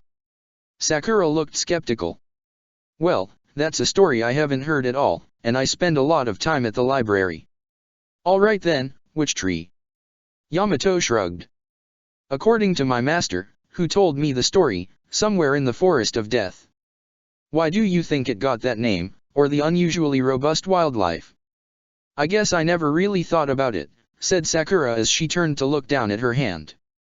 "And this seal means I'm pretty much stuck with the wood style, then." "Unless you'd like us to amputate," said Yamato, to identical reactions of horror from the Harinos. "Well, I'm good with genjutsu, and I'll stick with genjutsu," replied Sakura firmly before a thought from inner made her gasp in delight. "Oh, could I make actual razor-sharp Sakura petals? There's this whole genjutsu I wanted to make my calling card, so maybe." "I do not know," said Yamato as he touched his ear, where a faint voice was chattering orders at him. "I must go, our new forest in the residential district is getting restless." His mask and cloak swirled around him as the now anonymous Umbu swooped out of the room and Sakura saw familiar blonde hair flatten against the wall as the door closed, Kaibanka's voice raised in a questioning tone. "Oh nice, Naruto's here," said Sakura with a wry smile. "Mom, could you let him in please? I'm sure he came the moment he heard I was awake. I have to say, he's much more of a considerate boy than I'd first thought," admitted Mabuki as she put a hand on the door. "He helped me carry groceries home last week before, well, it doesn't matter now dear." She smiled and opened the door. "Have fun with your friend." It wasn't Naruto, and it wasn't one of Sakura's current friends, but she was still blonde. Hello," said Ino Yamanaka, holding a pot of light blue flowers in her hands and looking terrified. Shikamaru said Sakura Harino was here. Her eyes drifted past Mabuki and locked onto Sakura's own. Is she well enough for visitors today? Sakura saw her father and mother hold an entire conversation through a language of eye movements and body language even a kunoichi couldn't decipher without marriage. Still, she felt something inside her, long ignored, suddenly twitch in half-remembered pain. She is, said Sakura hesitantly. Come in, Ino. We'll be outside, said Mabuki as she moved aside. Come along, dear. The noise of the door closing felt as loud as a thunderclap as Ino stood frozen inside the doorway before rushing towards Sakura with the potted plant held in front of her like a protective shield. I heard you were hurt, she blurted, but nobody knew how, and when Shikamaru saw you were up on the same floor as his father, she trailed off as Sakura tried to subtly hide her right hand under the covers before realizing she couldn't accept the plant with one hand. How's your team doing? Asked Sakura as she took the pot, turning to hurriedly place it on the bedside table and scooching away from it slightly. Shikamaru and Koji. Shikamaru's trying to hold it together and failing, admitted Ino as Sakura took the plant and she silently noted the strange new colors on her former rival's hand. Koji's been with his family, but I can't imagine he's doing much better. Asuma-sensei went off with Kurane Ui smelling like sake, said Ino, sitting in the chair Sakura's father had just vacated and looking at her hands. It's pretty rough out there. You don't look so good yourself, said Sakura before she realized her observation would be read as an insult and backpedaled frantically. I mean, Indra-sensei looks exhausted, he actually has stubble for once. Suzuki's working here and looks like he got hit by a truck. Yeah, Suzuki. Ino was having a hard time looking directly at Sakura, it felt like staring into the sun. She searched for some good news and realized she did in fact have some. I went to your house earlier, before Shikamaru tipped me off you were here. You'll be happy to know it's still in one piece. Thanks, Ino, said Sakura, and the blonde looked up to see a soft, hesitant, but real smile cross Sakura's face. That's good to know. Suddenly that smile was pulling words from Ino's lips, words she'd wanted to say but hadn't the courage, in a trickle that became a torrent of honesty. It's so good to see you, Sakura. I mean really. Ino's own smile bloomed in response to Sakura's, each strengthening the other as she continued. I wanted to apologize to you, and when I heard you were in the hospital, with my team like this, I thought I'd never get the chance and... You have your chance, interrupted Sakura as she tried and failed to rise from the depths of her pillows. Anything you want to say, I'll hear it. Ino felt a sudden lump in her throat and took a deep breath. I'm sorry I broke our friendship over Suzuki-san. I was stupid and thoughtless and didn't listen until he told me himself a few weeks ago. Sakura cringed. Well, I'm sorry about that, she said. He can be a real asshole sometimes, and his bedside manner still sucks. He wasn't bragging or anything, but when he told us what had happened, it sounded pretty bad. Oh, I was a wreck for 3 days, said Ino with a rueful chuckle. But maybe it was what I needed to hear. She looked around conspiratorially before bending into whisper. You know, he said he was interested in guys and not girls. Sakura giggled. Oh yeah, we have so much to catch up on, but first, she held out her right hand. Do you want to be friends? With how much I've missed you, Sakura. Of course. Ino's relieved and slightly teary-eyed smile lit up the room as a now equally tearful Sakura pulled the blonde into a hug. I've missed you too. Naruto and Fu received the full force of Grasshopper's glare through the Umbu mask when they asked if they could see Yoro of the hidden waterfall, but it turned out even Umbu were not immune to pleading puppy dog eyes. More likely, he wanted to listen to the conversation because the man stationed himself next to the door as the two teenagers approached the bed and the man within it who raised himself onto his elbows with a groan of effort. Who's there? His left eye was swollen shut by a truly enormous and ugly-looking bruise and he was indeed missing a tooth, but his expression of relief when Fu began to speak was clearly visible. It's me, Yoro-sensei, Fu? Are you all right? I've been better, said the man. What about you? The last thing I remember, there was this boy on your head with a huge club. Can I tell him? Asked Fu, and Naruto shook his head, holding a finger to his lips. Tell me what? Asked Yoro, wincing as an attempted scowl in Fu's direction was too painful to deliver. "Sorry, Yoro-sensei," said Fu miserably, kicking slightly at the linoleum. "I lost and we got captured and Kigon-sensei's dead and it's all my fault." "It is your fault," said the Jonin harshly, "but we did not expect both the Leaf and the Sans Jinchuriki to be so adept, or to work together. I will ensure Lord Shivuki and the elders take this into account when they decide your punishment." Fu began to shrink back when the orange blur to her right exploded like a fireball, slamming his hands into the bed, and making it rattle. "That's bullshit," shouted Naruto as Grasshopper took a step forward. "You guys told her to attack the Leaf Village when Fusan didn't really wanna and told her she didn't have a choice." "She has no other choice," said Yoro with emphasis. "Who is this, Fu? One of the Konoha shinobi who captured you? They'll try anything to get you to abandon your home if they don't just kill you." Fu looked at Naruto with a gasp as the blonde shinobi looked personally insulted.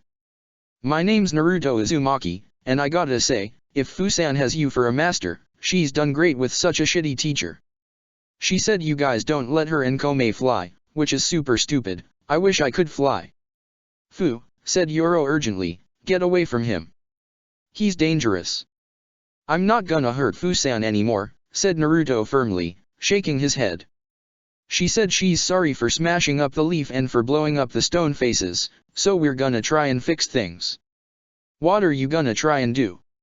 "Huh? What's your plan?"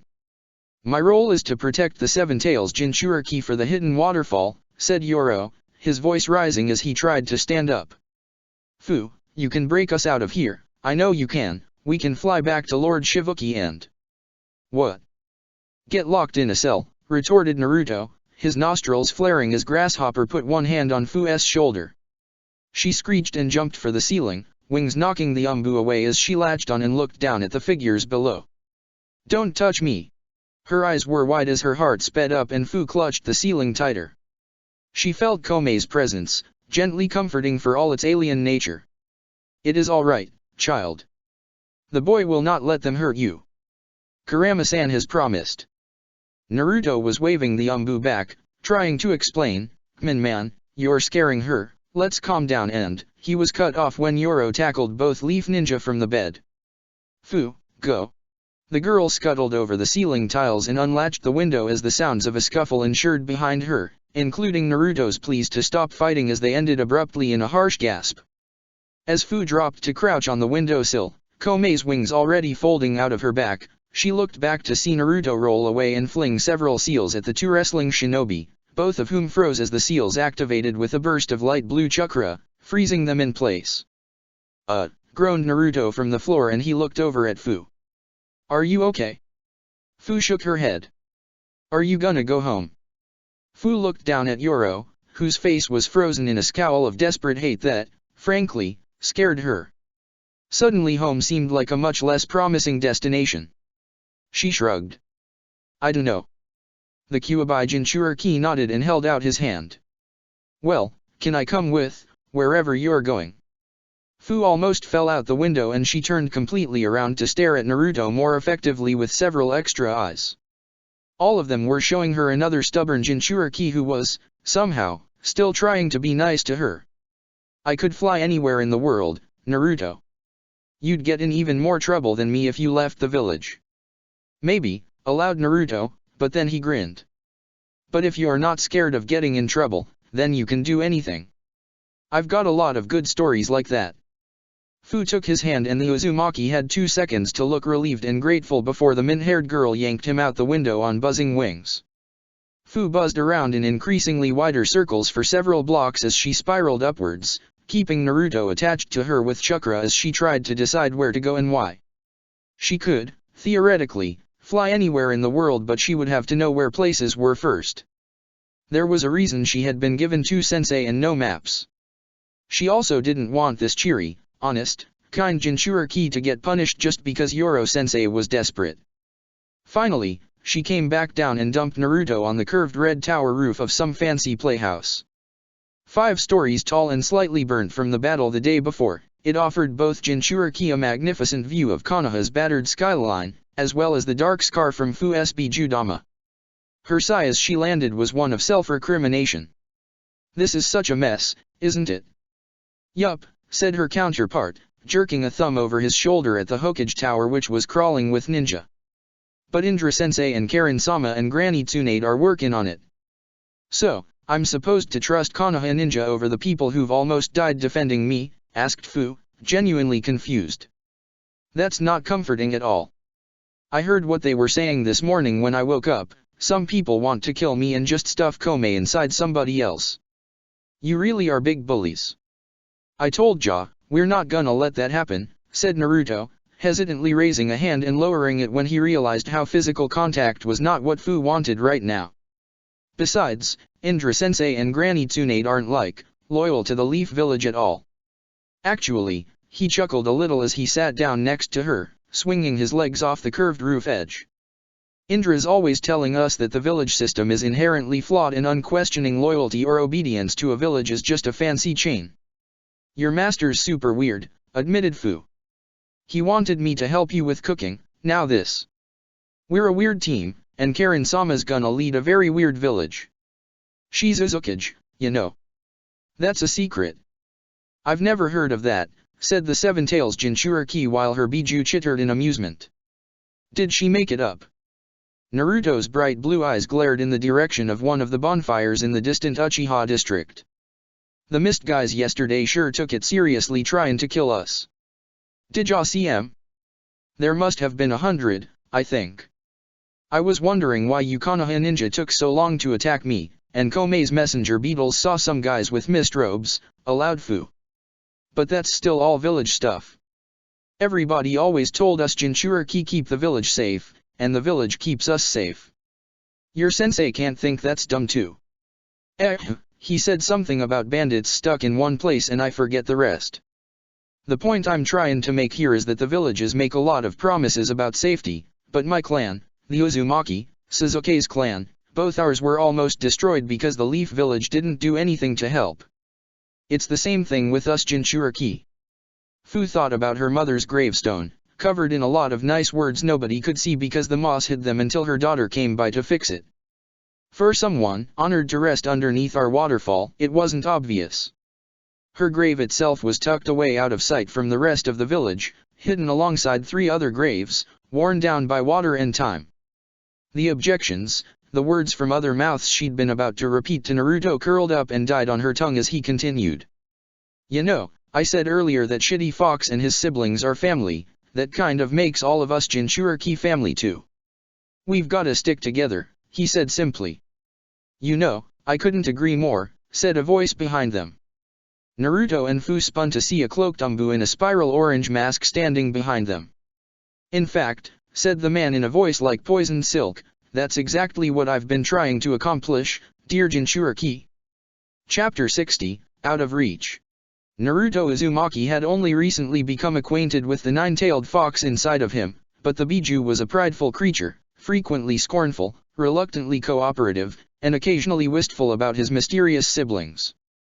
There was often a feral, dark joy in violence, satisfaction at accomplishments, but mostly the fox slept, something Naruto was grateful for. The jolt of fear as his prisoner jerked from a half-doze into bared-teeth wakefulness was as much of a shock as Sasuke's lightning defibrillator jutsu. The shitty fox was afraid.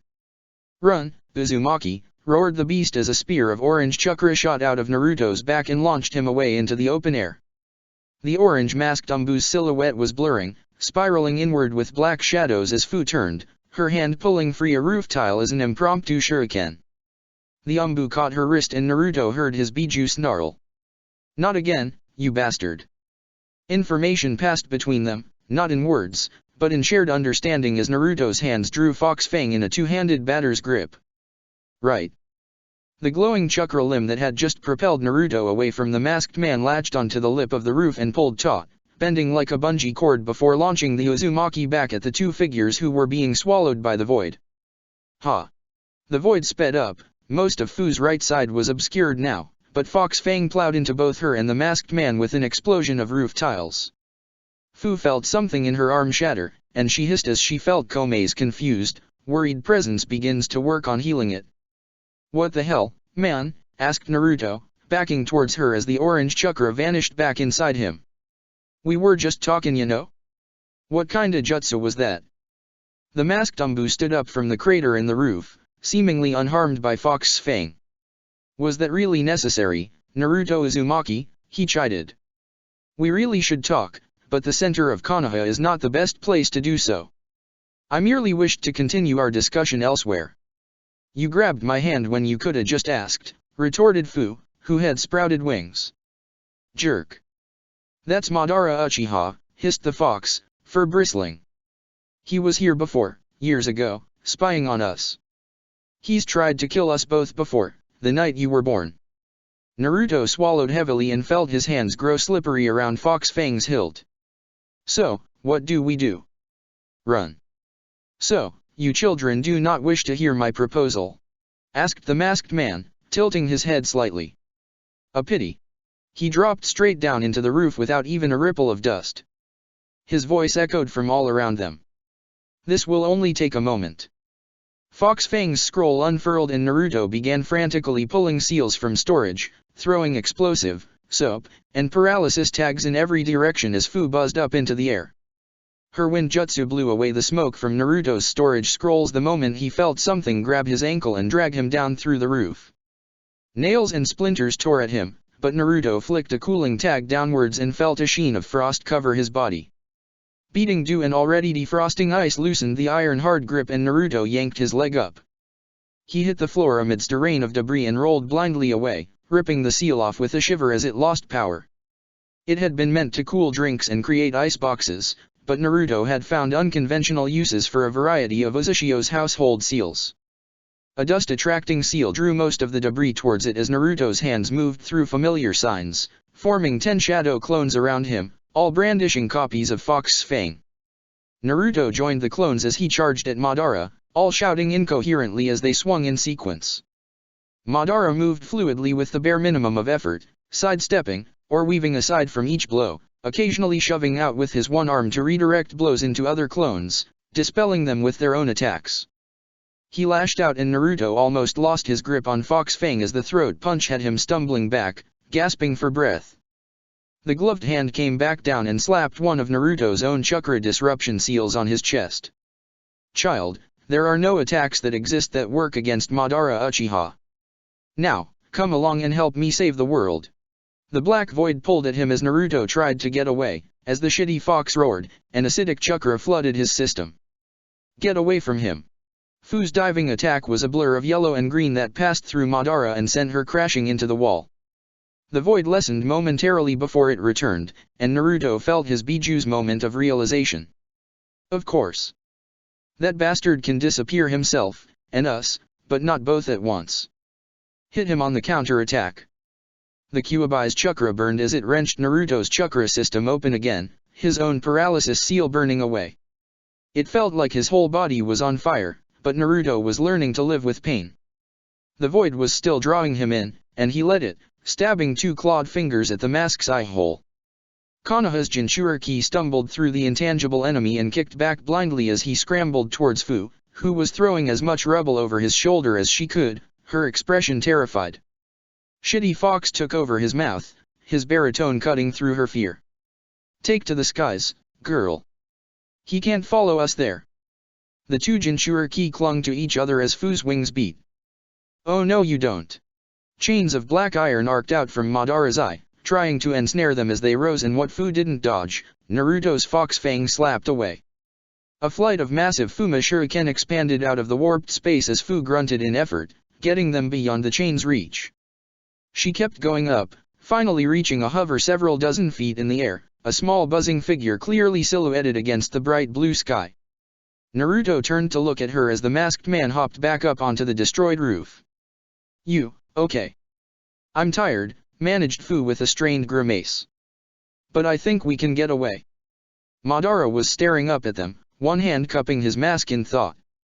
Let's get to the Hokage Tower, said Naruto, pointing at the red building for Fu.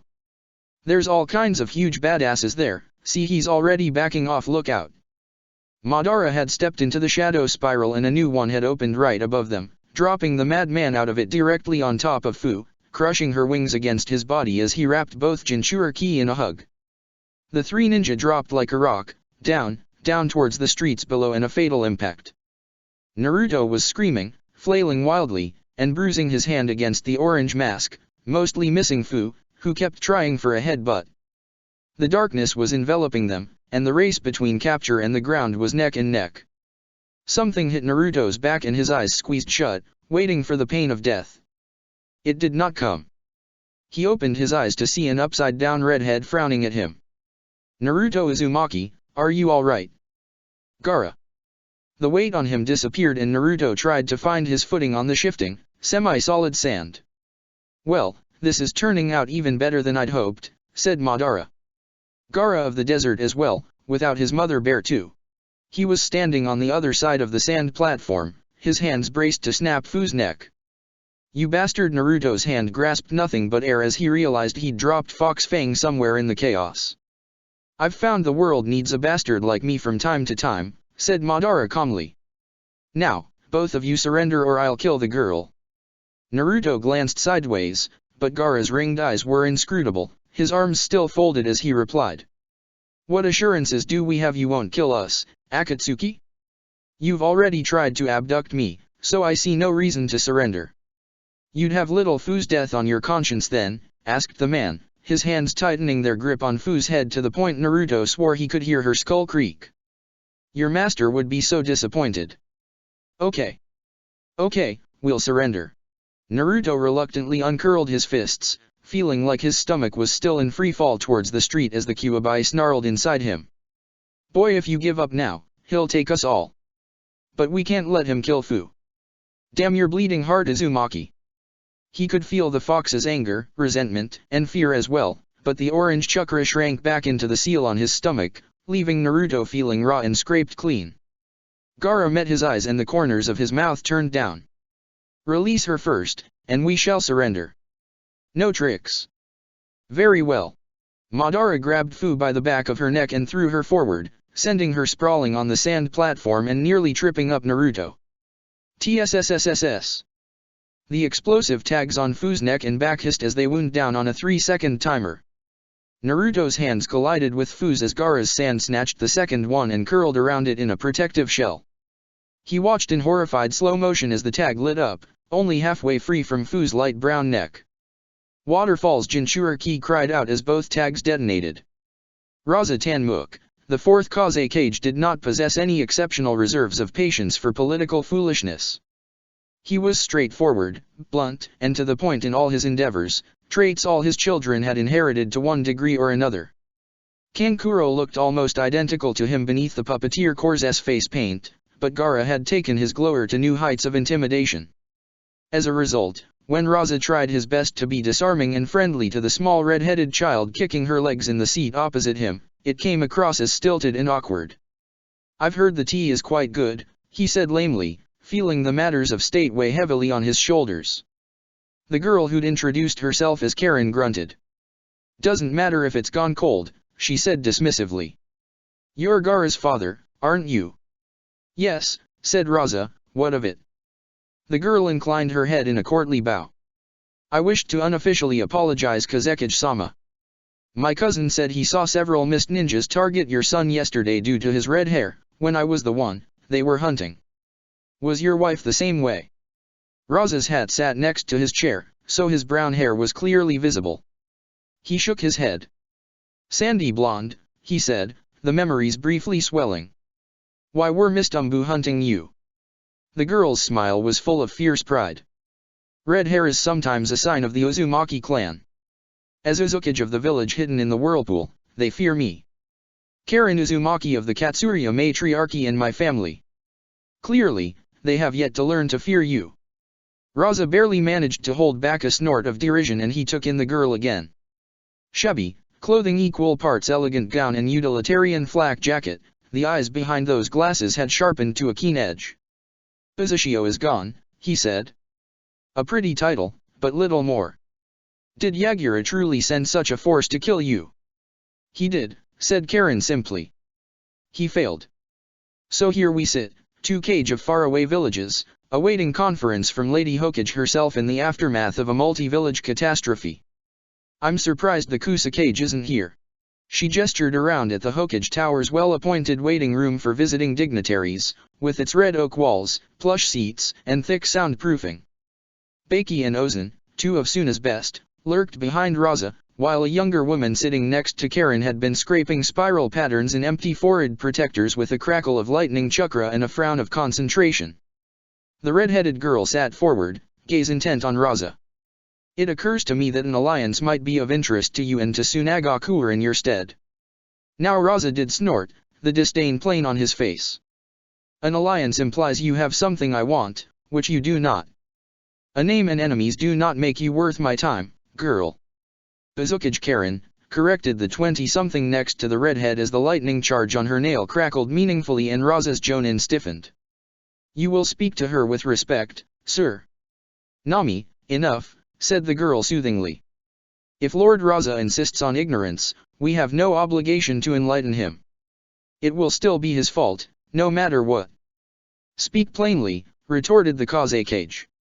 Lady Uzumaki, he added after consideration. What are you dancing around? As head of the Uzumaki clan, I was allowed into Konoha's council prior to the election of Tsunade Senju as Hokage, but tempers were high, and the other clans spoke a bit too freely. I don't think they've quite understood that I now head a rival village as well. You also haven't told them, my lady, reminded Nami. Karen looked like a cat who'd drunk all the cream and added the sugar to boot. Would you like to know Konoha's international policies going forward before your own negotiations begin? Even if every word from her mouth was a lie, how believable she thought they were would at least tell Raza which way the wind was blowing. I'm listening. The creation of all things was, like all the best jutsu, a double-edged sword for Inari, the woman who had once been Sakura Harino. A chakra capable of healing nearly any wound burned through her seal's reserves like crazy, and she'd kept her usage minimal as patients flooded into her hospital. Now, as Inari walked out into an empty, bandage-littered emergency room empty of any patients, she allowed herself to sigh in relief.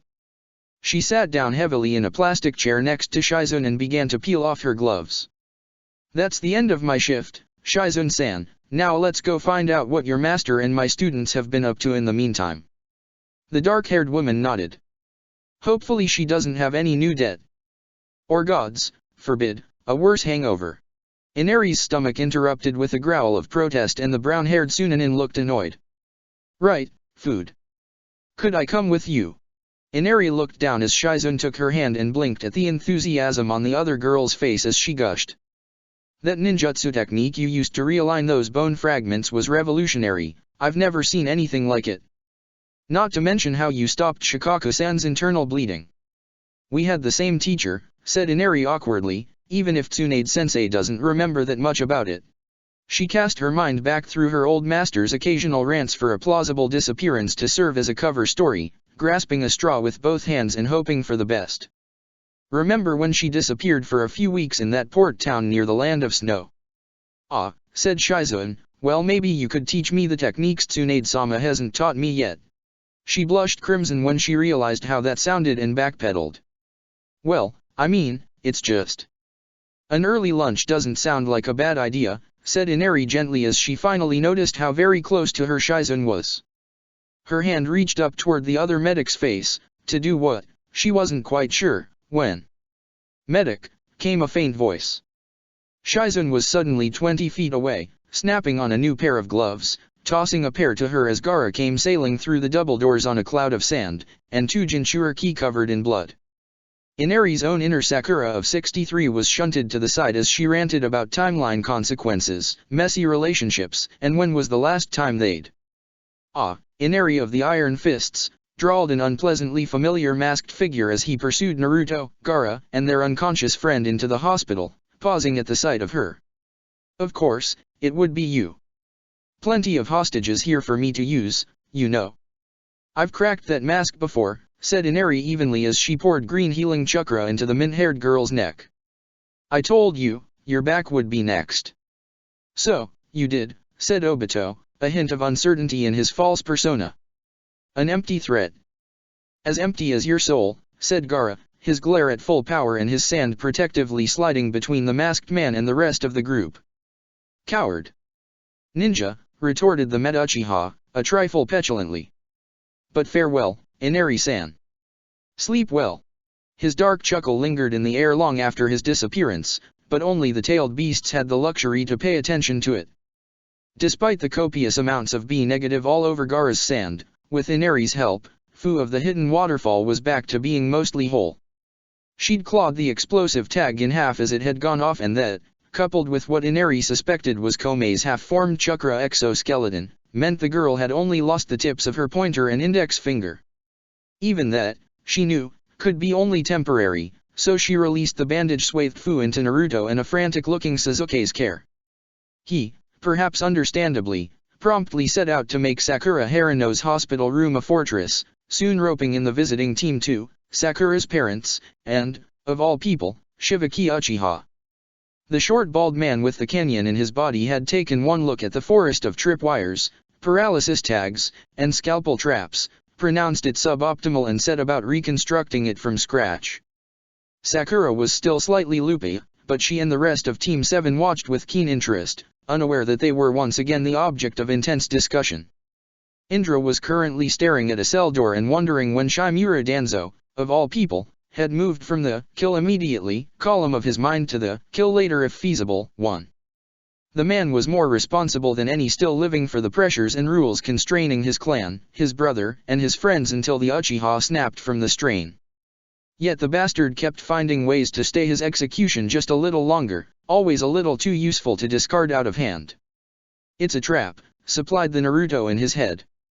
"He keeps helping and helping until he's too helpful, too deep into your plans, and getting rid of him becomes harm over help. That's why Lord Third and Fourth kept him around. Get what you need most, prioritize the critical info and cut him out," agreed Sakura. Her non-existent lip curled the way she did when a particularly messy patient flopped onto her operating table. "Cauterize, excise, and move on to therapy." "That leaves too many loose ends," Indra argued, knowing he was arguing with his own mind and was cracked, if not somewhat crazy. "You know how loose ends drive me crazy." Naruto and Sakura shared a fond laugh. "Mister, I have to research every last ruin and pocket dimension for scraps on the Atsutsuki clan." "What a shock. It paid off, didn't it?" "Barely," admitted Sakura. A grunt made Indra twitch and he spun to see Inoichi, his eyebrows raised, strolling along the underground corridor. "You're glaring at Danzo's cell door like it's going to attack you." 10 yen for your thoughts." Indra shrugged. "Just wondering if he's just giving us enough rope to hang ourselves. He's too helpful and I mistrust him." "Welcome to the club," said the Yamanaka with a resigned expression. "Shall we?" "This is a bad idea," pointed out Indra, his lip curling into a sneer. "You said yourself you had no idea what went into that seal of his," said Inoichi. "It could be his insurance policy. Let me live or I kill your student." The blonde Yamanaka shrugged as the door slipped open to reveal a haggard, strained, brown-haired man Indra knew as Yamato. "He's ready for you." They entered the cell to find Danzo lying on the bed, stripped of his robes and bandages. Shisui Uchiha's eye was covered in an eye patch bearing complex sealing formulae in white ink and dressed in a prison shift. There was no hiding the weakness of age, wounds, and infirmity. His withered arm was tucked close to his chest, fingers folded around his good hand, but Danzo's gaze stayed fixed on the ceiling, gaze half-focused. "Another interrogation." He let out a short huff of amusement. "Of course, my successor would send you, so I am under Uchiha eyes once again." "Mine is not the only clan you have harmed, Shimura Danzo," said Indra with quiet anger. "Rest assured the others will have their pound of flesh as well." "The smaller clans will have to settle for breaking my bones," said Danzo. "I do not have so many pounds to spare." Indra saw Inoichi's lips press together as the head of intelligence kept his cool. "We have questions." "As do I, but so few of us get proper answers in this life. I have been wondering where Hiruzen and I diverged so greatly, that it led to this." The old man sighed. "Was it after Tobirama-sensei's death? Hearing Uzushio had fallen while we were teenagers trying to run a war? Sakumo's suicide? So many tragedies and decisions that had to be made, no matter the cost. Even my memory loses track after 50 years as the shinobi of darkness." "We're not here to indulge your ramblings," snapped Indra. "What was that seal you put on my student?" The Jeweled Lotus of Enlightenment is an 8-sign seal originally developed by the Yakushiji Buddhist temple, in the Land of Water. They used it on monks who wished to unite their bodies with the earth in a cycle of spiritual renewal, with 4 conventional hand signs and the recitation of a heavenly mantra, said Danzo. Orochimaru and I used it when attempting to stabilize children implanted with Hashirama cells. As you can see, the results were less than satisfactory. Yamato looked uncomfortable, and Indra didn't blame him as Danzo continued. The girl is alive, and is likely to remain so, correct? We don't have to tell you anything, said Inoichi. You have no power, Shimura Danzo, and you'll stay right here in this prison cell until you give up all your secrets, one way or another. The old man shrugged. I know she's alive, because this one, he tilted his head at Yamato, had a very particular line of questioning. Wood style, then, HRM. What do you think of your student's development, Indra Uchiha? Indra kept quiet, but his glare intensified. Danzo was fishing, and he wasn't going to take the bait. You don't know then? Or you're still absorbing the implications? Well, I haven't been able to sleep, watching a little pink-haired girl become Root's greatest triumph and most colossal failure in the same breath. Sakura is 10 times the shinobi you will ever be, said Indra, thinking of the little girl smashing through layers of genjutsu with ease as well as the older woman who'd broken an Otsutsuki across her knee. She is not a failure, not now, not on her worst day. Oh, she is exceptional, agreed Danzo. I remember her file from when Hiruzen gave you command of Team 7. Minor shinobi family history, civilian upbringing, water and earth affinities, low chakra reserves, highly intelligent and adaptive, strong willpower, but above all, exceptional chakra control. Exceptional chakra control. He repeated the last phrase in something like wonder. Orochimaru and I discovered that was the secret. Water and earth affinities, yes, those are components, but the wood style is not an inherited trait, a bloodline. It is control. Precise, constant, yet flexible. Hashirama cells merely catalyze the initial reaction, it is the subject who determines if they survive the experience. The old man turned and stared Indra square in the face, expression intense. I tried to cultivate that control myself, inculcate it in my shinobi, into Root. Self-control when an enemy is drilling into your skull for secrets, mangling your arm so you will tell him the Hokage's location, seeing horrible things, doing them yourself and never letting word pass your lips, the Umbu, shinobi themselves, work in darkness, and to survive, there must be control. You took children, conditioned them to ignore pain and emotion, then sealed away what you couldn't stomp out, roared Inoichi, grabbing Danzo's thin shirt and shaking him like a ragdoll, his fury a keen-edged kunai in the tight confines of the cell. When they break down in tears, that's a success, that's how low you've driven them. And all of it, for nothing, said the old man as he laughed, something bitter that he bit off and swallowed. That girl, that little pink-haired girl, had plants wrapping around her bones. She partitioned her emotions the way I've only seen Root agents do, and she didn't have to lose her sense of self to do it. Every hard decision I ever made, every agent who only survived and returned to Konoha because of my seals, locking away emotion to spare themselves pain, it's all nothing. Inoichi dropped him back on the bed as Indra remembered to breathe. The despair in Danzo's voice, unexpected as it was, felt unsettlingly familiar. When the world came tumbling down, when previous ideas about family, love, belonging, were ash on the breeze, Indra had been there 3 times. After Ataka's death, lying next to Naruto bleeding out, and in front of Sarada's rain-streaked recrimination.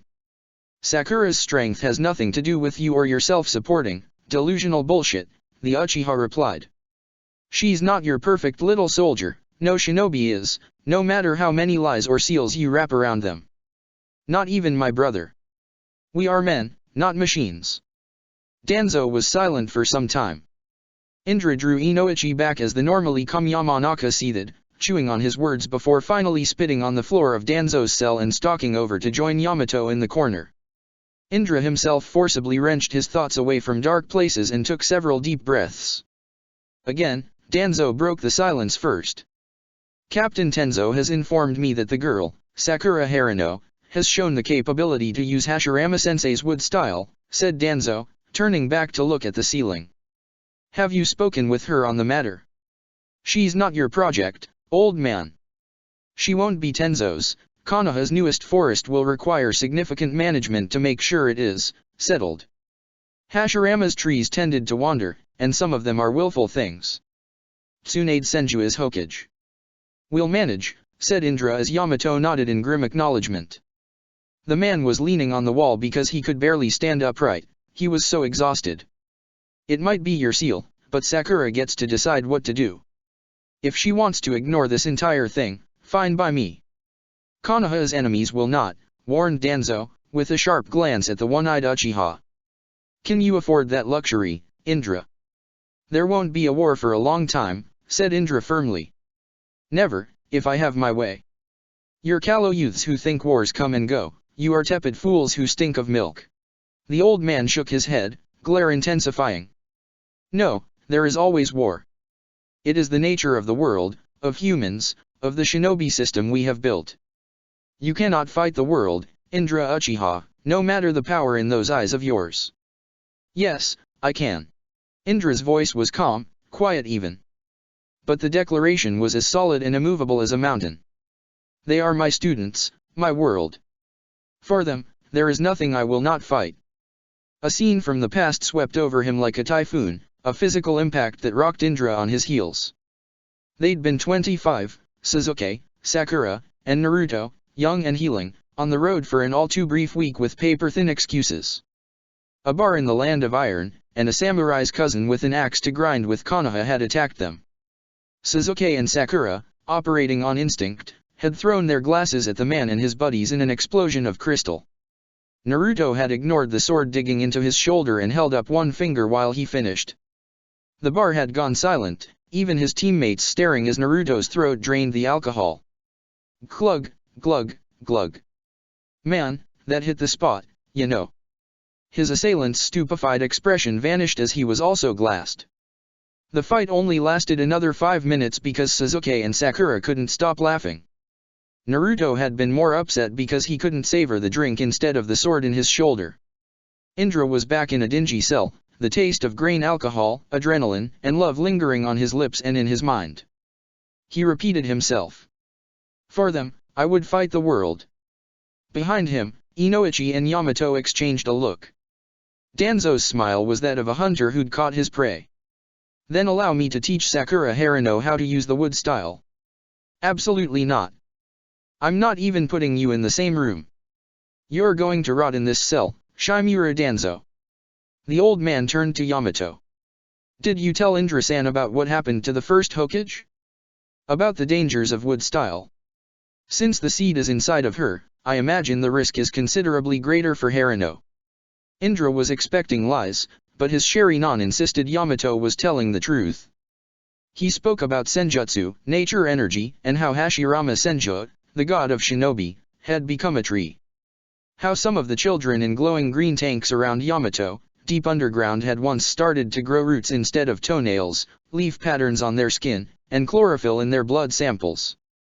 The dull, rote recitation of horrors would have continued, but Indra interrupted, rounding on the man. So, you say all this, and you won't train Sakura? Without your help, it's more likely she'll get hurt, not less. I do want to help, said Yamato, holding up his hands placatingly as Inoichi continued to glare at Danzo. But I'm also working with the Inoichi-san and the root children on rehabilitation, and lore, he coughed. Danzo is correct that the new forest is taxing to control. So, hire a gardener, hells, I'll burn them down myself if that's what it takes. Indra-san, it's also true that I am not a very good teacher. Lord Danzo taught me a great many techniques. He had first-hand experience watching Lord First, he can explain things I cannot. This sounds, said Indra through clenched teeth, like an excuse. I will speak with Sakura Harino, and she will decide what is to be done. If she wants to be trained, said Danzo, I'm calling in my favor. You do remember that, don't you, Indra Uchiha? No, no, no. Indra shook his head. That's not legally binding? No, it is not. But after we killed Orochimaru, you made a deal with me. All those children, the future of Root, back with their families, in exchange for one little favor. Indra, what's he talking about? Asked Inoichi warily. Think about it, the former leader of Root rolled over and faced the wall, the conversation over, and it took everything Indra had to not put a Chidori through the man's back. Talk to Sakura first, he told himself. Both, and you'll figure something out. Inoichi's hand landed on his shoulder with a firm grip. Let's report this to Lady Tsunade. It's time to go. The Uchiha nodded and took solace in the sound of the thick, reinforced steel door closing behind them, locking Danzo away. 1 week later. Very well, thank you Homura, said Tsunade briskly, nodding in dismissal at the old, bearded man who'd been Hiruzen Sarutobi's counselor for decades. I'm promoting Irika Umino to head the administrative division, he's already worked out a transfer schedule. List the top 5 issues you feel will require my attention and enjoy your retirement. She pasted on a smile instead of the good riddance that wanted to come out of her mouth, and when the door closed, she reached for the sake bottle in her desk drawer. Already half empty, and it was barely noon. She'd been hoping it would carry her to the end of the week, but now the 5th Hokage was going to have to go to the trouble of sneaking more alcohol into her office past both Shizun and an increasingly perceptive Irika. She smirked around the lip of the bottle. Shizun had been distracted lately, less pestering, and though Tsunade knew the girl meant well, the Senju princess was going to take the opportunity while it lasted. Let's see, who's next? Her nail trailed its way down her little schedule, wobblier than she meant it to be, but what the hell, it wasn't like she did surgery anymore. After that Akatsuki fuck with the mask nearly killing her Uzumaki nephew cousin and making Raza Tanmuk more nervous than that constipated bastard would ever admit, Sandleaf relations were surprisingly rosy. She'd at least managed to shout down those stupid plans to invade Grass, but intelligence from Yojao said Cloud was sniffing around the border in non-standard patrol patterns. Comforting. Tsunade swore as she saw the next name on the list and hid her sake back in the desk, rummaging around for breath mints, for all the good they would do. Right, this was the reason for the large box to her right. Buying time, she removed one of the masks from the box, looking at the narrow islets, the faint rust stains of long-dried blood, and the 4 waves in the center of the forehead declaring its wearer a member of the Bloody Mist. Karen was the one with a hunger to know why the Mist was so eager for Uzumaki deaths, but Tsunade's scouring of Konoha's top-secret files and even Shimura Danzo's personal papers had revealed nothing. Still, 100 umbu sent to kill you demanded a response. Tsunade's expression grew fearsome as she came to a decision, and the porcelain mask in her grip broke in two. Send in Kakashi Hatake, she said to the new crane, freshly promoted into his predecessor's mask. I can sense him out there, and the grapevine says he's a bit better than the snot-nosed brat I met when he was 7. The umbu bowed. Yes ma'am. He had grown, and his hair was longer, but the sadness she'd expected didn't cling to him quite as tightly. Good afternoon Tsunade-heim, he said, all smiles and cheer. Congratulations on your promotion and my condolences for it as well. Well, that at least got a smile out of her as Crane closed the door. I'd heard you were in the running and threatened to go missing instead of taking the damn hat, she said. So now, whenever I sit here and you stand there, remember that as I send you on missions that have you up to your elbows in the most disgusting places I can think of. Her tone made what would have been a threat into a joke, and Kakashi winked at Taunton. Piggy and I will be just fine then. Give me mud, desert, and crotch rot any day. He paused. Definitely not that last one. But I did have a mission proposal I submitted for consideration once the new Hokage came into power, did you? Tsunade held up a hand. I read your idea, and you will have your search for Obito Uchiha. Kakashi drew in a sharp breath for fervent thanks, but his Hokage wasn't done. You're not going alone, and before that, I have a mission for you I think will be equally as important. Personally speaking. That made for a short list, and the Slug Princess narrowed it further by tossing the broken mask pieces at Kakashi. I'm sure you're aware, but in case the news missed you, I'll give you the surgeon's notes. 112 of the Bloody Mist Umbu saw the Uzumaki reunion and wanted to make it an equally bloody statement in the wake of the loss of their Jinchuriki to the rebels. They tore my favorite Green Haori, ruined my winning streak, threatened my person, and would have slaughtered people who are not only under Konoha's protection, but are blood kindred to me, however distant. Kakashi's hands fit the 2 mask pieces together as Tsunade continued. They want to make a statement. Fine. They'll be my personal message board. Her foot nudged the medium-sized box wrapped in preservation seals towards Kakashi. Take this to the Mizukage and let him know. The Uzumaki are off limits. Not to overstep my bounds, but is the Hokage rescinding the Leaf's policy about assassinating foreign heads of state? Asked Kakashi mildly. Because if I tip a box of heads onto the Mizukage's floor, he's going to take that personally. 1. It's not heads, Kakashi, that's ghoulish. Just the masks. 2. I want him to take it personally. They attacked me, and even though I wasn't Hokage yet, I must make it clear that I'm not like Sarutobi-sensei. Tell him we buried his ninja in foreign soil and my father's trees will feast on them. Then you get 2 weeks of rest and recuperation back in Konoha and your team goes to bring Obito home. Kakashi bowed and picked up the box, which was lighter than he was expecting and would easily fit on his back. Tsunadeheim, he said with satisfaction. If you keep giving me missions like this, you'll be my favorite Hokage in no time. Team 7, the Uzumaki ninja, Sai, and Shivaki Uchiha looked down at the box sitting on Sakura's kitchen table with no small amount of trepidation. While Fu and Suna's Team 2 could be counted as friends, they both had been politely asked to be somewhere else. This was Uchiha business, even if Karen, Nami, and Meiho had spent the past 20 minutes poking at it with various forms of chakra. Indra and Shivaki had Sharingan stared at it, but it was, as far as they could tell, a simple box. Are you going to open it? Asked Kaizashi Harano near the stove, and Sasuke pounced, flipping open the lid to reveal the black raven mask and the letter beneath, to murmurs of appreciation. That is excellent craftsmanship, said Sai, it's been decades and it's not broken down. Umbu masks are hard to break, rasped Shivaki. Think of what that mask must have seen, said Nami, eyes alight with ghoulish fascination. Please, let's not, replied Mabuki Harano primly as Sasuke noticed his uncle's unease. Sensei, what's wrong? I've seen that mask before, said Indra. Shimura Danzo was wearing it when we went to kill Orochimaru, several years ago. The dude who got his ass kicked by Lord Third Cause of the Uchiha stuff, asked Naruto. The same guy who wants to train Sakura-san.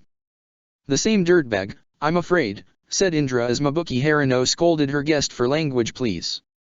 And the same mask as before, too.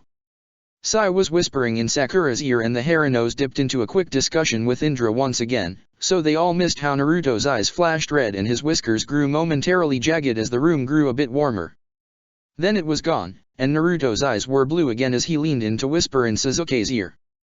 Hey, downstairs is paying serious attention, but won't say why. Sasuke wasn't sure if the shiver was from the nine-tailed fox's interest, more mysterious Umbu involvement in his family's past, or that in the crowded kitchen, Naruto's lips had brushed the shell of his ear. He wasn't sure how to feel about that last one, so he settled for shoulder-checking Naruto back into his seat with an equally quiet thanks.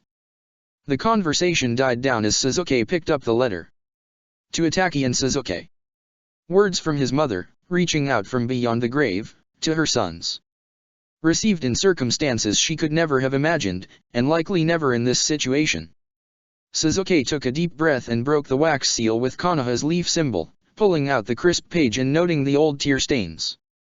He wasn't sure what he was expecting, but Naruto had spent the past week coming up with suggestions.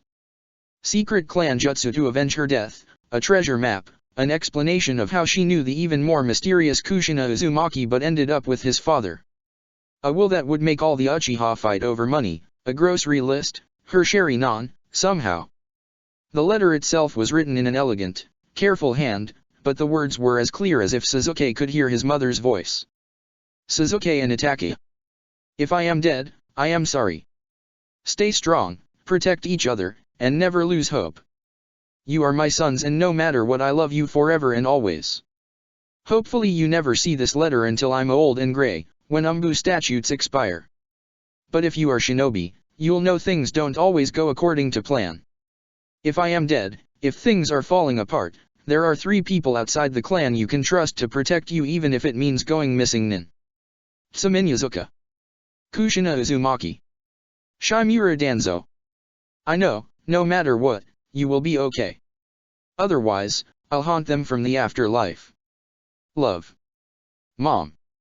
Sasuke forced a shuddering breath into his lungs, looking down to see his hands glowing green with healing chakra, the basic medical ninjutsu Inari-sensei had hammered into him.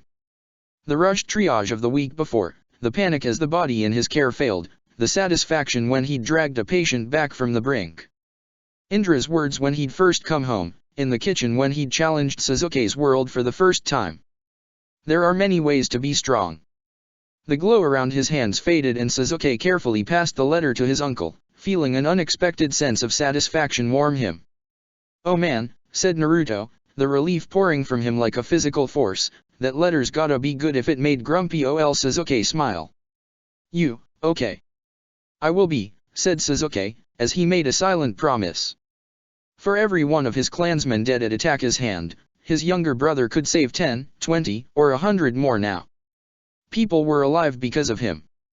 Life, to balance death. "Hey, there's writing on the back," said Nami from the other side of the table, and Indra bent down to give Sasuke the letter. His uncle's eyes were damp too, so Sasuke wasn't alone. The reverse side was stamped with artificial letters, the result of a typewriter, with handwritten remarks. Umbu Unit Theta. Lieutenant. Mikoto Uchiha, Raven-Winged.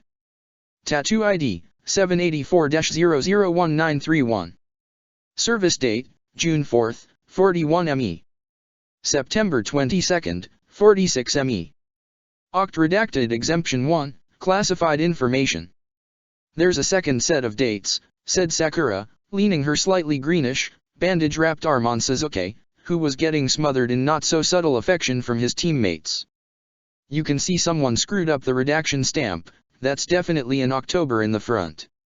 "Ignore that," said Shivaki. "I shall find a pen to redact it properly." "Sloppy." "Are you out of your gourd?" asked Naruto, his eyes shining with curiosity. "Sasuke's mom got reactivated for some super-secret Umbu mission to save the world, I bet." "Naruto's right," said Indra. Sai looked hesitant, Sasuke spinning the letter in his direction as the Uzumaki and Haranos pretended they weren't reading over the boy's shoulders. "Always capitalize on the enemy's mistake."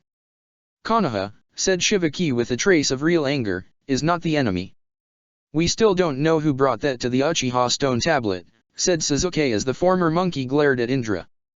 "Or if Naruto's got one laying around somewhere for his mother as well." Sakura beamed and squeezed her mother's hand.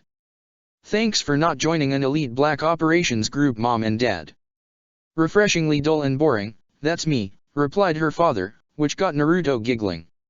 Once the letter had been carefully passed around, the kitchen became a bit less crowded as Sai, Shivaki, and the Uzumaki women took their leave. "This Danzo fellow again," said Kaizashi some time later. "From the sound of things, I just can't understand why he thinks either of you would agree to let her train Sakura."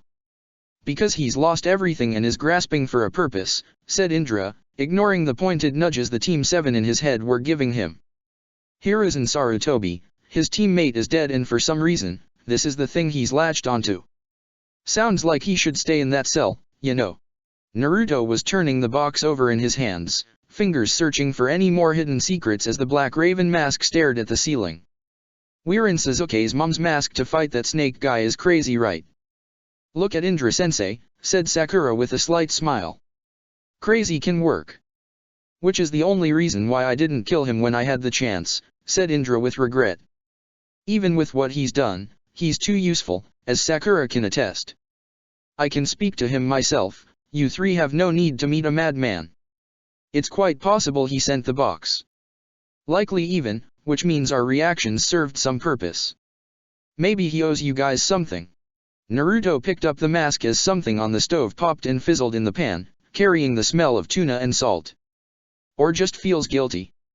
"If it was guilt, the third Hokage would have hand-delivered it to Sasuke," said Indra dismissively. "Danzo doesn't do guilt. The man stole children."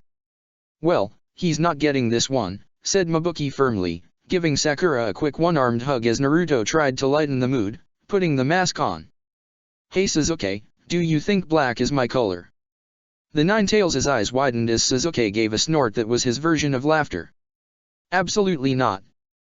Hundreds of miles inland, the ocean crashed against the shore as sealing script hidden on the inside of the black mask glowed bright gold.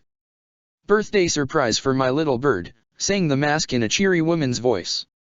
"See you soon." "Huh," said Naruto before he and Sasuke vanished with a pop of displaced air. Sasuke hit the floor and inhaled a mouthful of very thick dust, so his first impression beyond dim, dirty, and not Sakura's kitchen wasn't promising. Hey, what the hell was that? So, Naruto was here, and they weren't dead. Naruto, came a confused voice from somewhere in the dark. Sasuke recognized it and he relaxed slightly. Karin. Did you do something? She asked, her voice coming closer along with bumping sounds. The Umbu mask had a seal on it, I guess, said Naruto, who Sasuke could now faintly see next to him as his vision adjusted. Something about a birthday surprise. Sasuke took a deep breath as his lungs stopped convulsing and spat a stream of fire out in front of him, granting a momentary glimpse of wooden pillars, Naruto, Karin, and several dozen grinning demons around them, looming large. They screamed like little girls until two braziers on the far wall ignited with a whoosh, revealing the demons to be masks. Most of them weren't even demons, but animals. Panda and grasshopper over there, frog, snake, slug clustered over there. Finally, Naruto had enough and drew in a breath. Wind style, gale gasp. A stiff breeze pushed the dust away into corners and crevices, clearing the air and much of the floor, as Karin gasped. Oh, you have got to be kidding me. What? Chorused the boys. Karin's steps were hesitant before she rushed over and traced the patterns of a morose, weeping mask with large eyes. These are no masks and that's the Uzumaki symbol over there. This must be the Uzumaki no shrine we couldn't find. It must have been hidden somehow. The Uzumaki were clever bastards, said the Ninetales, adding himself to the conversation. It cannot be found, except by those who already know where it is. Konoha's masked ones thought to ape it, but, most curious. He took a deep breath through Naruto's nose as Karin and Sasuke watched warily. Daughter of the sea, what do you sense? Karin focused her chakra, and the momentary stench of the Ninetales was washed away as her focus washed through the empty room. Some of these masks have jutsu in them, she said as Sasuke's Sharingan flicked on to confirm faint traces of chakra. But there's something else, over there, and I can't describe it. It feels like waiting, I guess. Is it alive? Asked Sasuke. I don't think so, said the redhead, drawing her chakra back inside herself. So, how'd we even get here in the first place? Naruto was fooling around and put on my mom's Umbu mask, said Sasuke as his eyes widened. Ah geez, Indra sensei's gotta be going ballistic, said Naruto, we gotta tell him where we are. As it turned out, the half-rotten doors behind them were easily thrown open to reveal a grass-covered path and thick forest, with Konoha's boundary wall a distant slip of beige-white in the dimming sunlight. Naruto and Karin kept their eyes fixed on the shrine itself, as if it would disappear the moment they looked away, but the time-worn building remained melded into the landscape, covered in vines, and surrounded by the melody of nature. The zoning plans were wrong, muttered Karin. The shrine's way beyond the boundary walls. Think it was a mistake or on purpose? Naruto's bottom lip stuck out in thought. If you gotta know about the place to go there, and we got teleported here, it's an awful lot of trouble to hide this place. Changing some maps is pretty simple compared to that. But you put on my mother's mask, said Sasuke as he bit his thumb and Garuda emerged with a puff of smoke and a yawn. Garuda, good evening. Please fly back to my uncle at Sakura's house and tell them we're okay. He turned to Karin and Naruto. Should I tell them what we found? Say you found the shrine, said Karin, but stay vague. That hidey hole your clan had saved our butts and maybe someday this place can return the favor. Naruto squeezed Sasuke's shoulder and soon enough Garuda was off, leaving the three shinobi free to explore. The exterior of the Uzumaki shrine was decaying, but to Sasuke's Sharingan, the walls, floors, and even the roof tiles were crawling with seal markings. Most were dim flickers, the formulae running on fumes, but some still glowed bright blue and yellow gold. The masks on the walls were also mostly inert, Umbu facsimilles made from porcelain, but a few were not. Do not meddle with them, warned the Kyuubi when Naruto reached for a thick-eyebrowed warrior mask pitted and battle-worn. I cannot remember all the masks, but if they have not been used since Mito's time, there is likely a good reason. His host sighed and let his hand fall. But they look so cool, shitty fox. How come the old Uzumaki didn't add any labels or warnings to the masks? I bet the Umbu used M. Speaking of masks, said Sasuke, returning to his earlier thought. We got here because you put on my mother's mask. Why did an Uchiha Umbu mask send us to an Uzumaki shrine? Naruto sensed the Nine Tails approach the surface of their shared skin, hesitate, and withdraw. He followed the creature back down and landed with a splash in sewer water to see the vast beast stalking back and forth behind the golden cage bars, idle words escaping from his mouth. Space-time was rarely part of Kushina's arsenal. Minato wouldn't. No, this bears another's handprint. And that smell. Hey, called Naruto, waving his arms. I'm right here, you know. So you are, said the fox, his slitted eyes narrowed. Yet, I sense another hand at work. Who? Never you mind, it's my business. Now, Kushina's mask should be here somewhere, why don't you go find that? Naruto blew a raspberry at the demon's obvious dismissal. You just don't want me asking questions, Donsha. When the answers are so volatile, yes, retorted the fox. Now run along. Perhaps your mother's mask will answer both our questions. Naruto blinked, in the no shrine once again, and noticed Sasuke staring up at an Umbu mask several rows back from the main pillars. Watch I find. Sasuke hefted the torch in his hand, pitching the light to reveal the dozens of kunai marks in the wood and on the mask itself. Traitor! Someone had scratched into the wood. I think this was my brother's mask. He was in the Umbu. Sasuke nodded. I remember that mask. It was on his belt on that night. Naruto tried to think of something to say and came up empty. They stood there in silence for several seconds, looking at the much-abused mask. Wanna smash it? It was a very tempting offer, Sasuke had to admit, and he indulged in a momentary daydream of putting his heel through the thin porcelain, one day shattering Ataka's nose along with it. He let it go and refocused on the weasel mask. The other Umbu didn't break it, and they must have hated his guts. Wonder why? We can ask Kakashi-sensei. HN. Looks like this place is a memorial too, piped up Karen from across the hall. Some recent Umbu masks back here have flowers. They strolled over to see small vases with flowers gathered around a grasshopper mask, while someone had threaded a rose through Squirrel's rodent teeth. Should we say something? Whispered Naruto. I know a bunch of them saved our butts in the invasion.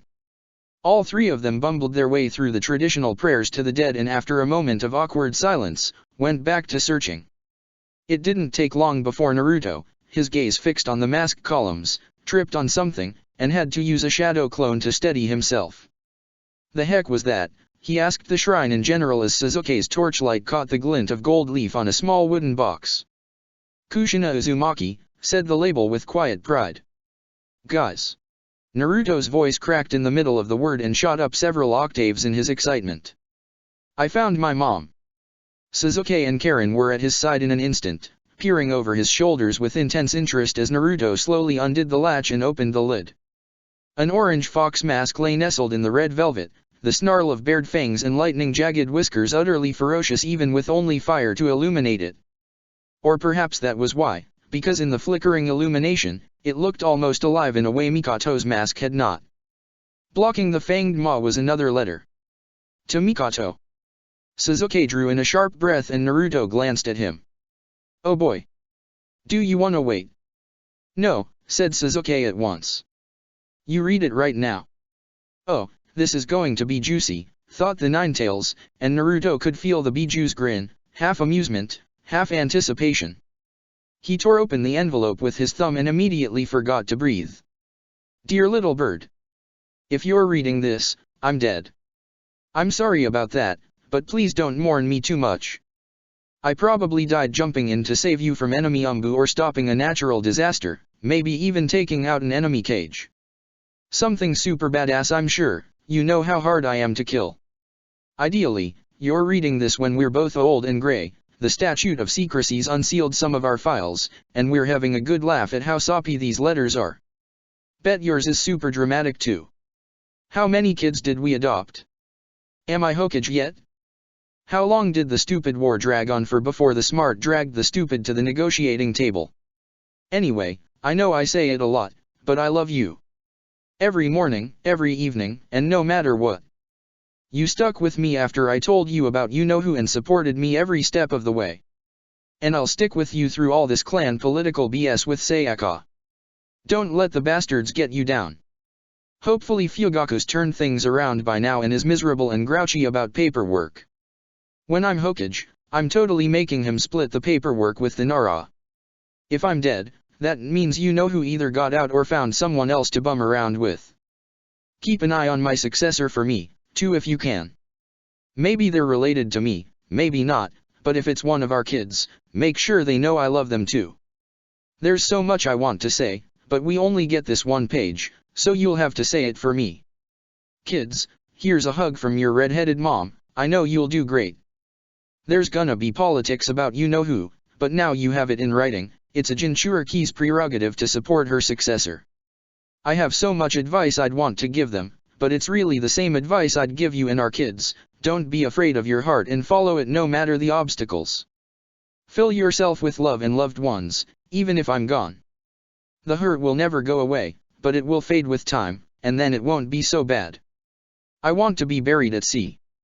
Somewhere with gulls in a stiff salt breeze, okay? Uzushio custom, so indulge me little bird. Love. Kushina Uzumaki. Water hit the page and Naruto became aware he was crying. Sasuke was staring at the page with a look of wonder, but when he saw Naruto, his eyes darkened with concern. Naruto leaned in and sobbed into his shoulder as Karen patted her fellow Uzumaki's hair comfortingly. Several minutes later, after Sasuke had swallowed the lump in his throat, the three of them had moved to sit on the stairs of the shrine, listening to the half-distant calls of owls and the rustling of grass in the wind. She really loved me, said Naruto. My mom really loved me.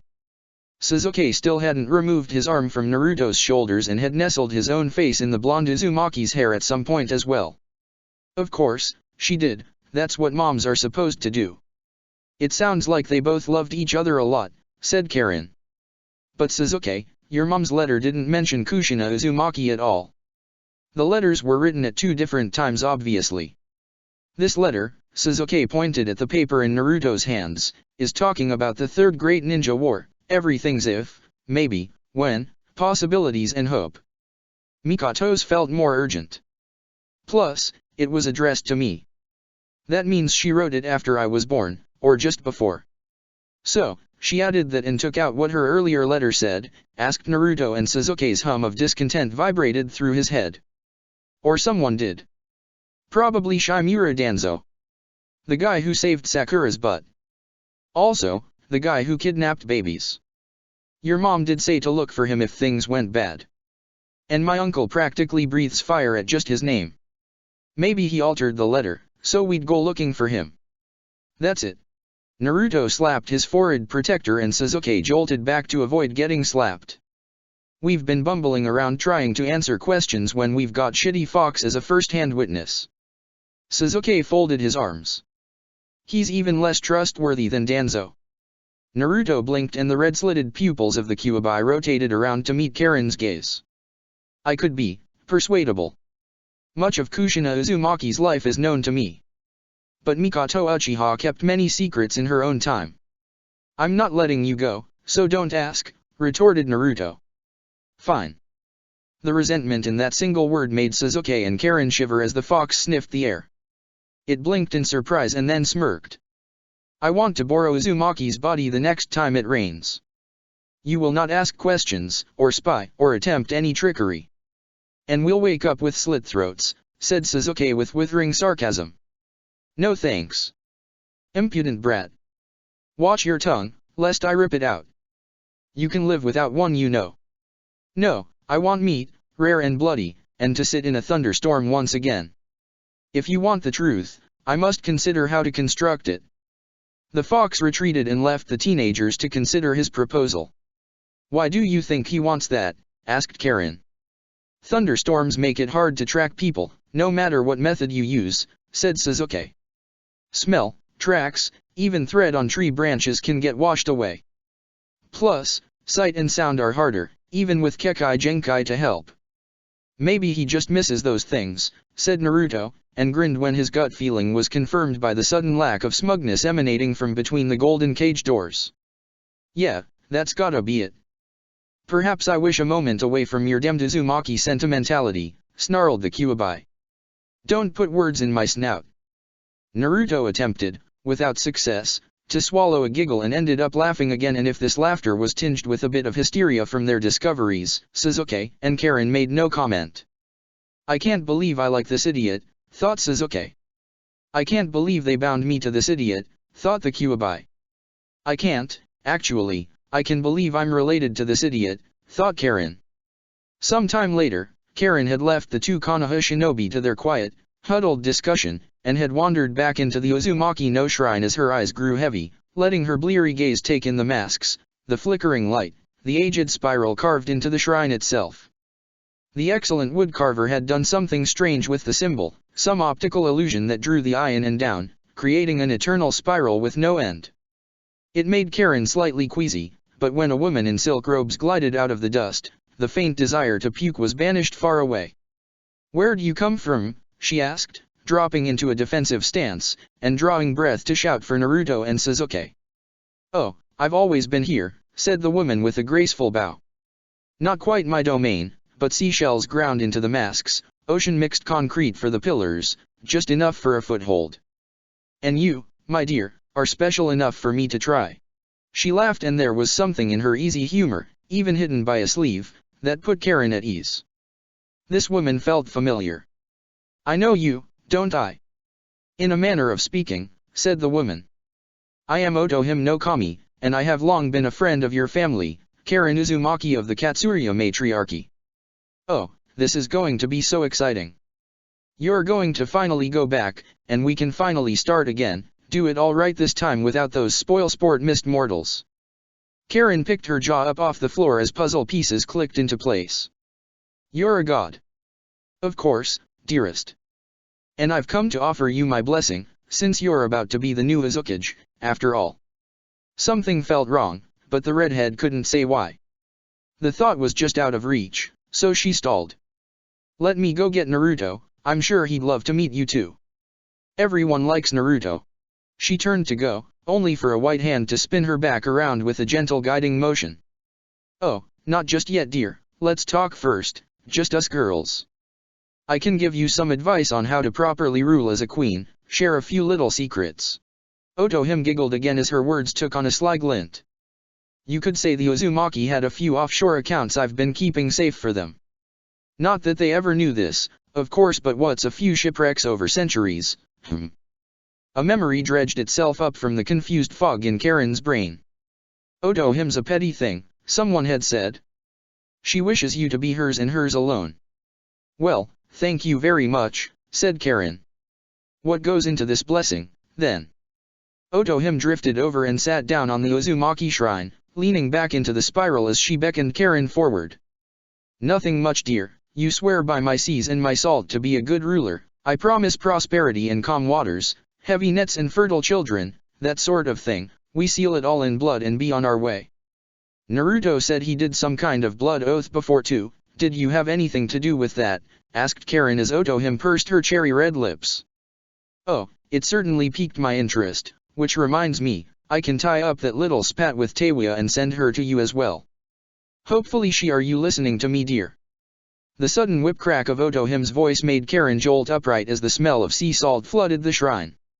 "Yes, ma'am," she squeaked as her mind was shunted away from her last train of thought. Something about Naruto, but she had more Uzumaki to worry about now. "Kami-san, if you're here, the people who died, I'm SHHH, soothed Otohime, putting one finger to Karen's lips. "I know you're sorry, dear, but I don't blame you at all. Not one bit. They're safe here, with me. Safe and sound, where they can't be hurt anymore." Karen suddenly felt very young. "Can I see them?" Otohime opened her arms and Karen fell into her embrace. "Oh, you poor dear, one day you will. You'll see your mother again." "My mother? Were you there when my mother died?" asked Karen, the question pulled from her, the need to know almost a physical ache. "Were you there with her?" "I wasn't, my dear. But I'm here for you now. I'm here for all of you now. When you accept my blessing, oh, there's so much I can show you." "What about Naruto's mother?" asked Karen, knowing how important this would be for her cousin. Did they bury her in the sea? As she drew back to investigate Otohim's face, she saw that serene expression twist into something black and hateful. They didn't, hissed Otohim. And we will have vengeance for every Uzumaki left to rot in cold earth. Long fingers snapped closed like a mousetrap, black nails digging into pale flesh to draw golden blood as the word rang in Karen's mind like a clarion call. Vengeance. Answers. There was someone else who offered both, who'd spoken to her with red eyes and fire and respect. Could Kyuubi-san help us? She asked, the name falling from her lips like lead. He. That mangy upstart. As if we need him. Otohim's voice was more than dismissive, it was derisive. No, just ignore him, dear. His only interest is in his own freedom, but we have a higher calling than the Biju. That's not what he seemed like, said Karen cautiously. He told me a story.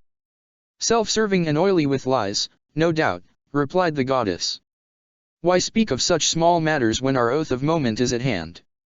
The goddess stood up and motioned Karen away as she extended one long arm, flecks of gold sinking into the deep blue-green of her kimono. A sea breeze, mixed with the smell of seaweed, caressed the Uzumaki's frame and she shivered with excitement and a tingle of gut-deep fear. Karen Uzumaki, will you guide the Uzumaki to safe harbor, protect all who seek your shelter, and rule wisely as Uzukage? Karen dropped to one knee, a maelstrom of emotions whirling in her head as she was caught up in a righteous rage. Yes. Then I swear your nets will never be empty and your tides will always be swift. Your children shall be my children, and they shall be many. Otohim held out her hand in front of Karen, golden blood oozing down palm lines and fingers, and if Karen looked closely, she could see tiny seals forming in its wake. Now drink and renew our covenant. Here you are, poised on a knife edge between two leaps of faith. All that matters is which direction you choose to jump. Or fall. I suppose it's a question of perspective. The gut feeling in Karen's stomach made itself known in the silent moment as her memory played back the Biju's words. It didn't make sense, it shouldn't make sense.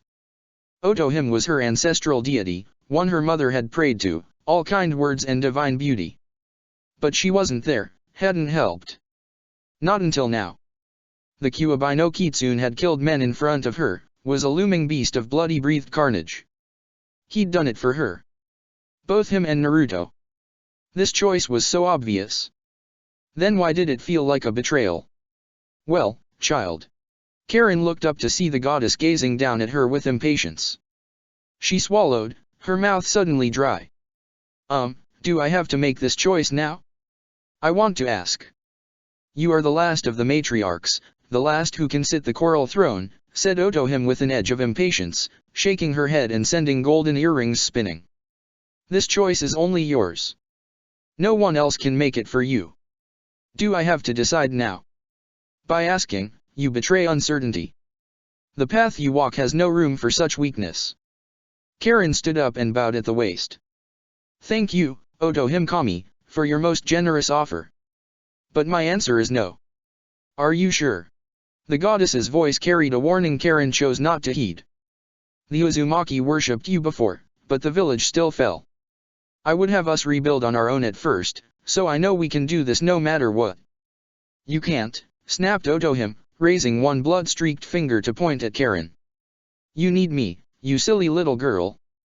Perhaps, admitted Karen, sweat-soaked and shaking, but standing tall once again. But we'll manage. You will regret this, hissed Otohim, as her eyes blinked sideways, and she drifted back into the darkness of the temple. Karen Uzumaki. The moment the tall woman's presence vanished, Karen's knees gave out. She collapsed, expecting a harsh landing on ancient stone, but a vast black paw caught her halfway as thunder echoed around her. Her mind, already battered from her last divine encounter, teetered on the edge of oblivion as they realized it was the Kyuubi's laughter. Well, done, child of the sea. Well, done indeed. You Uzumaki are always full of surprises. He guffawed and Karen looked around to see the tiny little hut she'd grown up in outside Kusagakur. I'm dreaming. You fell asleep and Otohim came to you. I tried to sound the alarm, but she locked me out until you made your decision, one way or another. What? The redhead felt like her brain was getting scrambled and her fragile grasp of a situation she'd been maneuvering through with gut instinct and guesswork was falling apart around her. What was she going to do to me? What would that oath do? Nothing good, said the Bijou, but your soul would be hers, her claim ironclad, and she would sit and admire it, from time to time. Another amusing bauble in her eternal life, perhaps relinquished when she grew bored, perhaps to be hoarded and forgotten, like Mito Uzumaki. Karen's hands flew to her mouth, but the Ninetales chuckled again. And you pulled the rug right out from her at the last moment. Oh, how priceless. I'm sure she's shaking the Dragon Palace in her rage right about now. Questions tumbled from Karen's mouth like a waterfall. But then Miss Kushina? And restoring Uzushio? Did I just? Don't get too puffed up and foam-filled, child of Uzushio, chided the fox, wagging one enormous claw in front of her. You are not nearly so important. For one, Kushina Uzumaki is not in Otohim's grasp, nor is Uzushio's fate. Your work will be more difficult, of that there is no question, but it will be yours alone, your triumphs and failures. But my projected fish harvests, the trade routes, erg. Karen clutched at her hair and screamed in frustration, which amused the Bijou to no end. Everything's gonna get shipwrecked, we're gonna starve, and come limping back to Konoha and all the clan heads gonna be smug and think, I told you so. No, they won't, said the Kyuubi, still smiling. Because I'm going to lean on Isabu for you and get him to help. Karen let go of her hair. One of your siblings. The Three Tails, yes. Heh, a chance to snub the squatter in the Dragon Palace and build coral reefs for you? He'll leap at the opportunity. Not to mention, you'll still have me and your idiotic cousin. Those Sunan in loathe water, but all Shukaka will hear is the word beach, and he'll help. It was a very odd sight to see a creature so defined by anger now grinning with what was unmistakably glee. Even if it was at someone else's expense, and especially since Karen had just finished escaping Eternal Soul Trap. The girl thought about that, and since the Bijou seemed to be in an exceptionally good mood, decided to ask. So that's why you hate Otohime Kami? Because she takes souls sometimes. She's not a god, said the fox with real anger. She just married one and likes to put on airs. And since he's dead, the High Halls allowed her to take his place. If they knew Otohime made a habit of snapping up Uzumaki souls, then perhaps that choice would require further examination. But no, I hate her because she tried to go after Kushina Uzumaki's soul long ago and should have succeeded. The very seal that binds me to Kushina's son now keeps her soul from that whore's clammy grasp and my own retribution. The same seal you want me to undo when we get to Uzushio? Asked Karen, horrified. The very same. Well, I'm not letting anything bad happen to Naruto's mom either. Perhaps that is a decision to be deferred until we have Uzushio's scrolls in hand. But no, if given the choice between harming your clan or snubbing our mutual enemy, I will choose the latter. Now, wake up. Just a moment. Karen's eyes were heavy with sleep, but she opened them, felt pressure around her, and realized she was still leaning against Naruto, his voice a comforting presence alongside Sasuke's. She knew she should fully awaken, that they should get away from this place just in case, but she was still so tired. 2 hours later, as the moon rose, Garuda spiraled down from the cool night air to land on Sasuke's shoulder, with Karura, Sakura, and Indra landing in a wash of air. The one-eyed time traveler blinked in surprise at the familiar structure before the sight of Naruto drooling into Sasuke's shoulder tugged a smile out as well. He strode in and pocketed a leering Oni mask from its dusty hanging, and with his task complete, settled in next to his students to join them in slumber, watched over by his ancestral summons. Check the description for the links to the author.